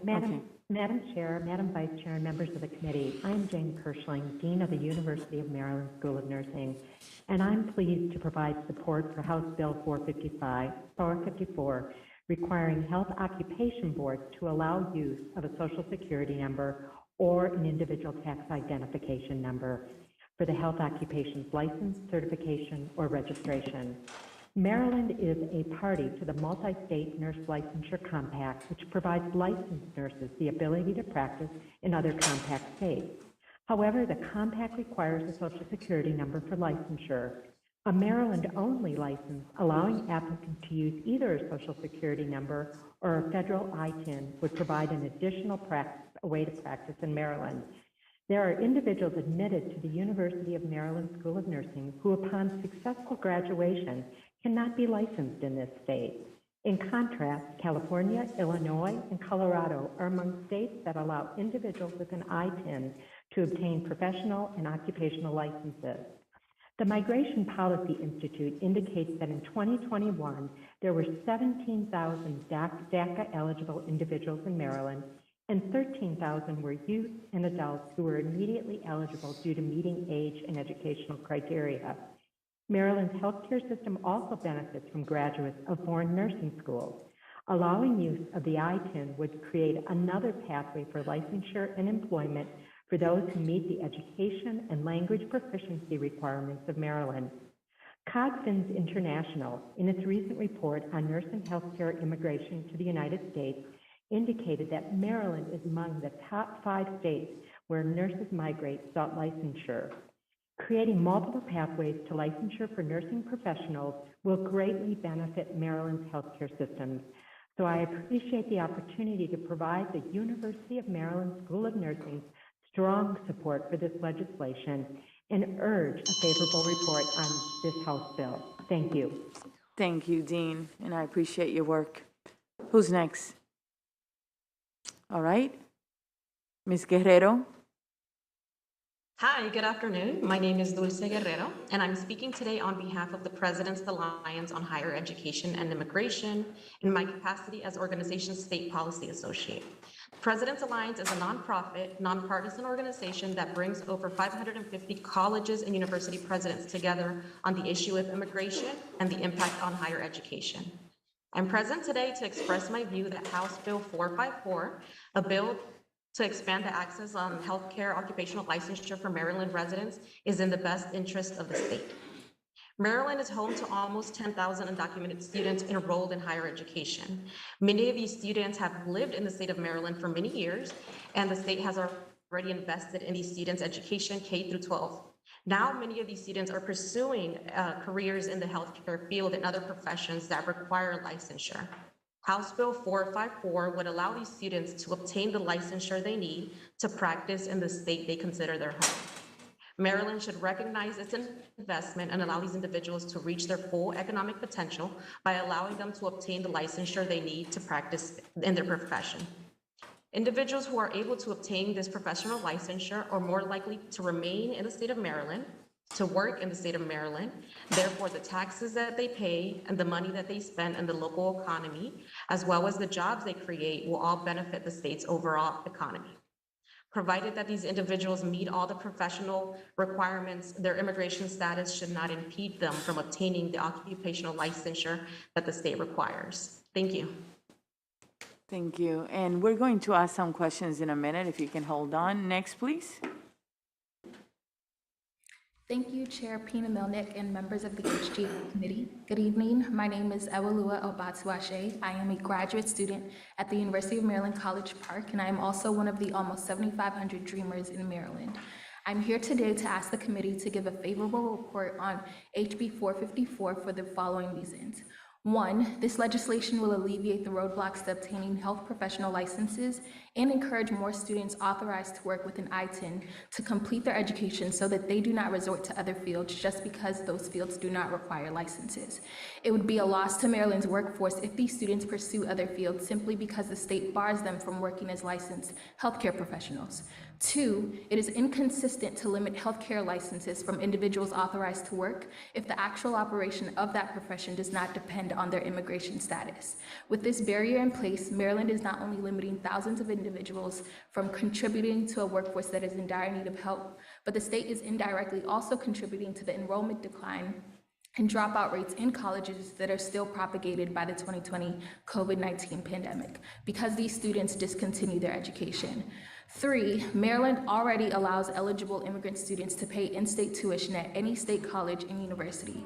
Passing this legislation will be consistent with past comprehensive policies that have helped immigrant students thus far in the state. And lastly, as shared in other testimonies, with shortages and impacts still lingering from the pandemic, this legislation will help hospitals and healthcare offices across the state.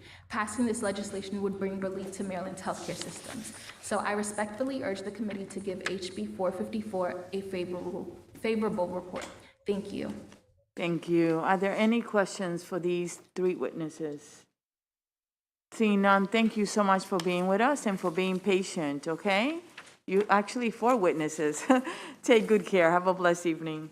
This actually concludes the bill hearing on House Bill 454. Next, we're going on to House Bill 339, Delegate White, Maryland Lynching, Truth and Reconciliation Commission reporting and sunset extension. Will you be so kind and bring your panel, please? Madam Chair of the virtual panelists. Yes.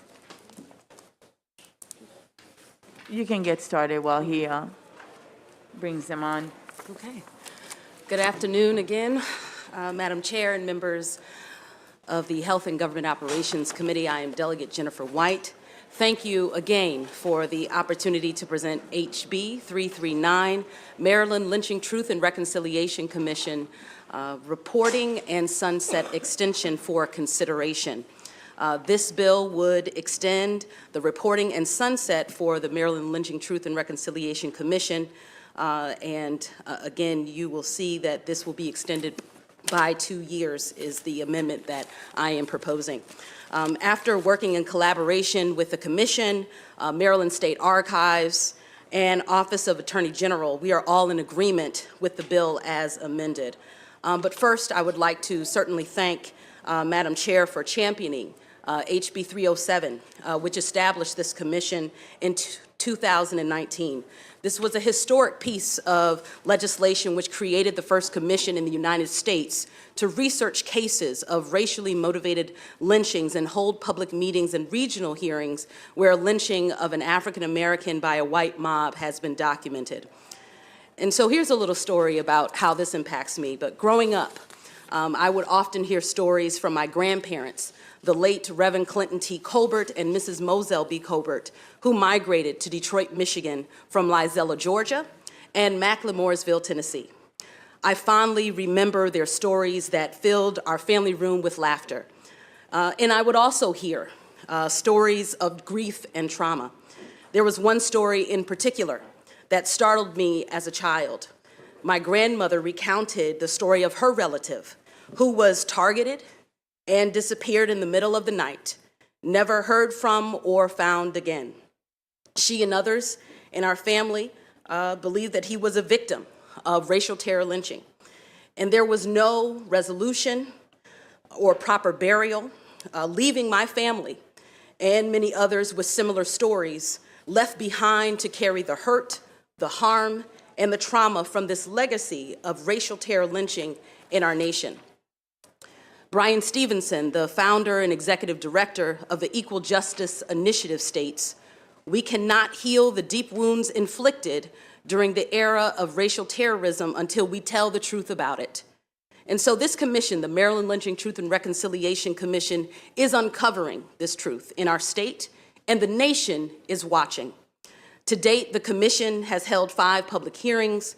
They consistently meet and work alongside community coalitions affiliated with the Maryland Lynching Memorial Project, and you'll hear more from Dr. Nicholas Creary, who was a commissioner and also with the Maryland Lynching Memorial Project as well, where these community coalitions and state agencies work together with the commission to build each case. The Maryland Lynching Truth and Reconciliation Commission is entrusted with validating and honoring the stories, oral histories, and lived experiences of those who carry this generational trauma and in need of closure and healing. This is a significant task which requires time, consideration, compassion, and care to build each case, honor the victims, and acknowledge the intergenerational harm inflicted on these families and our communities. And so to continue their critical work, and I encourage you to see my written testimony that explores more about the work that they have done, and you will also hear from Dr. Creary about this. But it's important that we pass this bill to allow them to continue their critical work, give healing to the families and communities we represent, and to offer comprehensive recommendations. And so with that, colleagues, I respectfully ask for a favorable report of HB 339 as amended. Thank you for your consideration, and I'll now turn it over to Dr. Creary, who's a part of my sponsor panel. Thank you, and thank you for your work. Good evening, Dr. Curry. How are you? I'm doing well, Delegate Pena-Melnick. It is so good to speak with you again. It's been a while. And I just want to say also thank you to Delegate White for your work and support of the work that we do on the commission. I'm Nicholas Creary, the current Vice President of the Maryland Lynching Memorial Project and Chair of the Reconciliation and Justice Committee of the Maryland Lynching Truth and Reconciliation Commission. The idea and the impetus for the Maryland Lynching Truth and Reconciliation Commission grew out of a research project with students at Bowie State University. The question of accountability for the murder of these African Americans came up frequently. For example, we noted that of the 18 cases we identified in which white members of lynch mobs were arrested, charged, tried, and convicted for lynching African Americans, none were in Maryland. It was a quest for accountability and a desire to restore the humanity of the men who were murdered that prompted me to approach Delegate Pena-Melnick in 2018 with the idea for establishing the commission, and that continued to animate its work. Some of the highlights of the commission's work thus far include staging 5 public hearings, identifying collateral descended family members of the people who were lynched and receiving testimony from them, identifying members of the lynch mobs and their direct and collateral descendants and receiving testimony from them as well, finding evidence of collusion of states' attorneys' offices, local law enforcement agencies, fire departments, and other state and local entities in the lynchings, and bringing closure to the family of Robert Hughes, who hadn't known of his fate for 114 years. I support a favorable report because we did not know in 2019 how much time it would take to prepare for the public hearings, and we were significantly delayed by the pandemic, and we still have 10 counties to engage and hear from. Additionally, every Truth Commission, from South Africa to Guatemala to Canada, has grossly underestimated how much time was needed to complete its final report. The extension will provide us with enough time so that we can not only finish the job, as President Biden said during the State of the Union last month, nor only so that we can finish it well, but also so that we can remove, in the words of Juliet Heinley, the great-great-granddaughter of Milton Offutt, who was the leader of the mob that lynched 15-year-old Howard Cooper in 1885, so that we can remove the privilege of anonymity in these injustices and ensure that the perpetrators of these injustices no longer control the legacies of the African-American men that they murdered in cold blood in acts of wanton mob violence. Thank you. Thank you for your testimony and for your work, Dr. Tolson. Will you be so kind and unmute yourself and give us your testimony, and good evening. Good evening, Madam Chair and Madam Vice Chair. My name is Dr. Danita Tolson. I'm the president of the Baltimore County NAACP branch. I am too reminded of a young lady in the 1990s in North Carolina that was removed from her trailer park and was not found. And the story was that she was also lynched. This was in the 1990s. So I say that to say that we support the House Bill of 339, the Maryland Lynching Truth and Reconciliation Commission reporting and sunset. And the anti-lynching bill was first introduced in 1918. However, it was not passed. I'm sorry. You want to mute it and continue? Thank Go you. ahead. We support the House Bill 339, Maryland Lynching Truth and Reconciliation Commission reporting and sunset extension bill. And an anti-lynching bill was first introduced in 1918. However, it was not passed. And today, many years later, we are still having discussions about anti-lynching and still reintroducing anti-lynching and making attempts to pass similar bills. Between 1882 and 1951, there were approximately 5,000 documented people lynched in the US. Imagine how many people were undocumented. Some were African American and some were Caucasians who supported minorities. Please note that lynching did not only occur by Ku Klux Klan. Now lynchings are occurring by white supremacy, as well as other white groups. Historically, the NAACP has continually supported the anti-lynching bill and attempted to explain that the myth of lynching was not solely supported from attacks on white women or Black men accused of raping white women. It was merely the fact of their color and being Black. These were hate crimes. We look at COVID as an epidemic, but however, Dr. Tolson, you have to wrap up. Okay, was also seen as an epidemic. We should be outraged as at still having to have these discussions in 2023. Thank you. Thank you very much, and appreciate your testimony. Are there Thank any you. questions for these two witnesses and for the sponsor? Seeing none, thank you so much for your work. Really appreciate it. And this actually concludes the testimony on House Bill 339. We are going to have, I made some changes just for some reasons that I've been given. Next, we have 531, and then we will do 453.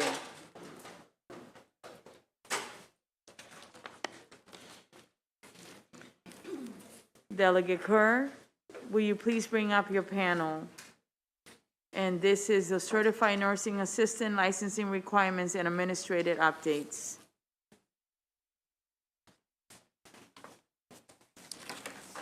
Good evening, Madam Chair, Madam Vice Chair, and members of the committee. I'm Delegate Ken Keir, actually Ken Kerr. He does care.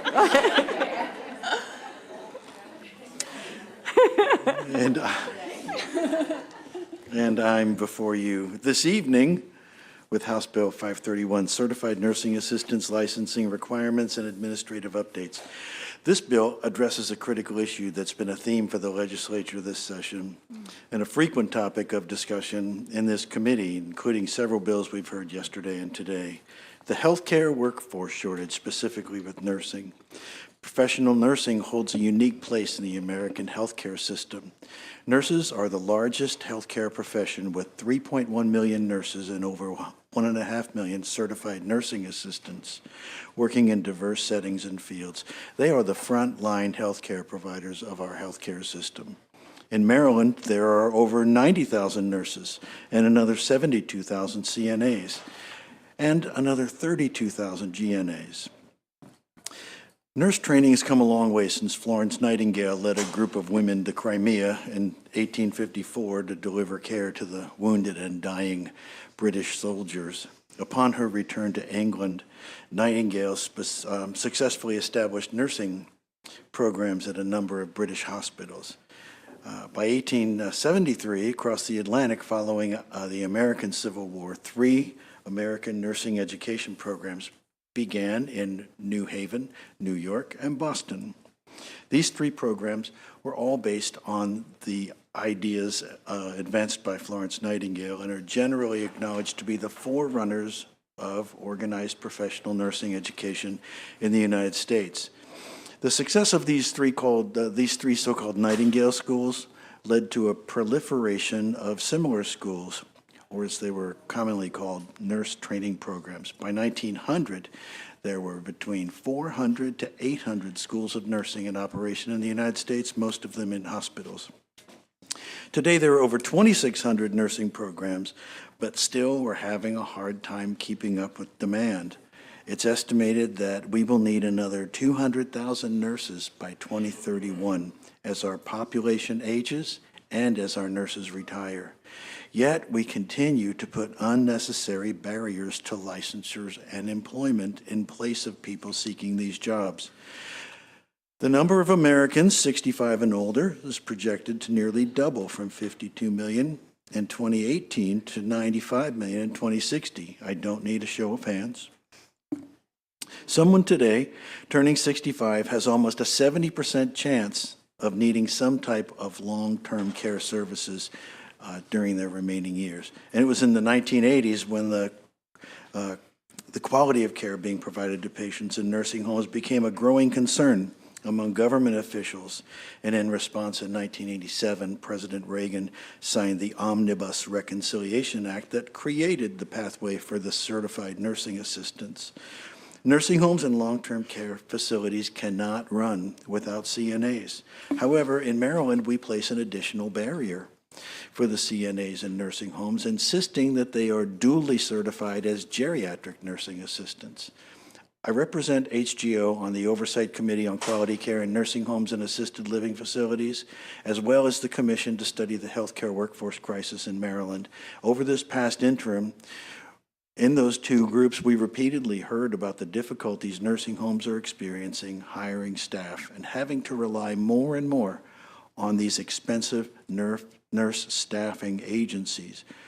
The issue doesn't only affect nursing homes, it also affects other settings. For instance, hospitals have reported that they can't release their patients because even though there are beds in the nursing homes, there are not enough GNAs to staff, to give the proper staffing levels to allow these patients to be transferred to nursing care.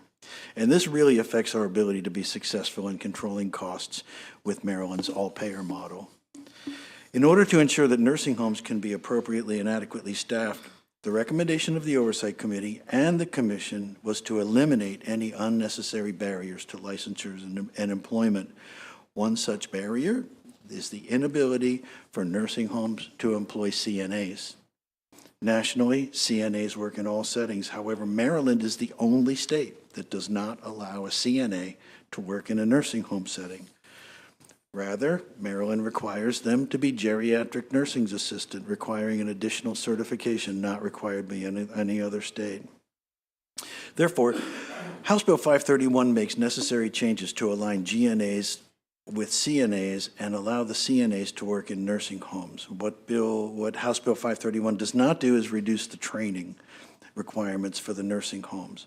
We're in a new phase of healthcare, and we must look closely at those requirements in current law to determine if they remain necessary or are simply barriers. The Oversight Committee on Quality Care and the Commission to Study Healthcare Workforce both see this as an unnecessary barrier. So the hope for this bill is that it will create fluidity for the worker to be able to move between healthcare settings, increase the workforce needed in nursing homes, and hopefully stop individuals from leaving Maryland to go to work in neighboring states. I understand there are amendments from the Maryland Board of Nursing. I have not had a chance to speak with them yet, but we look forward to discussing with all stakeholders so we better understand the amendments. However, this bill is not intended to add any requirements on our current CNA workforce, and we want to make sure the amendments don't do that. And I would like you now to hear from my panel. Thank you very much for your work. Who will be next? Thank you very much, Madam Chair, Madam Vice Chair, members of the committee. My name is Dana Kaufman. I'm here on behalf of Lifespan Network.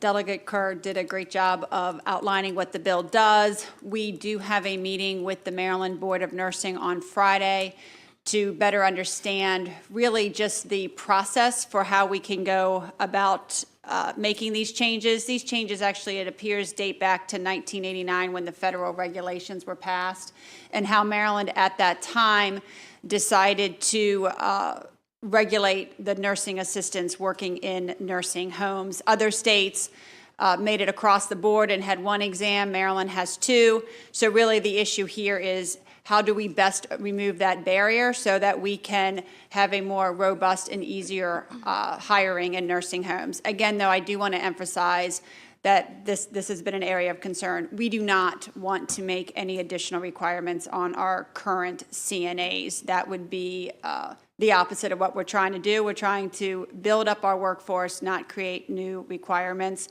So we're going to keep working with the Board of Nursing so we can find a path to accomplish this goal. Thank you very much. Thank you. Who's next? You don't have to push the button. Hi, I'm Allison Siborowski. Thank you, Madam Chair, Madam Vice Chair, and members of the committee. Can we get her mic turned back on, please? You can go ahead. Thank you. Thank you, Madam Chair, Madam Vice Chair, members of the committee, and thank you to Delegate Kerr for bringing this bill forward. My name is Allison Siborowski. I'm here on behalf of Leading Age Maryland. We're an association of nonprofit aging services providers. We represent 140 different organizations that provide housing, care, and services to more than 20,000 older Marylanders.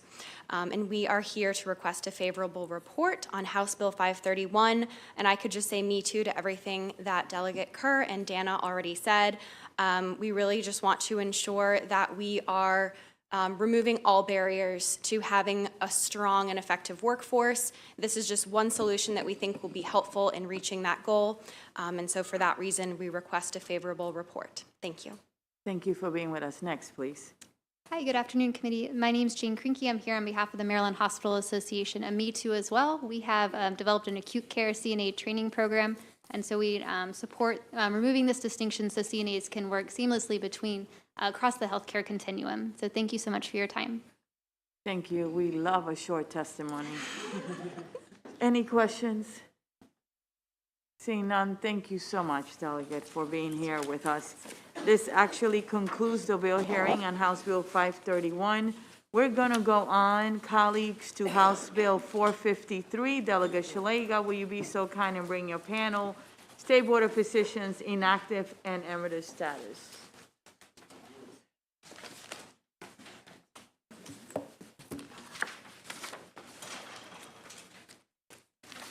Thank you, Madam.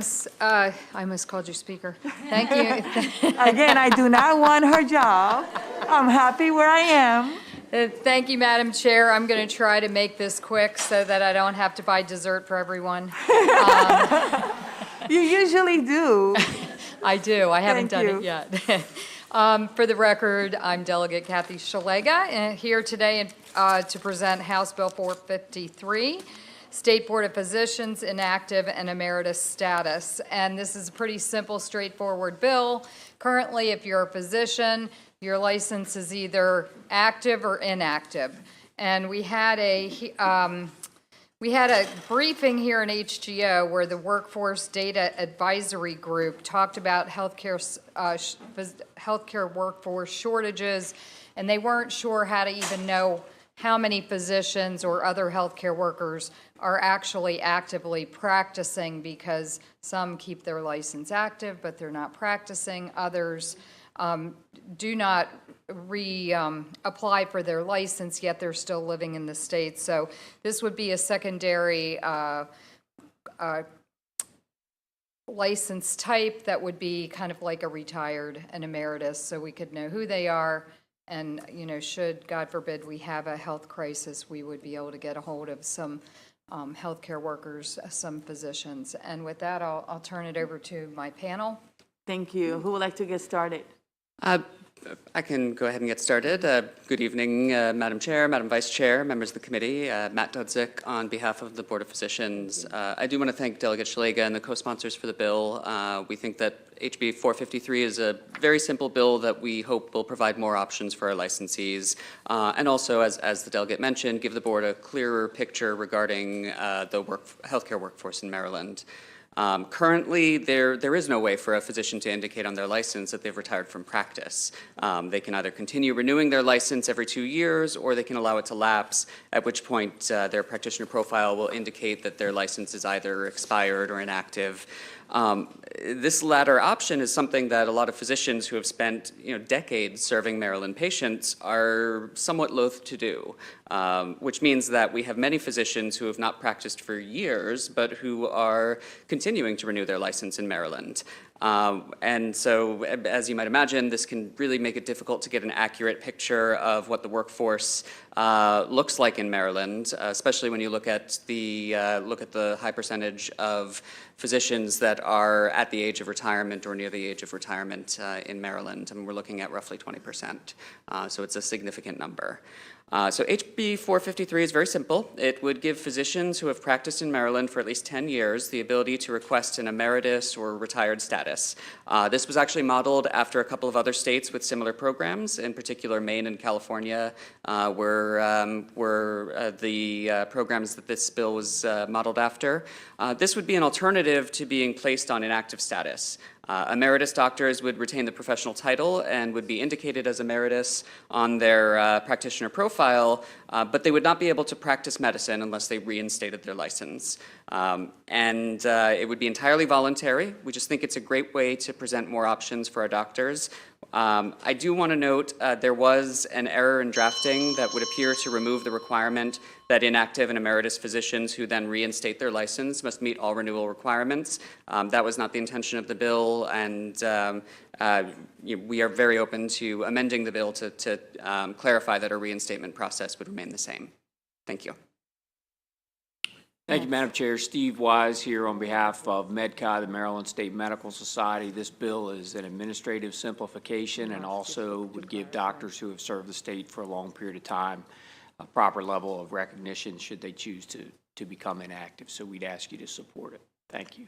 And I have a question. Thank you so much. This is a great bill. Just for clarification, the Health Education and Advocacy Unit of the Attorney General's Office suggested an amendment. So what does it take to, when you want to reinstate? Does it mean that you have to take those continuing education requirements? Would that address their concern? Yes, that's correct. So currently, when you reinstate your license, you must meet all renewal requirements, and that includes the continuing education requirements. We would not be changing the reinstatement requirements. So I believe that in the drafting, there was some language added that said that except as authorized, they added some language to the reinstatement section that would have implied that you don't need to meet those requirements. That's not the intent of the bill, and if removing that language would make that more clear, we are happy to do so. That's wonderful. We Thank see you. that as a friendly amendment. Wonderful. Thank you. We like those. Delegate Hill and then Delegate Johnson. Yeah, hi. Thank you. Mr. Dudzik, we talked about this before, and I still don't see the two parts A and B. I'm not clear if a physician who's inactive wants to renew versus emeritus status wants to renew, what the distinction is. And I'm also still not understanding what you mean when it says a licensee on an active status under the subtitle or emeritus status may not practice, attempt to practice, or offer to practice medicine in the state or delegate medical acts. What does it mean to practice medicine in the state? Is that a function of charging money, or is just a function of giving advice? I'm not clear on what it means to practice in the state. Thank you for that question. So the practice of medicine is not necessarily tied to charging a fee. So practicing medicine, so this would include individuals who are providing medicine, practicing medicine on a volunteer basis. There are some other exemptions, and I can follow up with you offline and follow up with the committee offline about some other exemptions for volunteer service. Regarding whether a physician on an active status can currently practice, the answer is no. And an active status is roughly the same as a license that is expired. So you would not be considered to be licensed to practice medicine if you are currently on an active status. Emeritus status would essentially be, I guess the best way to envision it would be a variation of inactive status that was specific for those who had a history of practicing in Maryland, but otherwise would retain the same restrictions that an active status has. You have a follow-up? Go ahead. My question was, you answered part of it. I'm not understanding the difference, since neither can practice, between an emeritus, and they have to do the same thing to reactivate. What is the distinction between an emeritus status, non-practicing physician, and an active status, non-practicing physician? The distinction would be twofold. The first is that they would still be able to retain their professional title. So there's title restrictions in, I don't recall the reference, it's 14.6, in the 14-600s. I can get you that reference as well. So this would allow them to retain their professional title, and it would mean that they are showing up on our practitioner profile as emeritus rather than expired or inactive. Right now, many of the physicians that choose to continue renewing their license well after they cease practicing do so because they've put a lot of time and work into serving their communities, and when they stop renewing their license, they show up in no different way than any other physician who has failed to renew their license. There's no distinction. So this would be a distinction and a way to retire with a bit of honor after you've provided that service to Maryland. Delegate Johnson.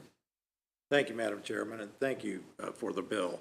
I was just wanted to clear up something, the question that Madam Chairman asked about the continuing education. So they have to do so many per year, correct?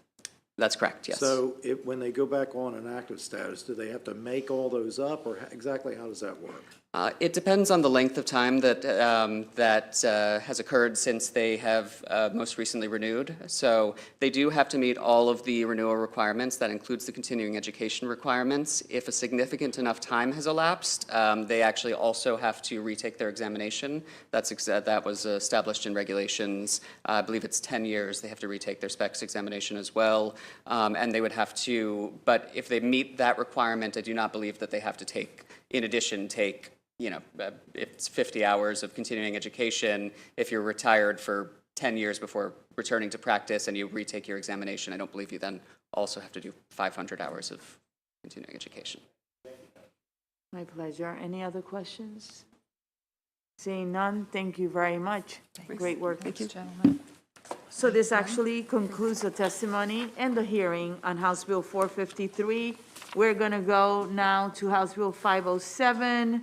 And just for the committee and the people that are still here, we have 1, 2, 3, 4 bills, and it's almost, actually, it's 5:42. So Me Too's will be welcome, will be appreciated, and may even get you some brownie points. So a Me Too testimony will be amazing.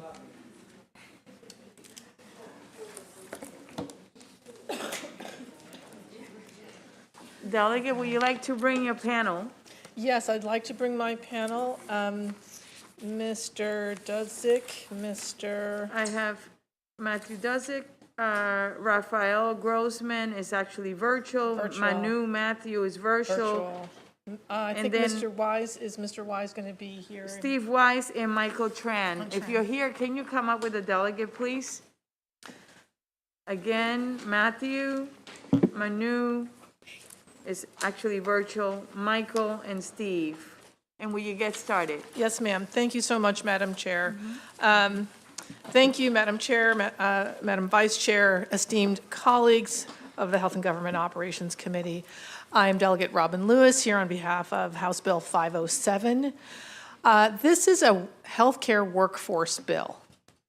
This is a bill that says that people who have completed medical school, completed the initial boards, who are fantastically trained and ready to pursue their residencies, but who have not matched to a residency, are still worth investing in and deserve to have a pathway or bridge to reaching a residency and becoming licensed physicians.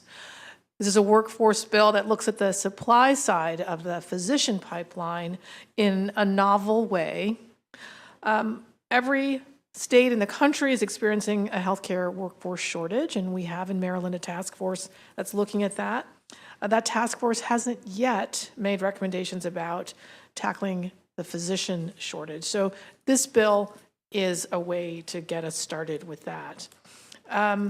I'll just mention that in Maryland, although we don't have the latest numbers on the physician shortage, we do know that in 2007, when MedChi produced a study on the subject, they found that Maryland was behind an underperformer in terms of practicing physicians numbers, that our shortage goes back for decades, and that we had a shortage as much as 20 years ago, with particular impacts in Western Maryland, Southern Maryland, and the Eastern Shore. The bill works by establishing a new type of relationship, and that is one that allows medical school graduates to work under the supervision of physicians without a license, a kind of, what's the term? There's a special term, kind of an apprenticeship, although we don't call it that in the bill before you. No, it's not a residency. And I'd love your questions, but I should probably finish my testimony. So we know that there aren't many medical graduates that fail to match into a residency, and maybe I should say something about what that means. Medical school is a 4-year program. Once a student has completed medical school and all of the incredibly stringent and demanding requirements, medical school students complete a series of board exams that basically say they've learned what they were supposed to learn in medical school. And then in the final semester of their final year, they attempt to match, or that is, to select and be selected jointly by a residency training program. The residency is a training that's required for licensure. Residencies have specific requirements depending on what field of medicine you are pursuing. A residency for a pediatrician is different than a residency for an obstetrician. They have varying durations, but the most important thing is that choice is a mutual one. The graduating medical student and the residency training program choose each other. It's a little bit like a dating app. Not that any of you would know about dating apps. I'm sure you've read about them.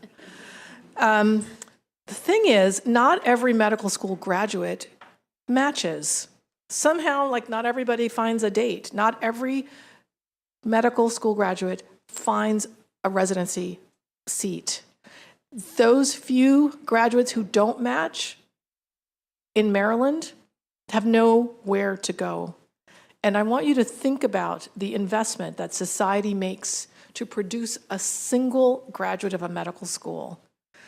The years of training, the incredible competition, the investment in time and all of the sacrifices to produce a single physician mean that losing that person in whom society has invested, who has done all the work, and for them not at the end of it to get that residency and a path to licensure is an incredible waste, a waste of human potential, a waste of society's investment, and a contributor in a small way of our physician workforce shortage. So by creating a pathway for medical school graduates who haven't matched to continue working and learning under the supervision of a licensed physician, gives them time to pursue other residency pathways. There are pathways, I think, and we could talk about that, but it's possible to try to match again. But what we can't do is nothing. We've got to make the best use of this incredible resource, this pool of medical school graduates who deserve a bridge to ultimate licensure, and the bill creates that. I will mention in closing that we've had a really collaborative and collegial effort that includes the Board of Physicians, MedChi, and the Hospital Association to come up with the best framework for this pathway for medical school graduates. You'll hear that some amendments have been suggested, and I am, as the bill sponsor, favorably inclined. I would consider those amendments friendly. I think they make a better bill. And I'll end my remarks by asking for your favorable support and hope that you will vote this bill up. With that, I'd like to turn it over to my panel. And I think starting with who's best? Maybe the Board of Physicians? Yes, ma'am. Thank you. Good afternoon, Vice Chair, members of the committee. My name is Michael Tran with the Maryland Board of Physicians. The board would like to thank Delegate Lewis for sponsoring House Bill 507. The board is favorable to this bill with amendments and strongly supports initiatives that aim to integrate graduate physicians into the struggling healthcare workforce within a scope that befits their education and training. However, the board does not believe a full license is necessary to meet those needs. Although the board has been unable to determine the exact population of potential Maryland graduate physicians that this bill would impact, other states have passed similar legislation to House Bill 507. States such as Arizona and Kansas have similar legislation, but the practicing individuals is very minimal. Arizona has 24 graduate physicians practicing, and Kansas has 28 graduate physicians practicing. Currently under Health Occupations 14-306 and COMAR 1032-12, licensed physicians possess the authority to delegate specific medical acts to unlicensed individuals, such as assistants and registered cardiovascular invasive specialists. These individuals can perform technical acts that adhere to national medical standards and site-specific policies and procedures. The Board of Physicians proposes extending similar regulations to graduate physicians who have not yet been placed in residency. The board is happy to continue to work with Delegate Lewis and to meet with other stakeholders to discuss specific language to cover these graduate physicians in regulations. Thank you. Thank you. Mr. Dudzik, do you have something to add? Really do not have much to add to that. Thank you again to the delegate for working with us on this issue. I'm sure those of you who have been in this committee for some time recognize registered cardiovascular invasive specialists. This is how we handled them. It was a similar issue where you had a qualified pool of trained individuals, but not necessarily a large enough pool to warrant full licensure. But we feel that this is a good approach, and I am here for any questions, but I'll leave it at that. Great, thank you. Mr. Wise. Thank you. Steve Wise on behalf of MedChi, the Maryland State Medical Society. This bill is pretty simple. This takes a group of people, however small, and gives them a way to be productive when they're caught in this area between finishing medical school and finding a residency. They've got excellent training. They haven't done the residency, and they're not technically a doctor yet, but with all of the shortage issues that this committee's heard about, we're just not utilizing folks who have a place. And in 30 seconds, I just want to tell you, you've heard a lot, I know, about nursing shortages and other healthcare shortages. The physician shortage in this country is as significant and is only going to get worse. If you're a mid-50-year-old guy like me and you read the numbers, you really wonder in 20 years if you're going to be able to find a doctor. And that's got to be addressed because we all want doctors. They're the best trained healthcare professionals out there. But we have a growing number of medical students, but we have a severe shortage of residencies. So this group of people is only going to get bigger until that problem is addressed. And unfortunately, you can do some things at the state level to address it, but much of it has to be done, unfortunately, at the federal level. And we're waiting for that to happen. In the meantime, this is a great step you can take. Thank you. Delegate Lewis, we have 2 virtual panelists. Do you want them included in the panel before we go to questions? Yes, ma'am, I'd like that very much. Both are, can be considered sponsor panelists. Thank you. Perfect. So I think we have Dr. Raphael Grossman. This is new for me, but I think we can start. Go ahead, welcome. Yes, thank you very much. My name is Raphael Grossman. I am a citizen of Venezuela by birth, and I am also have the pride and privilege of being a citizen of the U.S. by choice. I'm a trauma surgeon. I've been in this country for about 20-some years. I did my medical school in Venezuela, did a year of rural practice as a way to pay my debt to society for free medical school in Venezuela. And after that, I came to the U.S. and trained in Ann Arbor, Michigan as a surgeon. I've been in Maine for 18 years and in New Hampshire for the last year and a half, and I am supportive of this bill. We've talked about the deficit of medical providers, from doulas to midwives to nurses to CNAs, and as the colleague recently said, the shortage of physicians. It is a major problem. There are estimates that mention 100,000 deficit in the next 3 to 5 years of medical providers. The average wait to see a PCP in most states is about 20 to 30 days.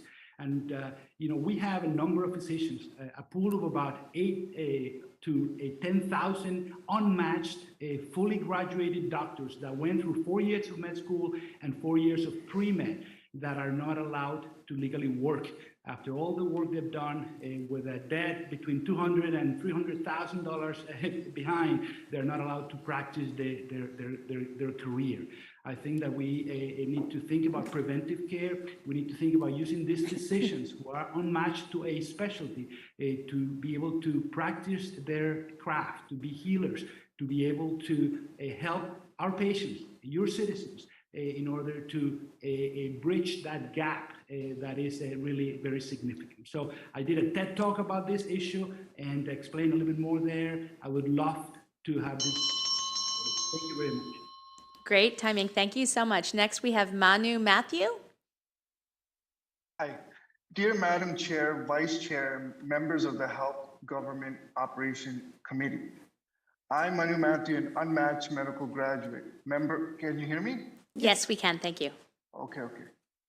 Medical graduate, a national advocacy group. I'm here to express my support for HB 507. This bill is a critical step in helping the many medical graduates who face the dreadful experience of not matching into a residency program. This bill will provide much needed support for medical graduates who do not match with the residency program, ensuring that they can still earn a living while they wait for an opportunity to match in the future. The pandemic has highlighted a national shortage of medical doctors, and it has become clear that there are many talented and qualified medical graduates who are currently unable to work in underserved communities. Simply having a medical diploma, passing the USMLE, is not enough to meet the needs of our communities during the times of crisis. To those who oppose the bill and believe that we're changing the scope of what a medical doctor is, I would like to emphasize that our goal is to simply to help our communities, not to change the scope or residency requirements. Many of us have been waiting from Washington, D.C. to increase residency funding.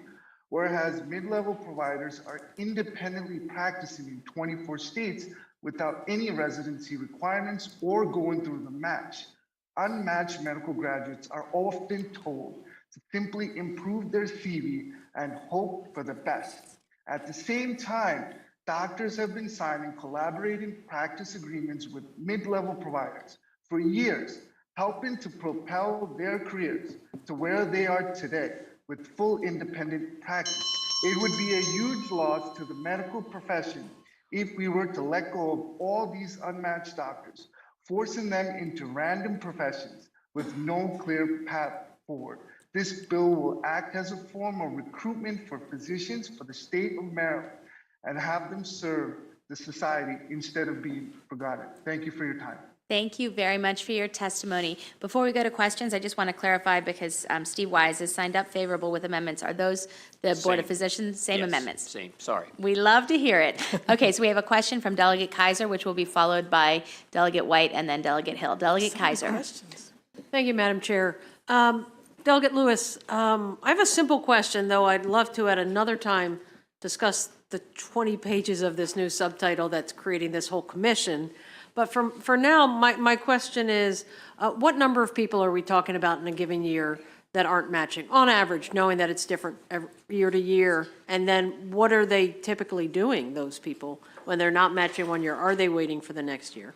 So I think those questions can best be answered by the Board of Physicians, which has gathered some statistics that can help answer.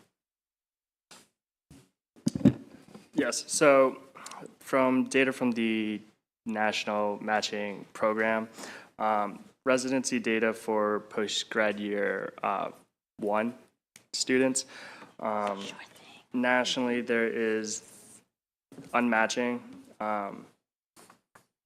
Matched applicants are 34,075. Unmatched are 8,474, and those are national numbers. In Maryland, I believe Maryland has 711 residency positions and 696 are matched.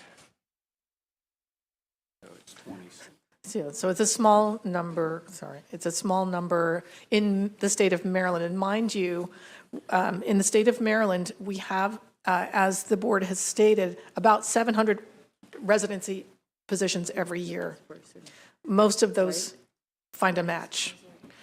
For those students who've trained in Maryland who didn't match, there's really no pathway forward.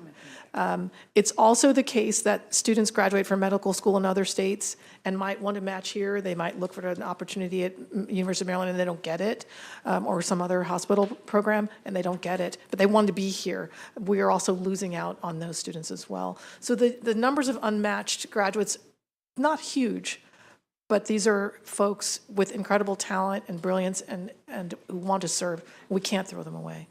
Did that answer both your questions? Thank you. Okay. I have Delegate White. Yes, thank you, Madam Chair, and thank you, Delegate Kaiser, for answering my initial question. But I do have another question as it relates to the success we've seen in other states, I believe Arizona and Kansas, correct? So what has the success rate been like for those that need to get rematched? And again, it sounds like this would be a bill that would help better prepare them, but could you share a little bit more about the success we've seen in other states related to this particular licensure? Thanks for that question. Can you guys handle that? I know a little bit, but I don't know if you know more. Who's the best person? Yeah, yes, ma'am. So I don't believe we have specific numbers for the success rate of physicians going into this graduate physician permitting program. We just have numbers regarding how many active permits are issued. Thank you. Delegate Hill. Thank you. So Steve, I'm pleased to see this does not require a collaborative agreement, but I'm a little disappointed that supervision of these MDs requires on-site supervision. We don't require that for PAs. We don't require that for interns. So why are we requiring these docs who are essentially interns without a formal program outside the match? Why do they have to have on-site supervision to function? So I know for MedCi's part, we're certainly willing to talk about that. I know that's what the board's amendment sets forth, but you're correct. I mean, I think the goal here was, and I know I heard this from some doctors, as long as it's under the proper level of supervision. I think the concern was there wouldn't be enough, and so we were receptive to the tighter version of the supervision, but certainly willing to talk about loosening that up to, I mean, obviously there's other professions and other individuals that fall under this set of regulations that are supervised in various degrees. So if it's the feeling of the committee that that's too rigid, we'd certainly entertain that conversation. Delegate Johnson? Thank you, Madam Chair, and thank you for the bill. I was looking at it, it says some job options for MDs without residency or medical license. Is medical research scientist, medical and health service management, physician's assistant, surgical assistant, post-secondary medical instruction, medical writer or editor, anesthesiologist assistant, and professor for medical administration. So they have those ways to support themselves. So what are we looking for above and beyond that for them to support themselves until they can get hooked up and complete their residency? I think I'd like to try to answer that, if it's all right. So the fact is, a person who's gone to medical school wants to be a physician and practice medicine. So anything else is second best. Yes, a person can make a living as a medical scientist or any other, take any other path. But that wasn't the point of the decades of study sacrifice. So I spoke with one of the unmatched medical graduates that I spoke with in the course of working on this bill was a young African-American woman who did her training in Maryland and lives in Maryland, but works as a locum, what do you call it? A locum tenens in Missouri or something. And so she flies back and forth and she was paid an hourly wage. She is able to be in a clinical care setting under supervision as some sort of supportive level tech. But that's not what she went to medical school for. So, and as someone who spent a little bit of time in medical school myself, some of you know that I attended medical school for a year at Indiana University. And, you know, someone who did a little medical school could become a state delegate. But that doesn't mean that I don't think about the practice of medicine and miss that opportunity every day. You can have a follow-up. So basically you're saying that they would like to work in that field, in that setting, until they get. Yes, sir. Yes, Delegate. Thank you. Delegate Taveras? Thank you, Madam Chair.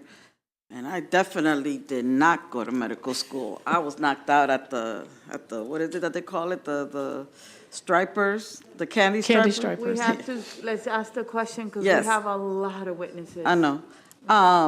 So are these individuals board certified? Did they pass their boards already?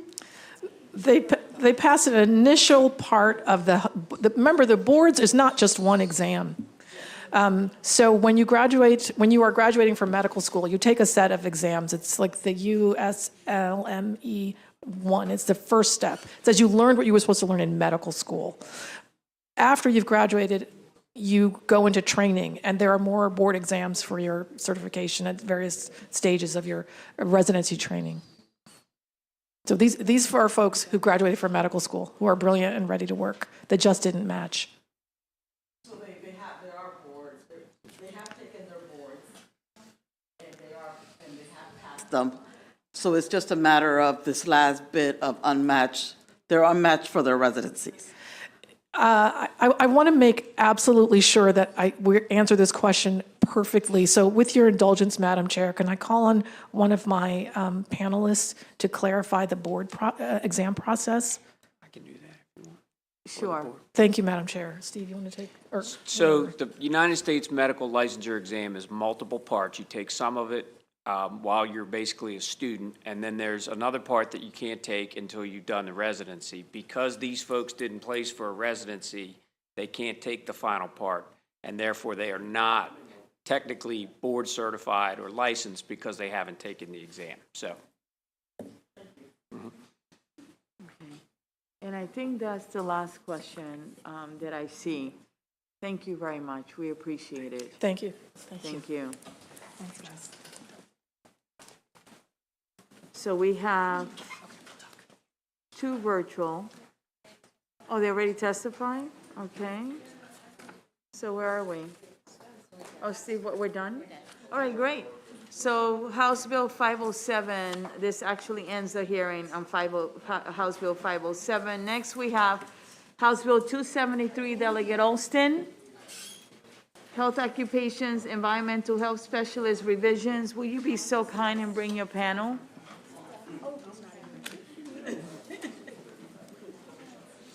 Oh, okay. And if I may, there are 35 witnesses to go. I really need to discourage all the questions. Most of these bills will go to subcommittee unless it's something really pressing.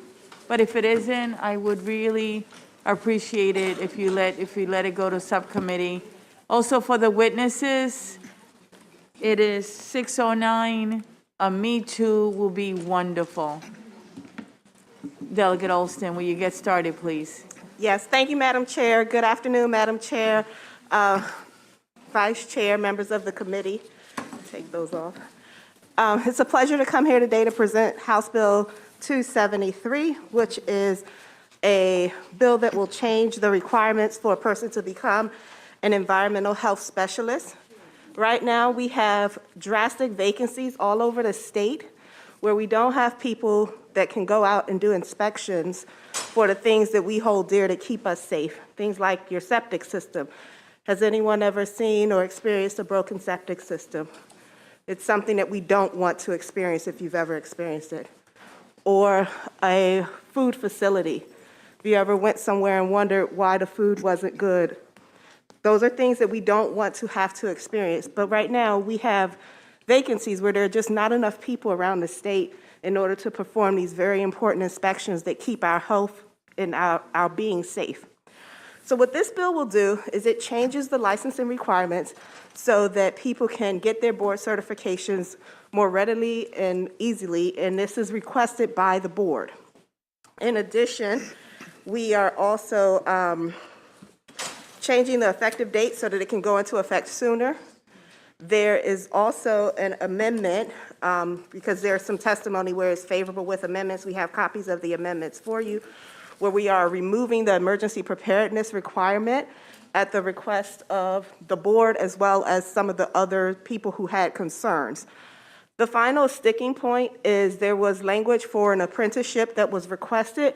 We're working with the Senate to make sure that we produce a bill that everybody can agree on so that there are no controversies. So that is essentially the bill. I would like to turn it over to my panel so that they can explain more about what's happening. Go ahead.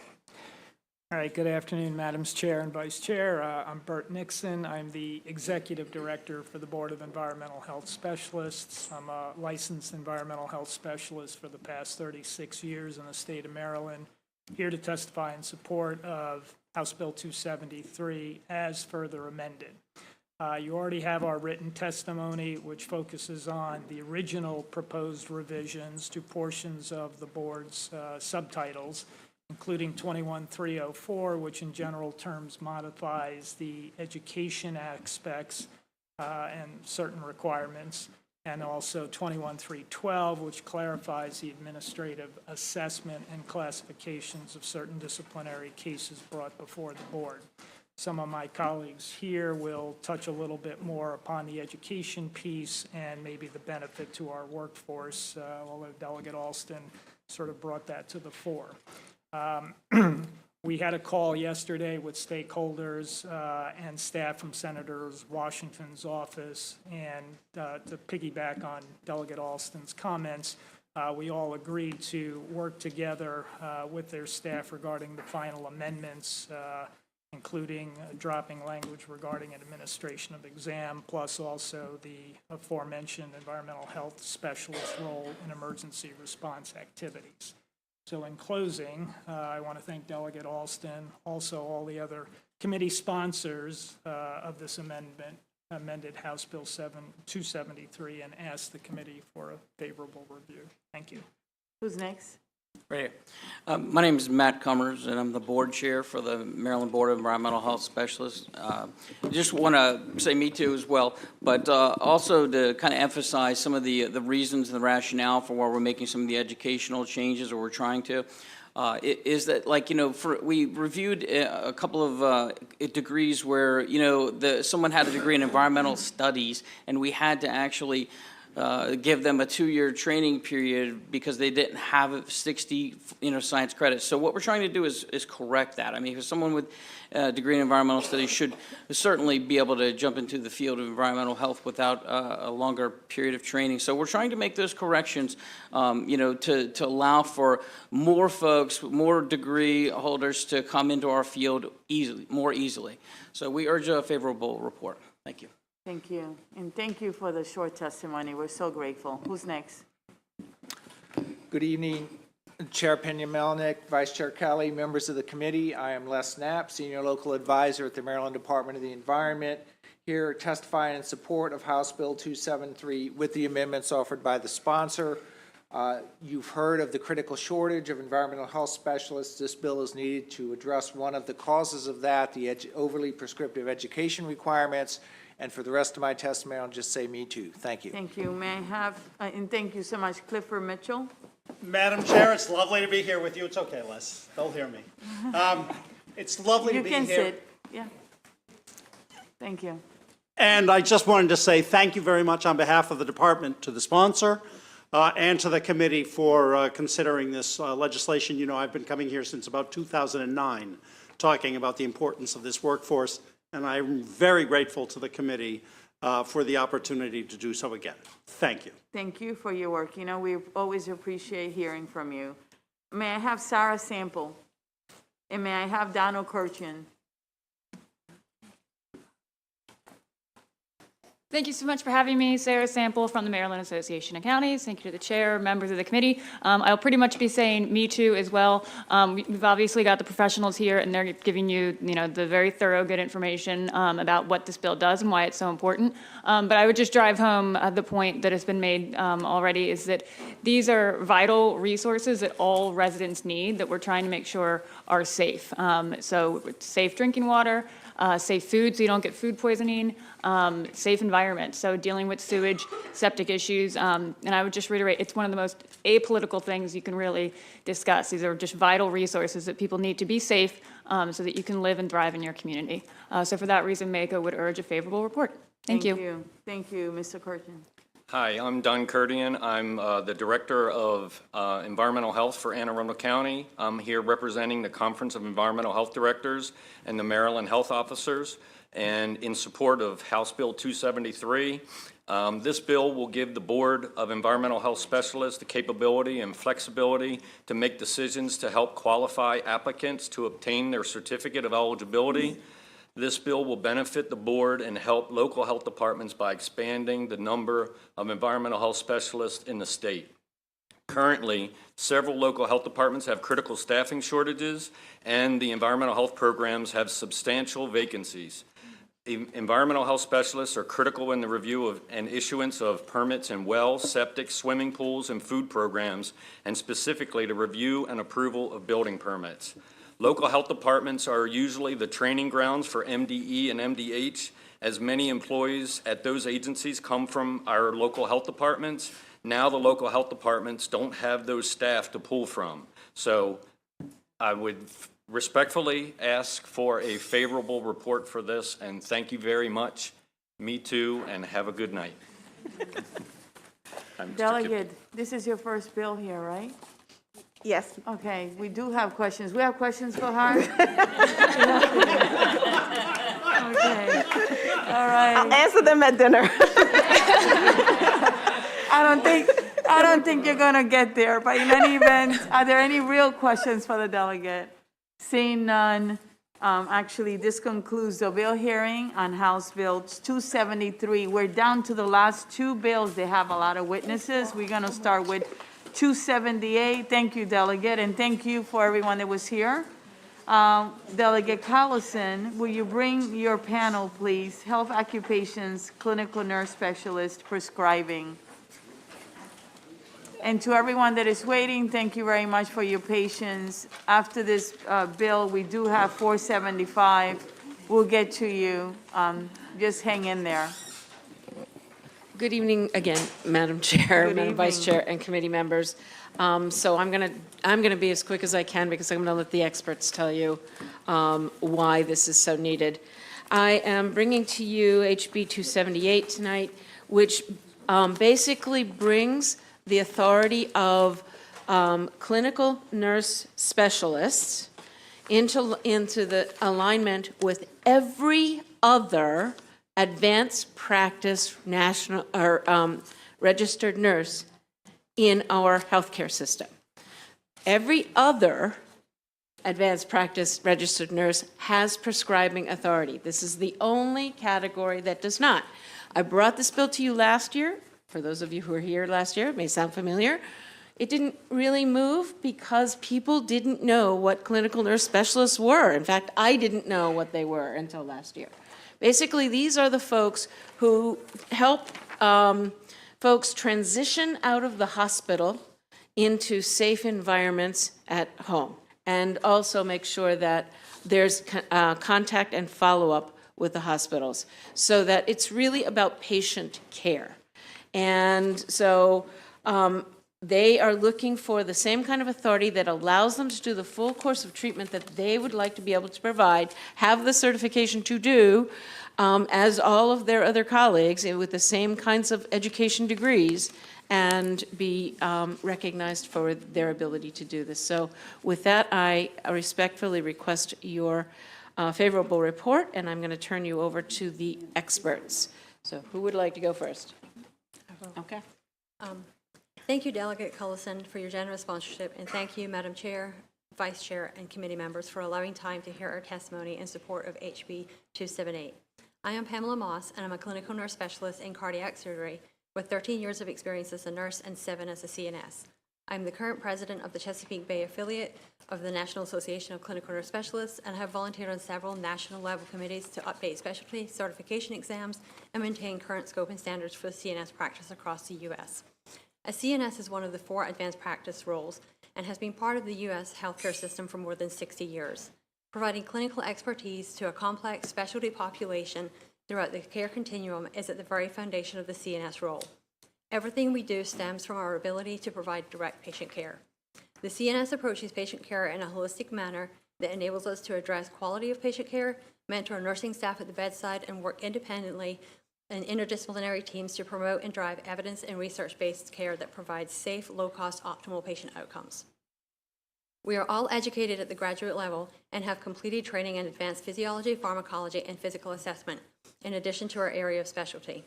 39 states plus DC and the U.S. Department of Veteran Affairs have granted CNS prescriptive authority.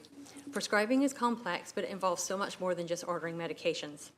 It would allow the CNS to follow through on patient care plans, order patient referrals, lab work, diagnostic tests, and even specialty equipment such as a walker wheelchair or wound care supplies. As a CNS, we are able to prescribe.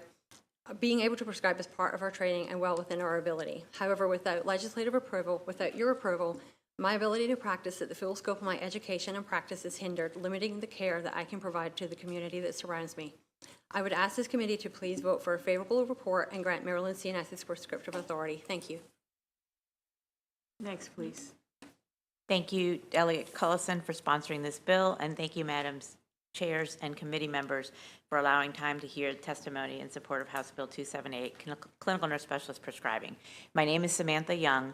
I am a nationally certified and Maryland licensed clinical nurse specialist and a nurse practitioner. I have 32 years of experience in the critical care area and 15 years as an advanced practice nurse in both those roles. When working in my role as a CNS, I oversee an intensive care unit to,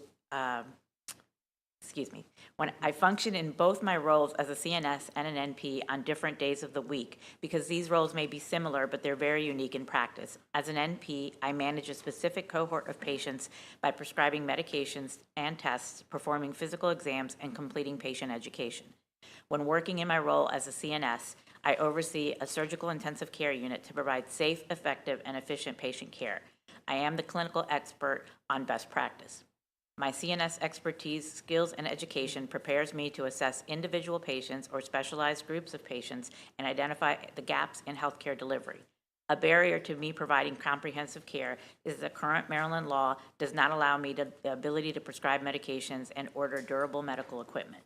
I assess patients, identify needs for wound care, physical therapy, or maybe a need for a specialized bed to prevent bed sores, for example, yet cannot prescribe these treatments. I must interrupt a physician or a nurse practitioner to place these orders and take them away from seeing their patients to sign an order that I have the education and expertise, but under current Maryland law cannot order. The CNS is not a duplicate role of the other advanced practice roles. Similar to the other types of APRNs, the CNS is prepared at the master's or doctoral level. I'm not going to repeat what Pam said. She testified to our level of education. We are all offering different ways of advanced practice roles, and we hope that you support House Bill 278 and vote favorably as I support it as well. Thank you. Who's next, please?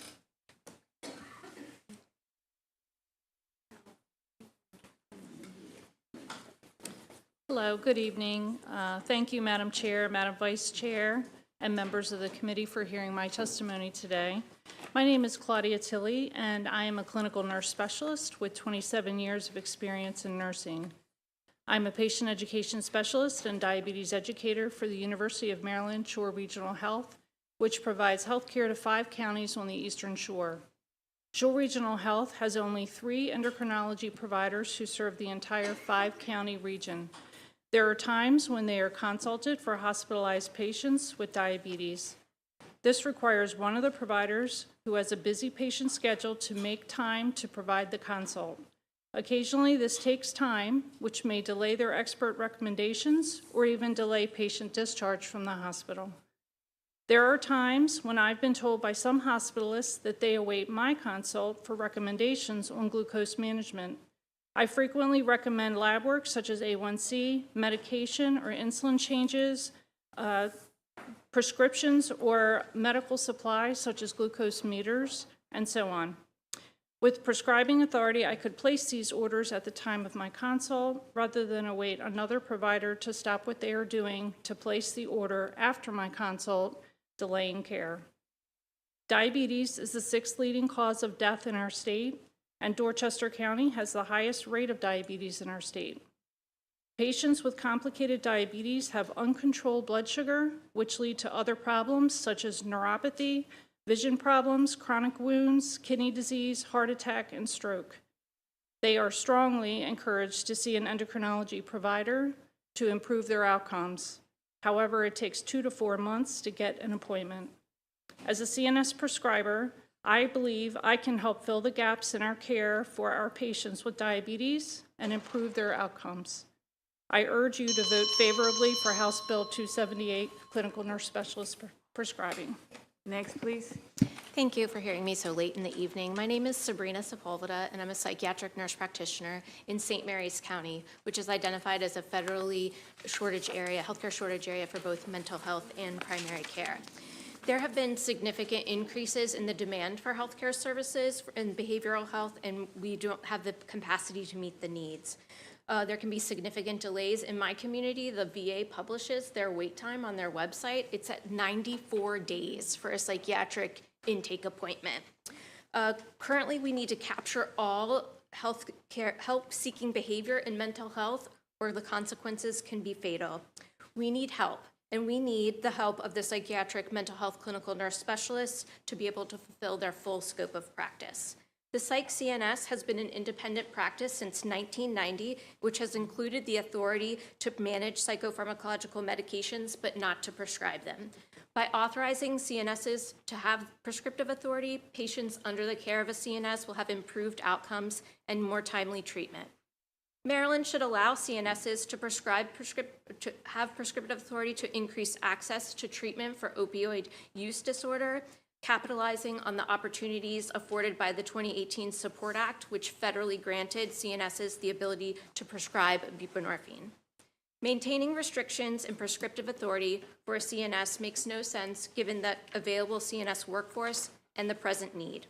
There are 188 psychiatric clinical nurse specialists currently licensed in the state of Maryland. By supporting prescriptive authority, this single initiative could significantly increase the number of psychiatric providers.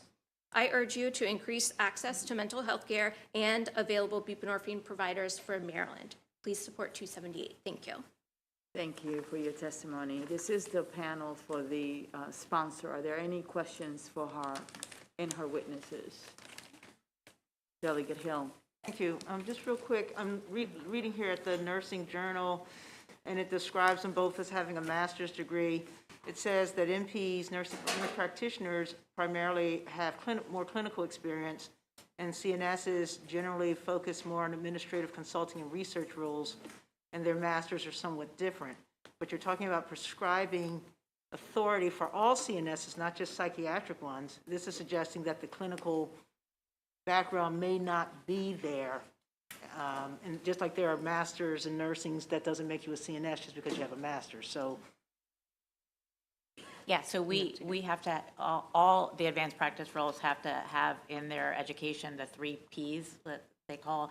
They have to have advanced pharmacology, advanced pathophysiology, and advanced physical assessment, which makes it different than just getting a master's degree.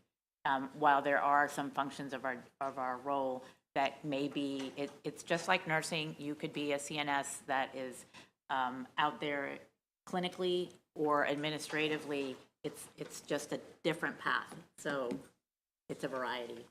You can only one person can answer. Okay. Sorry. Any other questions? Seeing none, thank you very much. Thank you. We have the next panel. Remember, these bills will go to subcommittee. Tammy Bresnahan, Michael Patty, Shirley DeVaris, Anne Marie Cullum, and Lynn Nash. Good evening, Madam Chair and members of the Health and Government Operations Committee. My name is Tammy Bresnahan. I'm the Director of Advocacy for ARP Maryland. We're probably one of the only non-medical groups here, but we do support House Bill 278. We thank Delegate Cullison for bringing this bill forward. You've heard from all the professionals. I just want you to know that ARP houses the Center to Champion Nursing in America, and that is an initiative by ARP Foundation, and the Robert Wood Johnson Foundation was established in '07 to ensure all Americans have highly skilled nurse where they need one.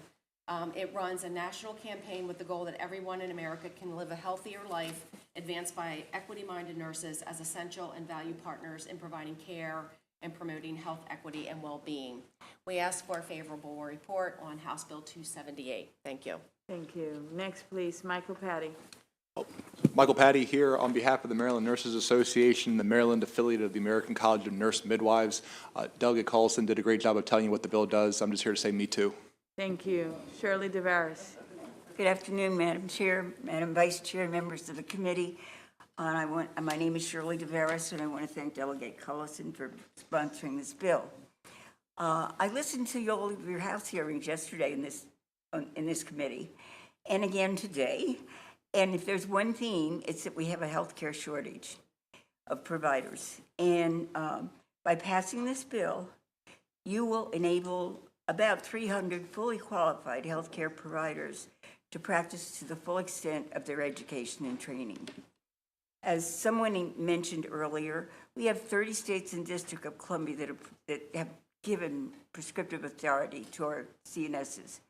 None of those states have ever revoked that authority. We have 188 psychiatric nurse practitioners, psychiatric CNS mental health practitioners. They can use pharmacologic agents in their practice, but they can't prescribe.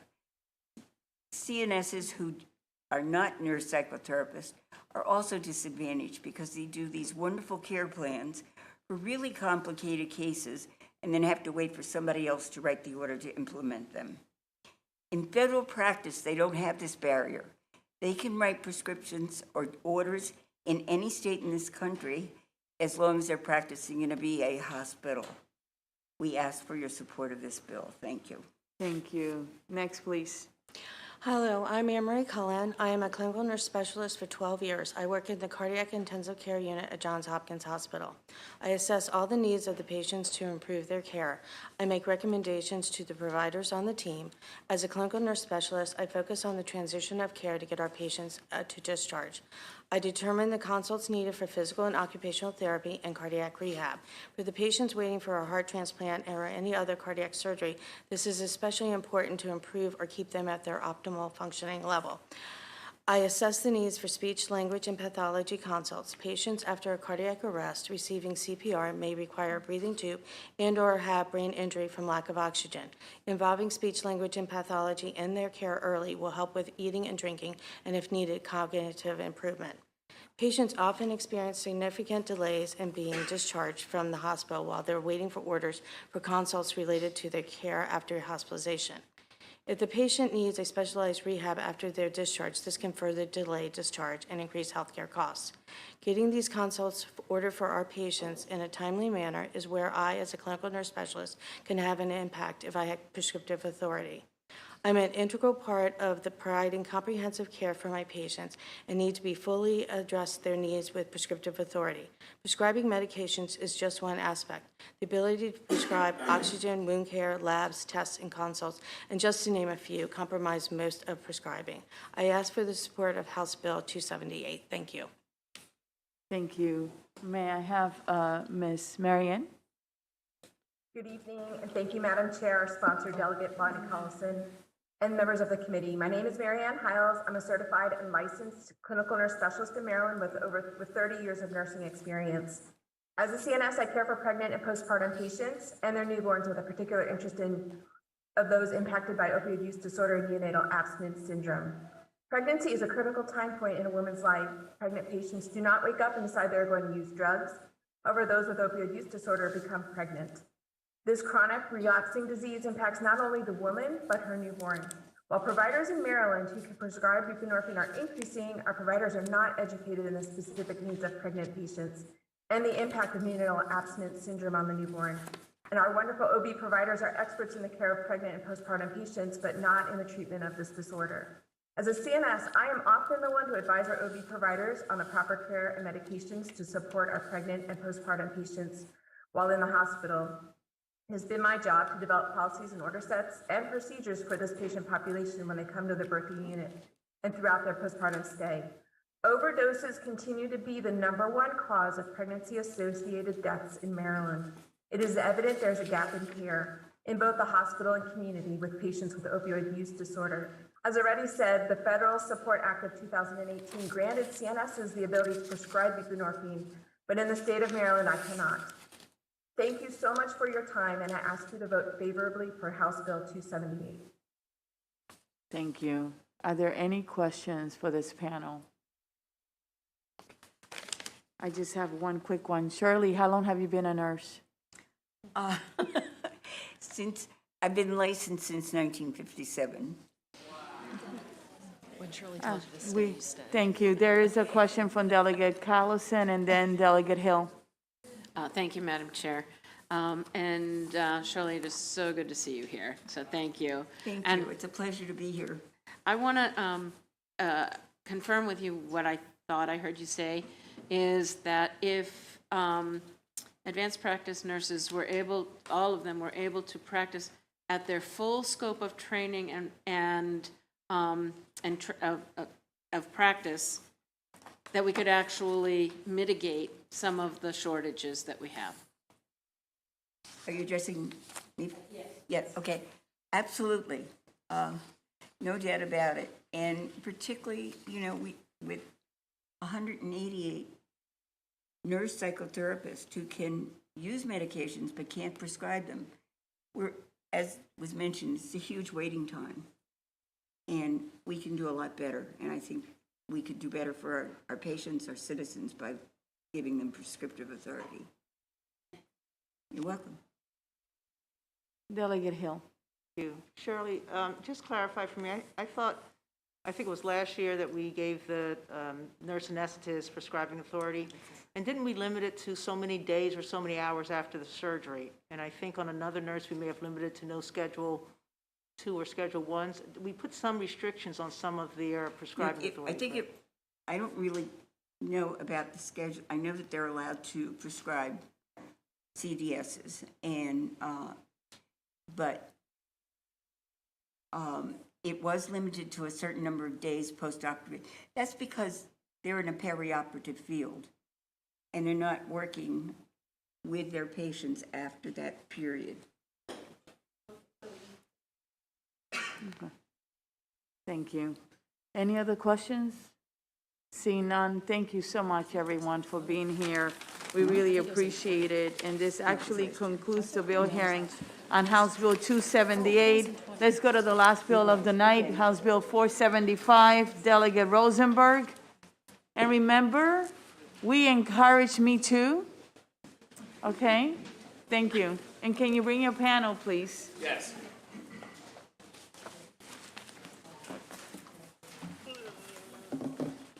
And I want to thank all of you. I know you waited here a long time and you're the last bill. Do not feel like we're not going to pay attention. We are paying attention and we're all here, okay? The committee also, this committee works by subcommittee, and we really spend a lot of time. As you know, you're welcome to come to the subcommittee as well. Good evening, Delegate Rosenberg. Thank you, Madam Chair, and thank you to the committee and your patience to hear the Advanced Practice Registered Nurse Compact legislation.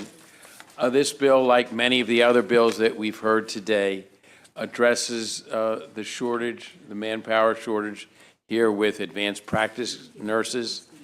Would create a voluntary option for those advanced practice nurses who choose to enter the compact, both those residing in Maryland who would be seeking, obviously, the ability to perform their services elsewhere, as well as people from other jurisdictions, making it easier for them to come to Maryland to address our needs here.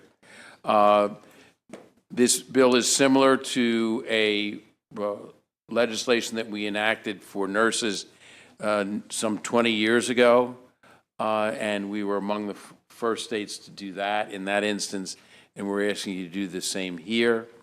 This legislation is overwhelmingly supported by the practitioners, including, as of very recently, the Maryland Nurses Association. And we think that this bill addresses our shortage, our workforce shortage, in a way that is voluntary and is the result, the compact itself is the result of several years of negotiations. So for those reasons, I would urge a favorable report. Thank you. Thank you very much. Who would like to go next? Chair Pena-Melnick and Vice Chair Kelly and members of the committee, thank you for the opportunity today. My name is Nicole Avanos. I'm the Director of State Affairs for the National Council of State Boards of Nursing. The bill before you today is familiar, and it's familiar because it's modeled after the Nurse Licensure Compact, of which Maryland was the first member to join. And like the NLC, the compact allows for APRNs to elect a multi-state license in their primary state of residence, and with that license, practice across state lines, both in person and electronically. The practice under the compact should also look familiar. Maryland's scope of practice laws will continue to govern any APRN who services patients in the state. APRNs in this state fought hard for the practice that they have today and to be able to provide care to the top of their education and training, and patients in Maryland will continue to receive that safe and quality APRN care.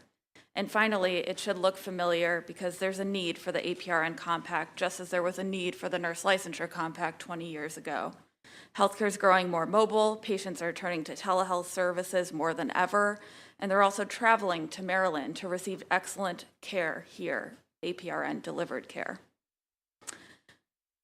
The Board of Nursing conducted a survey in 2022 looking at APRNs in the state licensees and surveying what their opinions were for the compact and trying to develop the need and see what the need was for the compact here. And that survey found that 94% of APRN respondents support the compact and want it as an option for their license. The survey also found that over 70% of APRNs practice across state lines in the last 24 months. Obviously, we had the COVID pandemic during that time. but this demonstrates the need for the compact.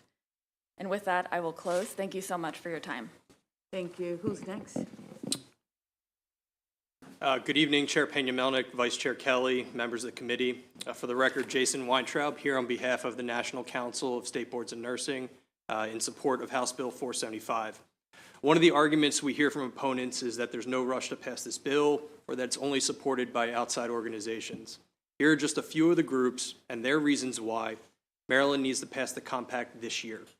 The Maryland Academy of Advanced Practice Clinicians, representing all 4 advanced practice registered nurse roles. It is imperative that Maryland is at the forefront of this compact. The multi-state license is a voluntary choice, and over 9,000 APRNs in Maryland deserve this multi-state privilege, if they so choose. The Maryland Association of Nurse Anesthetists. This compact provides a more cost-effective licensure framework because there's no need to obtain additional nursing licenses. The Maryland Hospital Association. Given our critical workforce shortage, Maryland's participation in this compact alleviates the strain on our current workforce and builds a future pipeline of caregivers. The Department of Defense. This compact will assist Maryland military spouse nurses practicing both in and out of state while improving the quality of care in the old line state. AARP. This compact enhances and improves health care access in communities across Maryland, supporting patients and the nearly 730,000 family caregivers that help keep their loved ones safe and independent in the community. The time to pass the APRN compact in Maryland is now. I respectfully urge a favorable report on House Bill 475. Thank you. Nice to see you, Jason. You too. Who's next? Hello again, my name is Sabrina Sepulveda, and I'm a licensed psychiatric nurse practitioner in St. Mary's County, and I'm here to ask you to support SB 475 for license portability to improve health outcomes for patients and to address our healthcare workforce needs. This compact is about choice, and you heard Nicole reference 94% of APRNs who are surveyed would like the choice of a compact. It is voluntary, and if you don't need a multi-state license, you don't have to apply for one. This compact is about access to opportunities with fewer barriers and burdens, including costs, delays, lost wages, and missed employment opportunities. My community has a military base, and military spouses can wait up to 6 months of a 2-year tour of duty to get licensed in Maryland. This is about access to APRN care. I told you about in my community where there's a 94-day wait for psychiatric appointments. This is about what's best for the patient. Telehealth has become a mainstay of our healthcare delivery system, and I personally serve a college in the state of Maryland. During COVID, when the college went to virtual, so did my appointments, but those students who are out of state were not eligible to utilize a free college mental health service. This is a choice for an APRN. Do you know who else wants a choice? The citizens of the state of Maryland want the choice to access APRN care. They want the choice of how they access the care, and they want the choice to be able to continue APRN care. And this legislation allows for patients to have that choice. This is about looking at the greater good for the citizens of the state of Maryland to improve health outcomes and address licensure portability issues. I urge you to support HB 475. Thank you. Who's next? Thank you, Delegate Rosenberg, Madam Chair, Vice Chair, and committee members. I'm Pamela Moss, and I wanted to share that the Chesapeake Bay affiliate of the National Association of Clinical Nurse Specialists is in support of the APRN Compact Bill. The proposed APRN Compact legislation currently requires a 2,080-hour practice requirement. This requirement is not a requirement to practice, rather a requirement to practice across state lines. It is a uniform licensure requirement that must be met in order to add the multi-state privilege component to one's license. Approximately 90% of current Maryland APRN licensees would already meet this requirement upon the initiation of the APRN Compact. The Chesapeake Bay affiliate recognizes the added value of adopting an APRN Compact and support making the APRN Compact a reality in Maryland. And from a personal stance, I can tell you the RN Compact made it much easier for me to move from North Carolina to Maryland, not so much for my CNS license. But just to sum up, the Chesapeake Bay Affiliate Board of Directors is asking for a favorable report on HB 475. Thank you. Thank you, and thank you for your testimony. I have a question here. Are the amendments from MECI and the anesthesiologist, are you okay with them? Have you seen them? I believe we'd be okay with that language. All right, thank you. Are there any questions for this panel? Delegate Morgan. Thank you, Madam Chair. You're welcome. Nicole, you mentioned last year's bill. Is this year's bill any different? I mean, did you work with stakeholders at all? Thank you for your question, Delegate Morgan. Yes, so in the interim, we held, or MNA, I should say, the Maryland Nurses Association, held a series of meetings that went over months and were biweekly meetings that brought together stakeholders. I'll just say they did a fantastic job of including everybody, allowing stakeholders to present, share their ideas, debate at times quite lively. Through those discussions, one of the areas of concern was that upon the formation of the compact, there is a governing body, the commission, and the commission does not have an APRN advisory committee, and that was a request and a concern amongst the opposition. And so in this bill, the delegate who will be representing Maryland on the commission will recommend that an APRN advisory committee be formed, made up of APRNs who are involved in regulation at the state level. And then as Chair Pena-Melnick mentioned about the MedChi concerns, those were, from last year, we had favorable with amendment testimony there as well. And so we have crafted some language that's included in the bill as well. Thank you. Thank you. Delegate Bagnall. Thank you, Madam Chair. Just a quick question. In looking at the opposition, you had mentioned a survey and 94% of your members were in favor. Were they in favor of the spirit of the compact or this specific framework? Thank you for your question. I can take that question. Thank you so much for your question. That survey was conducted on behalf of the Board of Nursing, and because the compact is contractual in nature, every state that's signing on to it has to sign on to its terms and have no material deviations off of that. So I think the Board of Nursing in the survey did a good job of providing education in a lead up to the survey, as well as crafting the questions in a way that we are trying to make sure APRNs understood the survey. Thank you. Delegate Johnson. Thank you, Madam Chair, and thank you, panel. This question is also for Nicole. On that 2022 survey of the APRNs, if you could tell us a little more, was that a couple hundred people or? Thank you for that question, Delegate. So that survey was conducted again by the Board of Nursing, and how it was conducted was by taking over 12,000 email addresses on file at the Board of Nursing for APRN licensees, and that survey was distributed to all 12,000. It was actually a little bit more than that. Of that, over 2,000 responded to the survey, and that's where we have the statistics that you see today and those results. My pleasure. Any other questions? Seeing none, thank you very much for your testimony tonight. Thank you. I have Samantha Young. Will you please come up? Tommy Bershnahan, Lynn Nash, Karen Evans. Will you be so kind and come up, please? And as soon as you sit, will you get started? Yes, thank you. Okay. Good evening, everyone. Thank you, Madam Chair. Thank you, Vice Chair, and thank you, members of the committee. Can you put the microphone closer? Thank Sure. you so much, Ms. Sorry Evans. about that. It's okay. It's a long day. Again, thank you, Madam Chair, Madam Vice Chair, members of the committee. My name is Karen Evans. I'm here on behalf of the Board of Nursing. I will say me too to everything that has stated, but I just wanted to add a couple of things. Absolutely. The first is the compact is a smart regulatory tool that will free up board resources by eliminating the need to process licensure by endorsement applications for the APRNs. This is great. This will help pull more workforce in, which is what we need in this state. And then that way the Board of Nursing can concentrate on the in-state individuals and would be able to process them faster. So this is a win-win.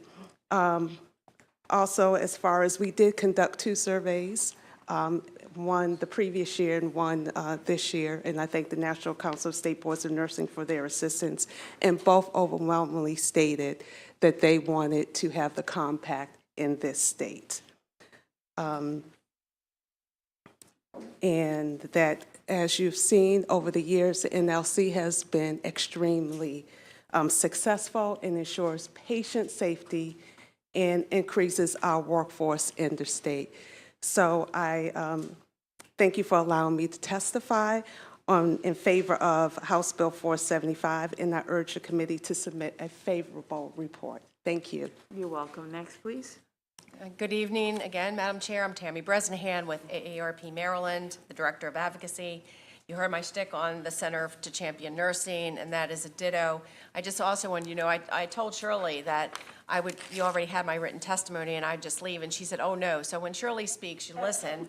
So that's why I'm here. We want to thank Delegate Rosenberg for submitting House Bill 475, and everyone made every point that I would make, even the gentleman in the back who said ARP about our 730,000 caregivers.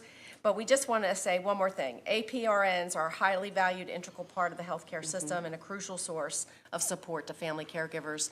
We ask for a favorable report on House Bill 475. Thank you. Thank you. Next, please. Good evening, Madam Chair, Madam Vice Chair. Thank you, Delegate Rosenberg, for sponsoring this bill. My name is Samantha Young. I am certified as both a CNS and an NP in Maryland. I support passage of Delegate Rosenberg's House Bill 475, Advanced Practice Registered Nurse Compact. The compact benefits the public by improving continuity of care, increasing license portability for advanced practice registered nurses, and increasing access to APRN care. Now more than ever, this issue is of utmost importance. Access to health care providers was a challenge prior to the COVID-19 pandemic, but has now been magnified due to the high levels of care required by community members. The COVID crisis shows us how healthcare providers, particularly nurses and APRNs, needed portability and mobility to rush skilled personnel to epicenters of the pandemic.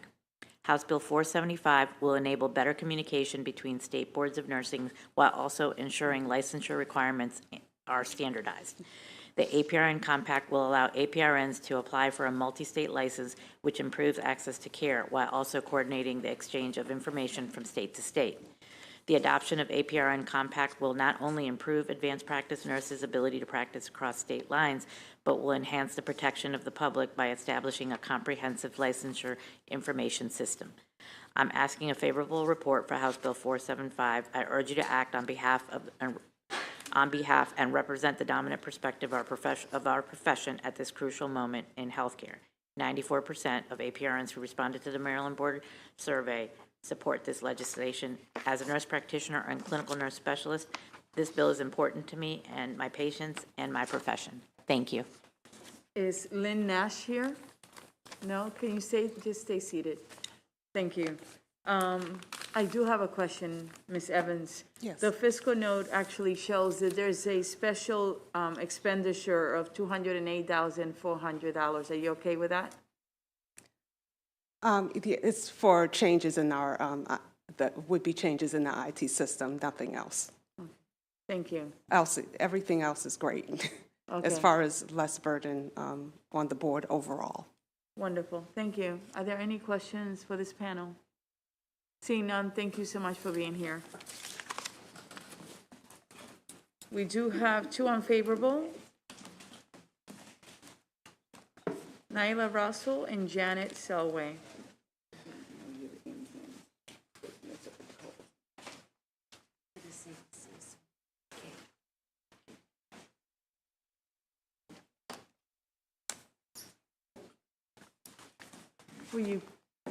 Good evening. Hi, good evening. Thank you so much for the opportunity. Thank you. I would like to introduce myself, Madam Chair, Vice Chair. My name is Dr. Nyla Russell. I am the president of the Nurse Practitioner Association of Maryland and a military spouse. And I'm here today to ask you to oppose this bill. Nurse practitioners are the largest group of advanced practice nurses in Maryland, and we absolutely support the idea of a compact. What we cannot support is this compact. We did work with the stakeholders for 8 months, attending those meetings in good faith to review the compact. But the clarifying language, which was added by the NCSBN, is not a viable solution. It has no teeth in Maryland or nationally. As you will note on page 28, lines 18 through 21, this bill cannot be amended by a single state. Therefore, we must accept or reject the compact in its entirety. The APRN compact is state legislation with national implications. Overwhelmingly, professional nursing organizations propose this compact on the national level. This compact is already outdated. The healthcare landscape has changed since it was adopted in 2020. COVID has seen more states remove practice barriers and recognize the positive impacts that APRNs have on health outcomes. Any undue administrative or regulatory burden would be going back. This is not an access to care bill. In 21 years, the NCSBN APRN Compact has been enacted 0 times because not enough states have adopted it. This bill will not improve access to care in Maryland until at least 7 states adopt the compact. We cannot rely on other states to address the workforce shortages in Maryland. Given the national opposition to the compact, I don't see that rapid adoption is likely. NPAM is not opposed to the APRN compact. We're opposed to this outdated compact, which imposes administrative barriers to care. I know you heard that 94% of APRNs in Maryland support this compact, but the data is flawed. The response rate for 3 out of 4 APRN groups was too small to be considered generalizable to the entire population of APRNs. I'm asking for an unfavorable report, and I appreciate your time. Thank you, Dr. Russell. Next we have Ms. Okay. Janet Selwyn. Okay, good afternoon, Madam Chair, Vice Chair, and members of the committee. Good evening, sorry. I'm Dr. Janet Selway, and I speak today on behalf of the Nurse Practitioner Association of Maryland in opposition of House Bill 475. I live in Baltimore County, and I'm a nurse practitioner licensed in Maryland and DC, and an associate professor at the University of Maryland School of Nursing in Baltimore. There is overwhelming opposition to this version of a compact on the national level and in other states. At least 8 national nursing organizations and state nurses associations in 32 states oppose this, the third version of a compact. These include the American Association of Nurse Practitioners, of which I am a past president. This organization represents 355,000 nurse practitioners. It also includes a collaboration of 5 national nurse practitioner specialty organizations, the American Nurses Association, and the national associations that represent nurse midwives and nurse anesthetists. All of these groups oppose this compact, as well as nurses associations state nurses associations in 32 states. We already heard about how it can't be amended unless 7 states agree. Our objections to this compact include 3 major points. The requirement of 2,080 practice hours is an arbitrary number based on political compromise, not on any evidence of need. And it may delay workforce entry for some APRNs, and it gives support to unnecessary practice restrictions in some states. The Nurse Licensure Compact in Maryland has no practice restrictions for RNs, nor does the compact for physicians. This compact conforms with unnecessary restrictions on the prescriptive authority of APRNs. It does not allow for controlled substance prescribing. It has no provision supported by force of law to provide a voice in the proposed governance structure. We need to find real solutions, not pass a bill that perpetuates outdated practice restrictions and may never take effect. So we ask for an unfavorable report. Thank you for your time. Thank you for being here and for being patient and waiting. Thank you. Are there any questions for these 2 doctors? Delegate Hill. Yes, thank you. So you said it's this particular compact. Is there a compact that you would ask us to amend onto to just strip out this compact, and there's another one that you think would be a better fit? Absolutely. We asked the NCSBN on numerous accounts to do that. We said, please just remove these things and we will be 100% on board, and we believe that other states would be as well. Unfortunately, that wasn't an option.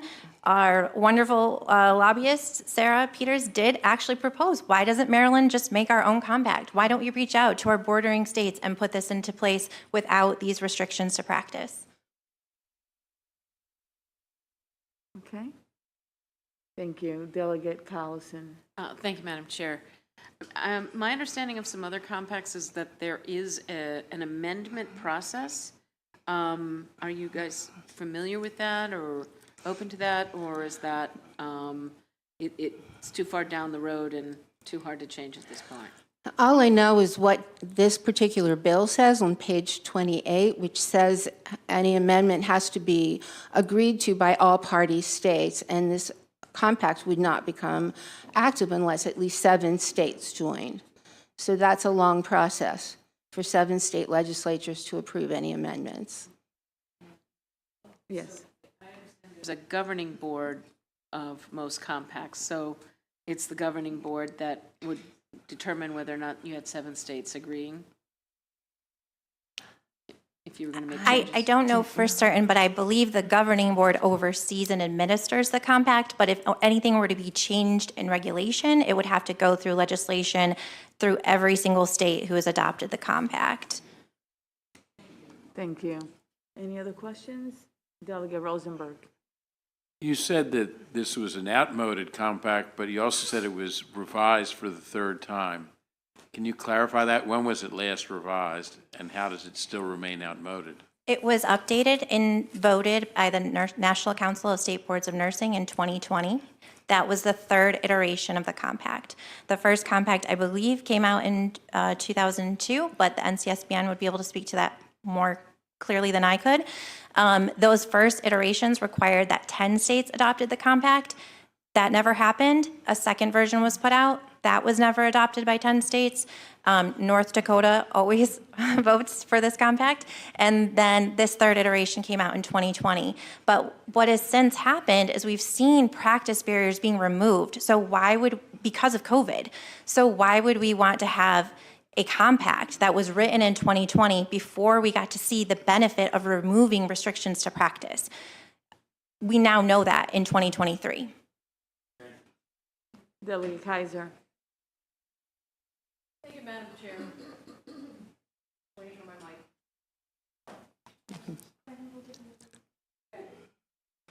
Thank you. Thank you again, Madam Chair. So I have a question because I'm a little confused about what you're saying about the compact. Our state is in dozens and dozens of them. I don't know if the number is upwards of 50 or more or 100 or more. Changes don't have to go back to the state legislature. So I'm wondering why that's something that you're sharing. It would go back. You're right that it takes a number of states to approve one, but it never goes back to state legislatures. So I'd like to know where you have that information, because that's just not the case with any compact.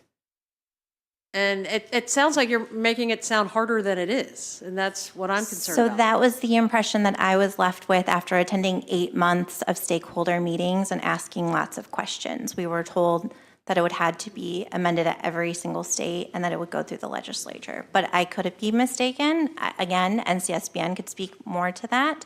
But I did sit at the table for 8 months asking these questions. We will ask. Any other questions? No. Thank you so much. Oh, 1 second. I did not see your light. Go ahead. Yeah. Okay. Thank you, Madam Chair. Just a quick question. I hope anyhow. You talked about this 2020 version being outdated and too restrictive now. Could you sort of be a little bit more specific about what exactly those challenges are? So my biggest problem, I mean, there's numerous, but having a 80-hour requirement is what we call a transition to practice. So as Janet stated, that is an arbitrary number, which the National Council of State Board of Nursing stated they made as a political compromise to entice states that do not have full practice authority into buying into the compact. However, since COVID, we've seen more and more states reducing barriers, including removing transition to practice. So I would see this as going backward if we were to adopt any legislation that includes a transition to practice. I understand that you don't have to choose to do this as an APRN, but we would be setting a precedent that we believe APRNs need 80 hours to safely practice across state lines. Okay. Thank you. Any other questions? Seeing none, thank you very much for being here. We do have a couple of witnesses that are virtual, and why don't you get started? Please unmute yourself. Yes, thank you. Good evening. You can get started. Hi, good evening, Madam Chair and Vice Chair and members of the committee. Thank you for this opportunity to testify. I think I'm going to repeat some of the points stated, and I'll try to be really brief. My name is Evgenia Ogorodova. I'm the legislative chair of the Maryland chapter of the National Association of Pediatric Nurse Practitioners, and I'm testifying on their behalf today. In alignment with our national statement, we do not support this version of the APRN compact, mainly based on the minimum practice hours, which conflicts with the evidence that APRNs are prepared to safely enter practice after graduation from an accredited program and the passage of a national certification exam. The minimum practice hours create unreasonable and costly regulatory challenges in states that do not have practice hours requirements or are working to retire them. In addition, this version does not specifically include an APRN advisory committee to counsel compact administrators.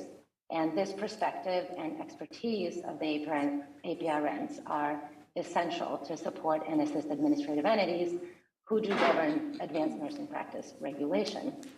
We have acted in good faith to express our concerns with this compact version at both the national and the state level. The national organization joined other groups in raising concerns to the National Council of State Boards of Nursing leadership. And in addition, our Maryland chapter has participated in the work group, just like Pam. This bill has to be voted on as is, and the version cannot be modified like previously stated, and adding enabled language actually will not address our concerns. So we strongly support the concept of and really realize the need for an APRN compact, but we just cannot support this current version. We need a version of the APRN compact that includes all the necessary provisions to reduce healthcare costs, improve access to care, improve patient outcomes, and that will allow APRNs to practice to the fullest extent of their education and training. Thank you so much for your time today. Thank you. And at this point, Me Too's are welcome, unless it's something new. Go ahead. Hi, good evening, everyone. Thank you so much for taking the time to listen to my testimony. My name is Dr. Maricela Leaf, and I'm a brand new advanced practice nurse practitioner. I currently work on the surgical soft tissue team at Shock Trauma, downtown Baltimore. I just want to reiterate that this compact is not the same as the RN compact. The RN compact allows for nurses to practice within their full scope across state lines and in any state, whereas this APRN compact as written actually has barriers to our APRN practice. For instance, here in Maryland, I can practice to the full scope and autonomy of my scope and how I'm trained, and I would not be able to do so were I practicing and taking care of patients in another state. It does set up barriers. And again, to reiterate, I support a compact, not this one, and not this one as written. Thank you. Are there any questions for these two witnesses? Seeing none, thank you so much for being with us. May we have the other witnesses, please?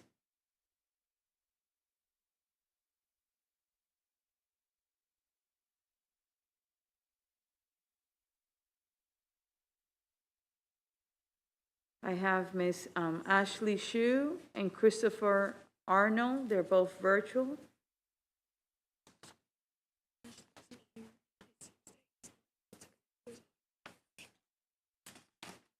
So Ashley Shaw is not here, and Christopher Arnold is not able to connect to the audio. How about Susan Deline Botkin?